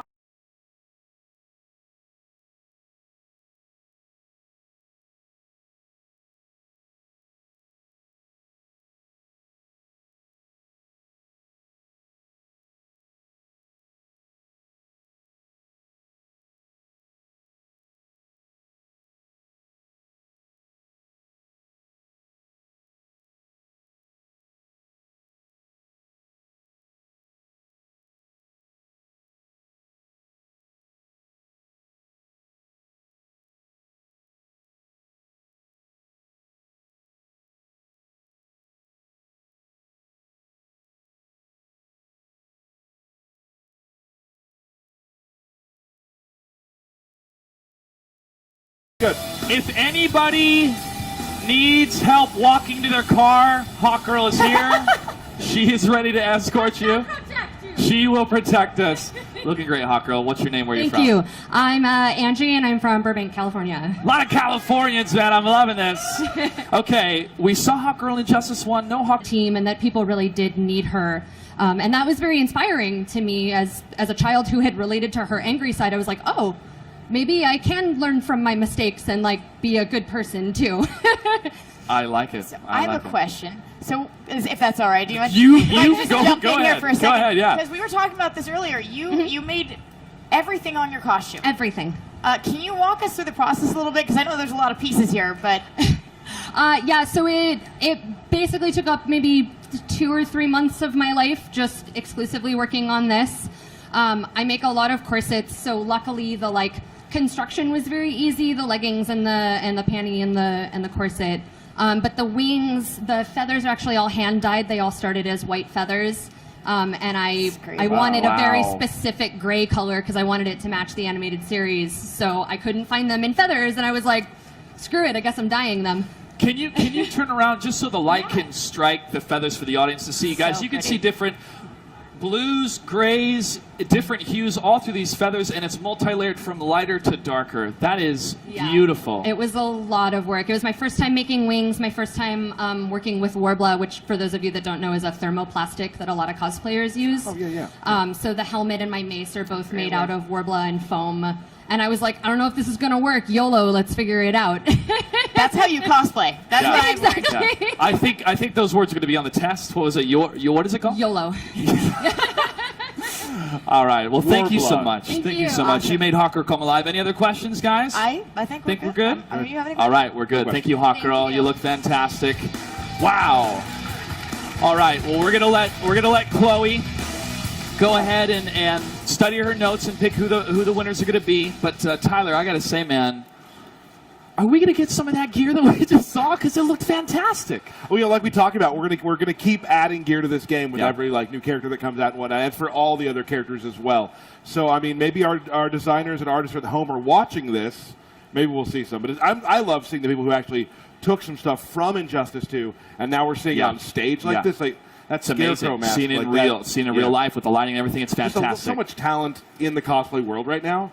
It's amazing to see. And we get to celebrate all these characters. They celebrate the character, we celebrate it with them, and that's what it's all about. We love these games, we love these characters. So we're going to let Chloe go ahead and deliberate, and we're going to toss it over to Jessy, who has some social media posts that she wants to update us on. Jess? That's right. I got a bunch of your tweets. You guys tweeted us at Injustice Game or hashtag Injustice 2. You guys had a lot to say, and we're very excited. I'm going to start off with at Fresh Prince, who says, Sub-Zero, looking beautiful in Injustice 2. Fresh Prince, I love that. That's an awesome name. We also have a tweet from at Diern, who says, I finished the Red Hood event on Injustice 2, and I love the epic head I got. Phrasing. We also got another tweet from Andreas at 3141 who says, I love everything about hashtag Injustice 2. Can't wait for the upcoming DLC characters for this amazing game. We also have a tweet from at SP4MKX who says to Ed Boon, love Red Hood, by far the best addition to Injustice 2. You guys couldn't have made a more perfect character. And finally, we also have a tweet from at KSSOX who says, I'm hooked on Injustice 2. Black Adam is my favorite character to use. You guys, we love hearing from you. Make sure you tweet us at Injustice 2 or at Injustice Game. Excuse me, hashtag Injustice 2 at Injustice Game. Tell us about these cosplayers that you just saw. We want to know who is your favorite. They look amazing. If you've ever cosplayed, you would know that these people, they're killing it up there. All right, I'm going to take it back to you, Josh. I think so. All right, thank you very much. We were just deliberating to make sure who is going to be our runner-up and our winner. And Chloe, I believe you have the results? We have a runner-up and we have a winner. Okay, so let's start with the runner-up first. Just to remind everybody what they're winning, runner-up gets $250 and a copy of the Ultimate Edition of Injustice 2. First place gets a copy of the game and $500. You guys ready to find out who our winners are? All right, let's do it. Chloe, the floor is yours. Who's our runner-up? All right, so our runner-up is Scarecrow Elise. Come on out. All right. Music, right? There we go. Nice. Oh, you look fantastic. Go ahead and do one more pose for everybody so they can take some pictures real quick.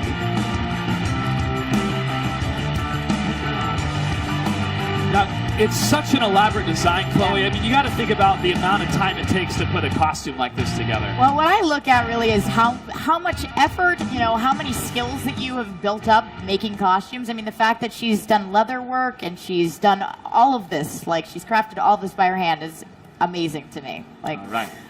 Very well done. Very well done. Thank you very much. I have Congratulations. to say, by the way, this was such a hard contest to judge. There were so many good costumes. But we do have a winner. We do have a winner. We do have a winner. Except for me. All right, guys, can I get a drum roll, please? All right, our winner is Hawk Girl. Oh!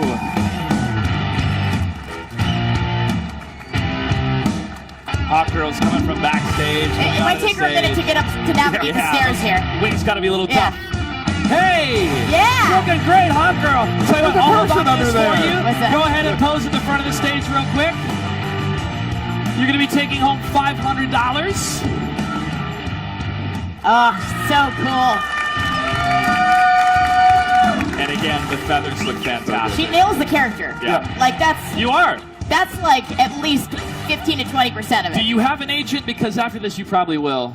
All right. All right. If anybody's looking, well, Hawk Girl, congratulations. You guys look fantastic. Chloe, any final thoughts for these cosplayers here? Man, again, it was so hard to judge. Everybody brought their A game. It was a great mix of design, crafting, skills, heart. It was just, this was awesome. Stories. And The stories behind these things. The It's stories, amazing, yeah. It was very...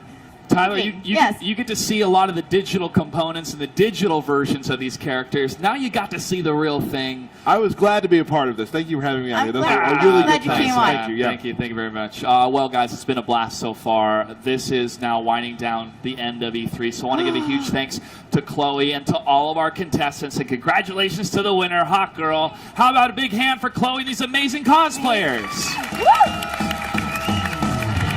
All right. Hawk Girl, this is for you, if you're able to carry it. There you go. Tyler and Chloe, thanks for joining us. Thanks, Josh. Oh, man. I'll be back there in just a little bit. All right, ladies and gentlemen, that wraps it up for us here at WB Games at E3 2017. I know you've had a great time. We've had some great fun, and we've got a sneak peek at some awesome games thanks to all the devs, the influencers, the hosts, and the entire production team. WB Games is going to continue to make amazing and challenging content for you this year and for many years to come. Thank you so much for playing, and thank you so much for watching. We hope you had an awesome time with WB Games here at E3 2017. If you haven't seen the exclusive gameplay footage for Shadow of War, make absolutely sure you head over to the Shadow of War Theater right now to see the final show this year. Thank you, E3. Good night and good game.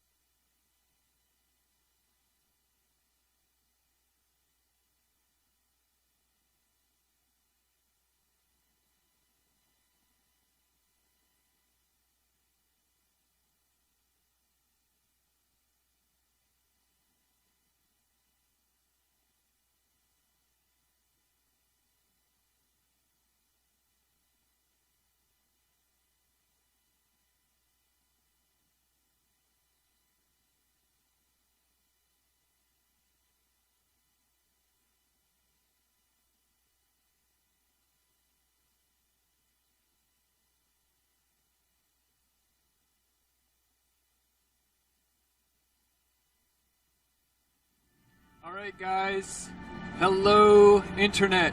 So as we file in for the very last demo of Shadow of War, we've been joined by our Twitch stream and maybe our WB live stream. So if you look back, there's that red light.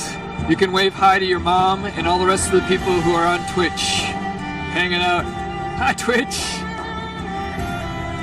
Oh, Twitch chat. We need some support. I hear Ellie's gonna do something cool. You gonna do something cool? Different. It's cool. Different is cool. Last one of the day. Last one of E3.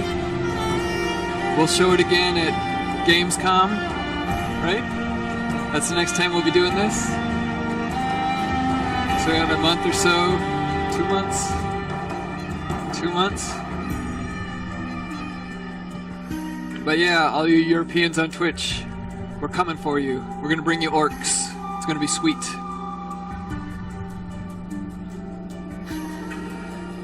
Last show.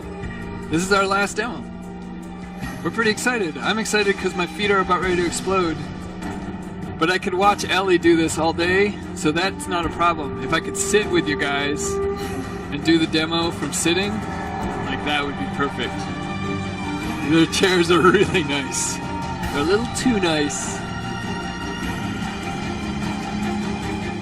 Did you guys have a good E3? Did you see all the stuff you wanted to see? Nah, too packed. What was the longest line?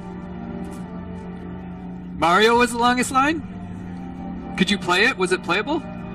Yeah? Did you guys get to play it? No, because it was too long? How long was the line to play it? 4 hours? People love themselves some Mario. Yeah. When does it come out? Have they announced it? They haven't. October? The 27th of October. Alright. So like you get to play Shadow for 2 weeks and you get to play Mario. Alright, we're gonna do some legal stuff. Maybe legal stuff.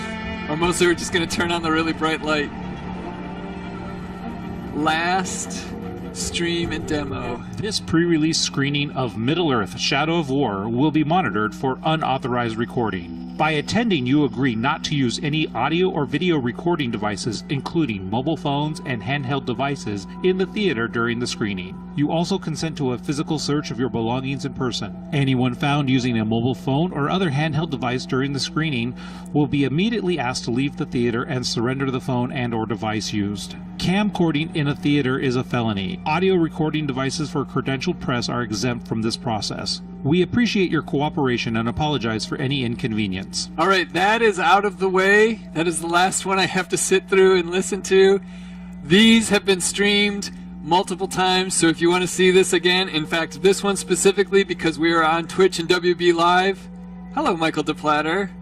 Would you like to come up here with us and maybe... Yeah, are you sure? So over there on the left is Michael DePlatter. He is the, what is it, it's the Vice President of Creative, something awesome. Well, it's Michael. Michael, thank you for making this awesome game with us. We appreciate all the work. I've called out, we've had a couple of voice actors in here. We had Gary Scheinman, who did the all of the themes and the audio, so I called all of them out, so I would feel bad for not calling Michael out. And man, the rest of the team is streaming in. This is fantastic.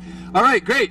This is the last one, so let's get into it. My name is Matt Allen. This is Ellie Knapp, and we get to show you this, Shadow of War. Shadow of War is an open-world, third-person RPG set in the time between The Hobbit and The Fellowship of the Ring. But really, for us, what's really cool is that Shadow of War is the sequel to Shadow of Mordor.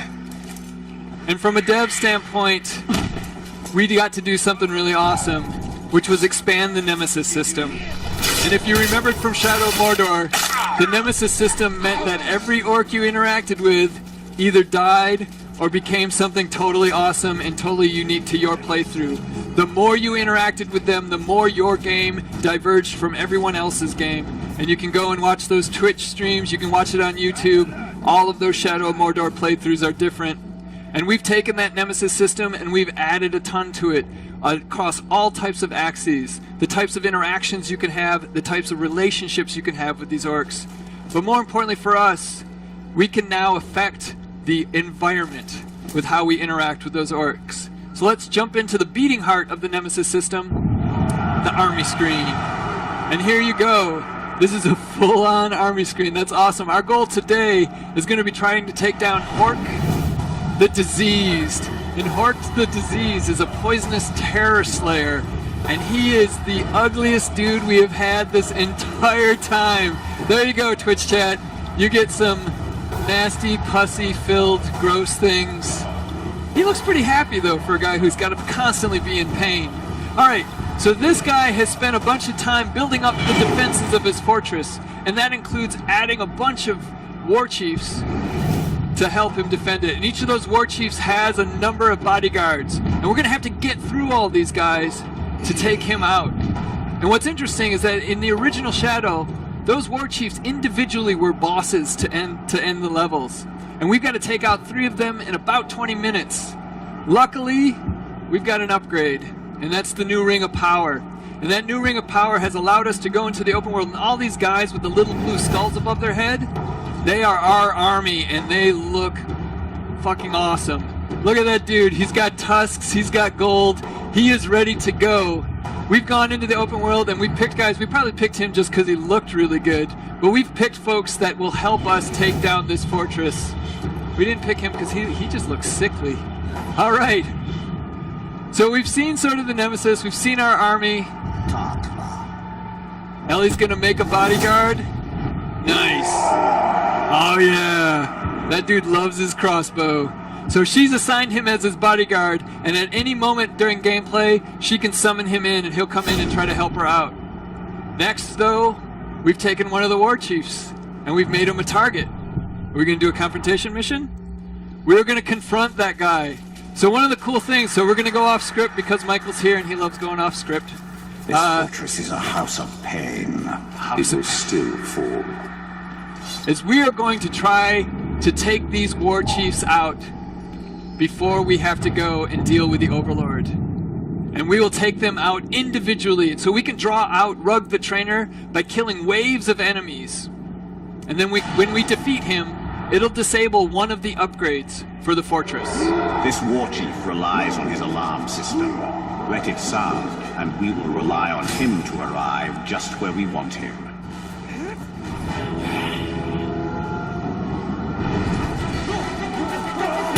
Nice. So we have to get this alarm at high alarm here.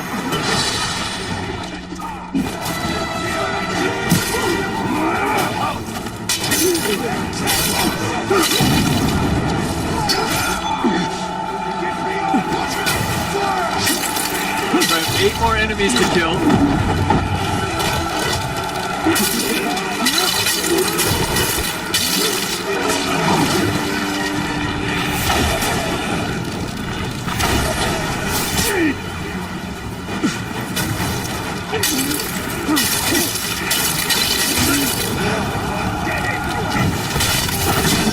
I'll change execution.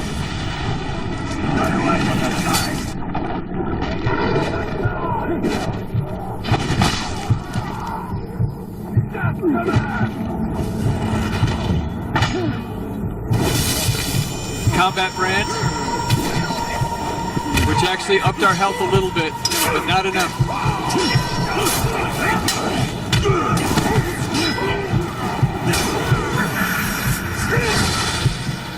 What is that? That's awesome. That's poison instead of fire. All right, so he killed enough of his guys. I'm here. Now deal with this mess. And he has no shirt on. Because he doesn't. Why does he need one? So basically by branding him, we've gotten extra health and one more member of our army.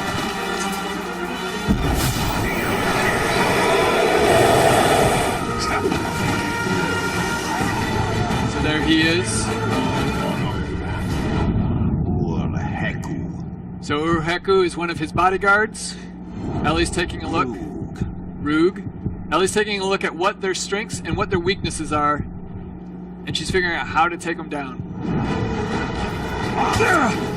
Where'd you come from? I know where you're going. Amateur! Here I am! You want a shot at my title? I don't know why you're on top of this roof on that Karagor. Nice.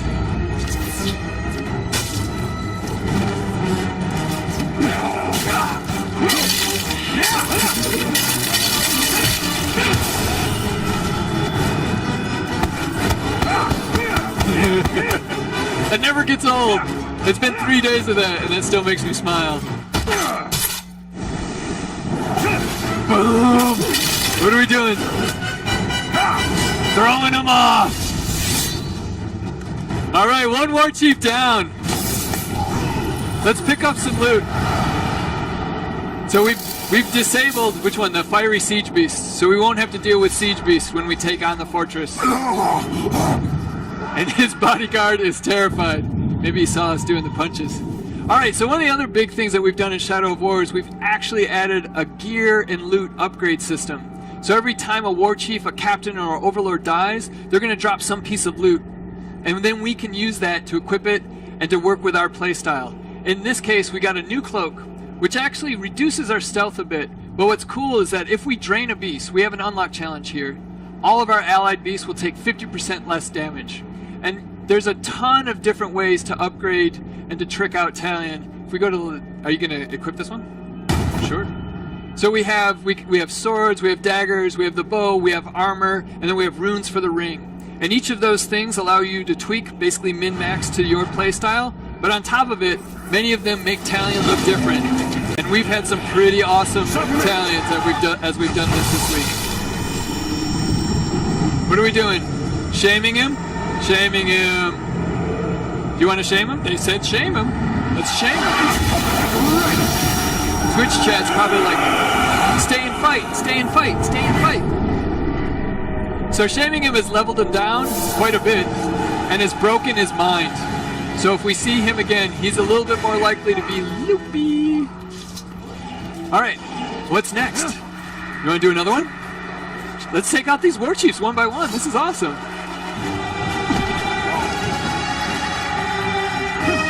We have 15 minutes.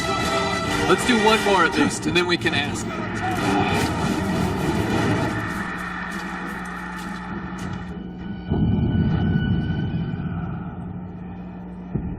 So there's the next war chief. Deadly Speed or Thrak the Believer? Is that Thrak? Alright. He set a trap for his enemies. This war chief believes he has us where he wants us. Let us show him the error of his ways. Let us.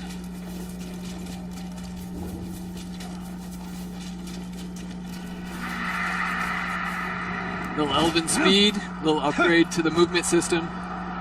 We can actually move around Mordor much quicker now. Oh, I thought you were gonna double jump. There we go. Little Mario there for you. Little double jump.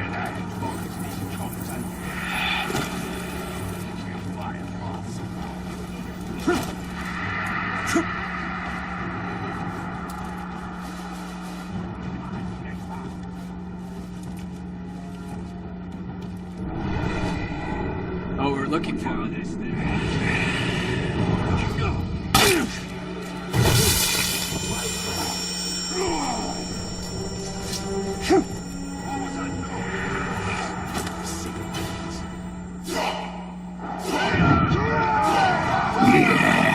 It's like they say, curiosity killed the talk. Oh, he was just waiting for us to get there. Oh, he set a trap. Alright, Thrak. He's terrified of poison. Well, that's too bad for him. Because our bow not only will poison places, but also make those poison wells explode with balefire, poison fire. Yeah, that's right. And look at him run. Oh, we're gonna do this. Oh, where are you going? Is he dropping? He's dropping mine. Nope. Shadow Strike brand comes to the rescue. You can't run away from that. The Bright Lord will get you. All right, what are we doing here? Are we shaming him, recruiting him? Recruit? Yeah, let's recruit. You know what we should do? We should put him in as in one of our army slots. Thrak the Believer is now believing the Bright Lord's gonna win. Fantastic. All right, we've taken 2 of them down. Whoa, those are the traps, he said.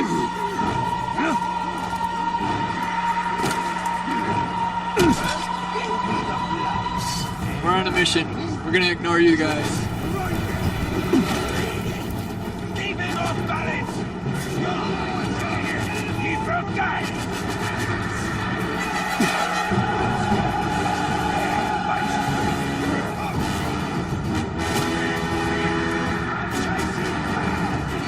All right, we have one more war chief that we can take out here.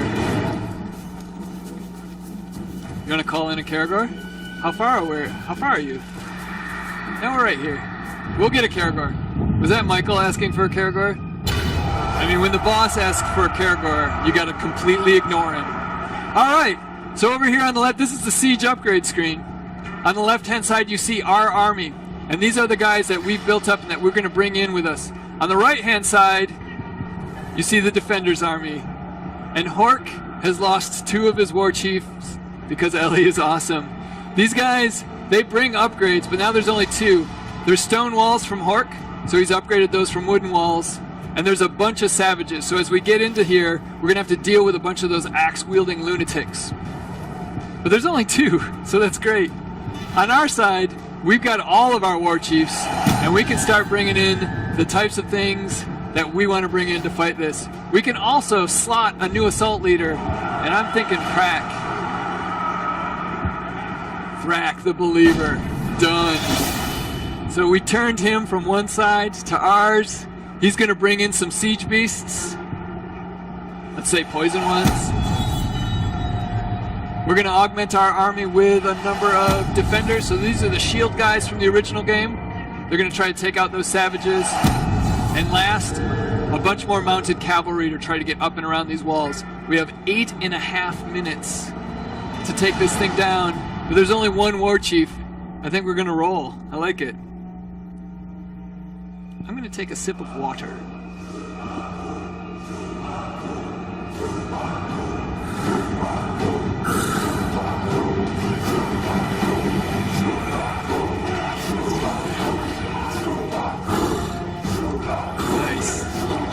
There's our terror stronghold, which its level is much lower. So the level is based on the war chief level and the overlord level. So with only 2 of them, a lot lower. Oh my goodness. Oh my goodness. What does he have here? You seem curious about me. Maybe even obsessed. Sending this glob just to spy on me? I'd be flattered if the whole affair was so clumsy. Ball. Pain is our specialty here. Think on that before the coming battle. Remember that when we defeat you and string up your survivors by their innards. We have no spy here. He kill our warrior. I've always enjoyed torture myself. I even like it when I'm the one doing the torturing. We could have had a spy, but we didn't. All right, this is the fort assault, and it is pure chaos. Each of our troop types, they're going to try to get in there, either taking that first victory point or helping others do it. Oh, you got on a Karagor from Michael. That's so nice. Super agile. Like I said, they get over those walls quick. And we're already on the first victory point. And because there's no war chief, we're going to take this one. Look at all of our Karagors. Army of Doom. Oh, in half.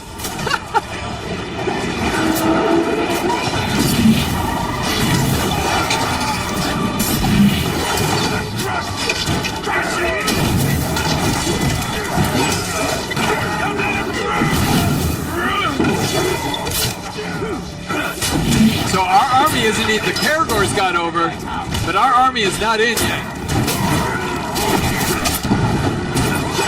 Like a pie! Doesn't matter. Chained execution.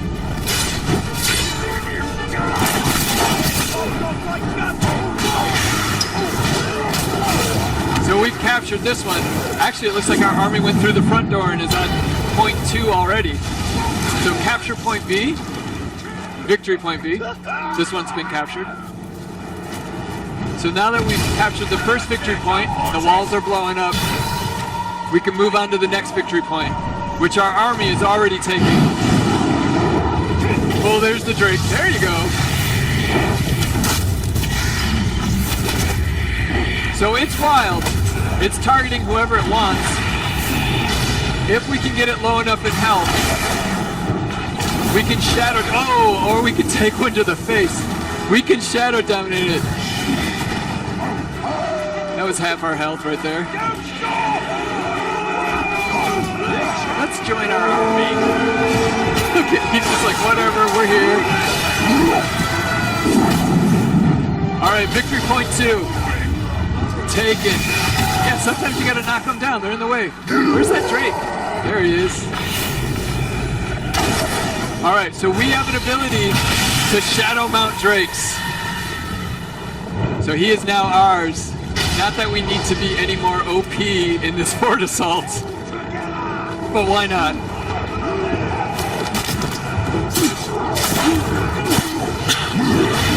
All right. Well, instead of being OP, we'll one by one remove orcs with our dragon.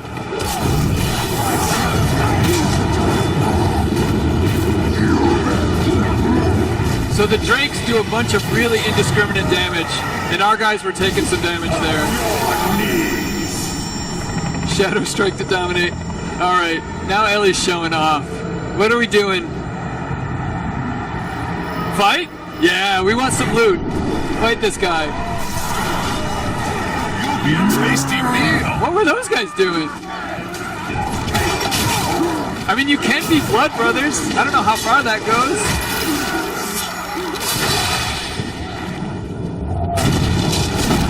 The poison, the balefire, the chaos.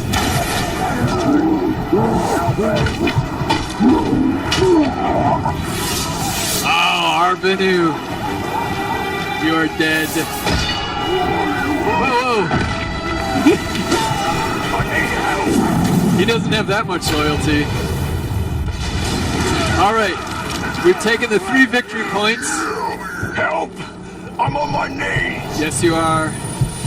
We're gonna help him? Yeah, we'll help him. It's always good to help these guys. They'll remember it. All right, so you're gonna upgrade this dagger? Oh yeah, +4 to stealth attack. Wounded, but I'm Now he's terrified of poison. That's great. I'm not here to be your wicked boy. All right. So this is the Overlord's lair. And to become the Overlord, he's had to make his way up through the ranks of the Nemesis system, which means that all of his traits, his strengths, his weaknesses have been defined by your interactions with him and his interactions with other orcs. So every single one of these, in every playthrough you do, is going to be different, because that's just how it works. The joy of the Nemesis system.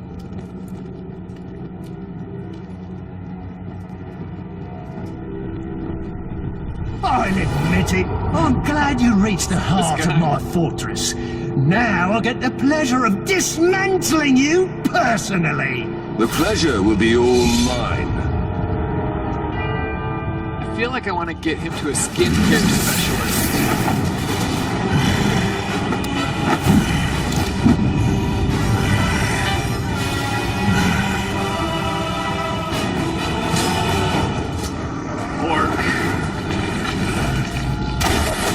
Arrow-proof. We have not gotten info on Hort, so we just wasted some shots on that dude. Poison vents.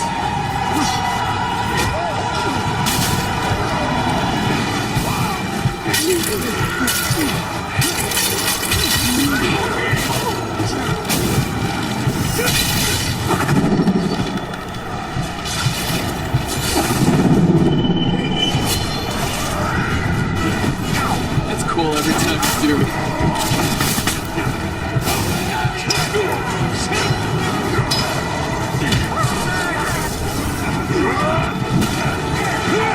Oh, one hit.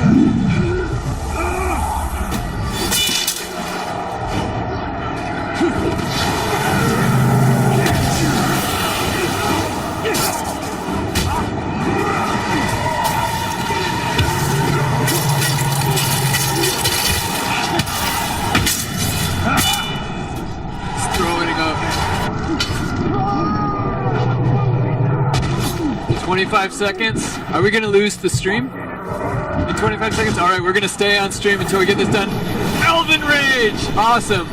So Ellie has gotten her Wrath meter up, and she's able to unleash Elven Rage, which does a ton of damage, but more importantly, scares the shit out of these guys. But look at that. He is dazed, he is down, and he no longer has arms or a neck. Mark the disease. Taken out. Well done, Ellie. That is the last one. And the grossest one. Yeah, alright. Save the grossest for last. Well, we killed the Overlord. Which means that this fortress is ours. And suffered, but still we stand. There is a new power in Mordor. You! In the days ahead, we will fight other battles and claim other fortresses. But starting today, Mordor belongs to you! Mordor belongs to the Bright Lord!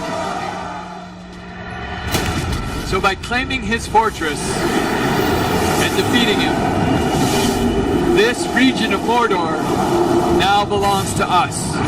And on the Mordor map, it turns blue. We've gotten some XP, we've gotten some Mirian. Our army has picked up all of the loot that we negligently did not pick up. But Sauron's coming for us. There's an eternal battle for the regions of Mordor, and we're going to have to protect this region. And the best way to defend it is to have one of our guys become the new Overlord. And this is where it gets cool. Because these guys' tribe, their traits, that affects the region. So based on who we put in, there will be new mission types, there will be new loot types, there will be all types of new gameplay opportunities. So are we doing a Marauder with tusks? Why not? And it's these guys' responsibility to defend this from Sauron's forces, who are going to try to take it in the same way we just did, by fort assaults. So we have some new war chiefs. These guys have all been promoted. We now have a Marauder region, all decked out in gold. At this point, Ellie gets to go and explore, and at this point, you guys get to go do the rest of E3 for about 15 minutes. Thank you very much for being with us on our very last demo and our last stream. It's been fantastic. Twitch, it's been awesome. This is fantastic. Thank you guys very much. Please go out this way. Really, Twitch, it's been fantastic. Awesome, fantastic, fantastically awesome. There's Michael DePlaw.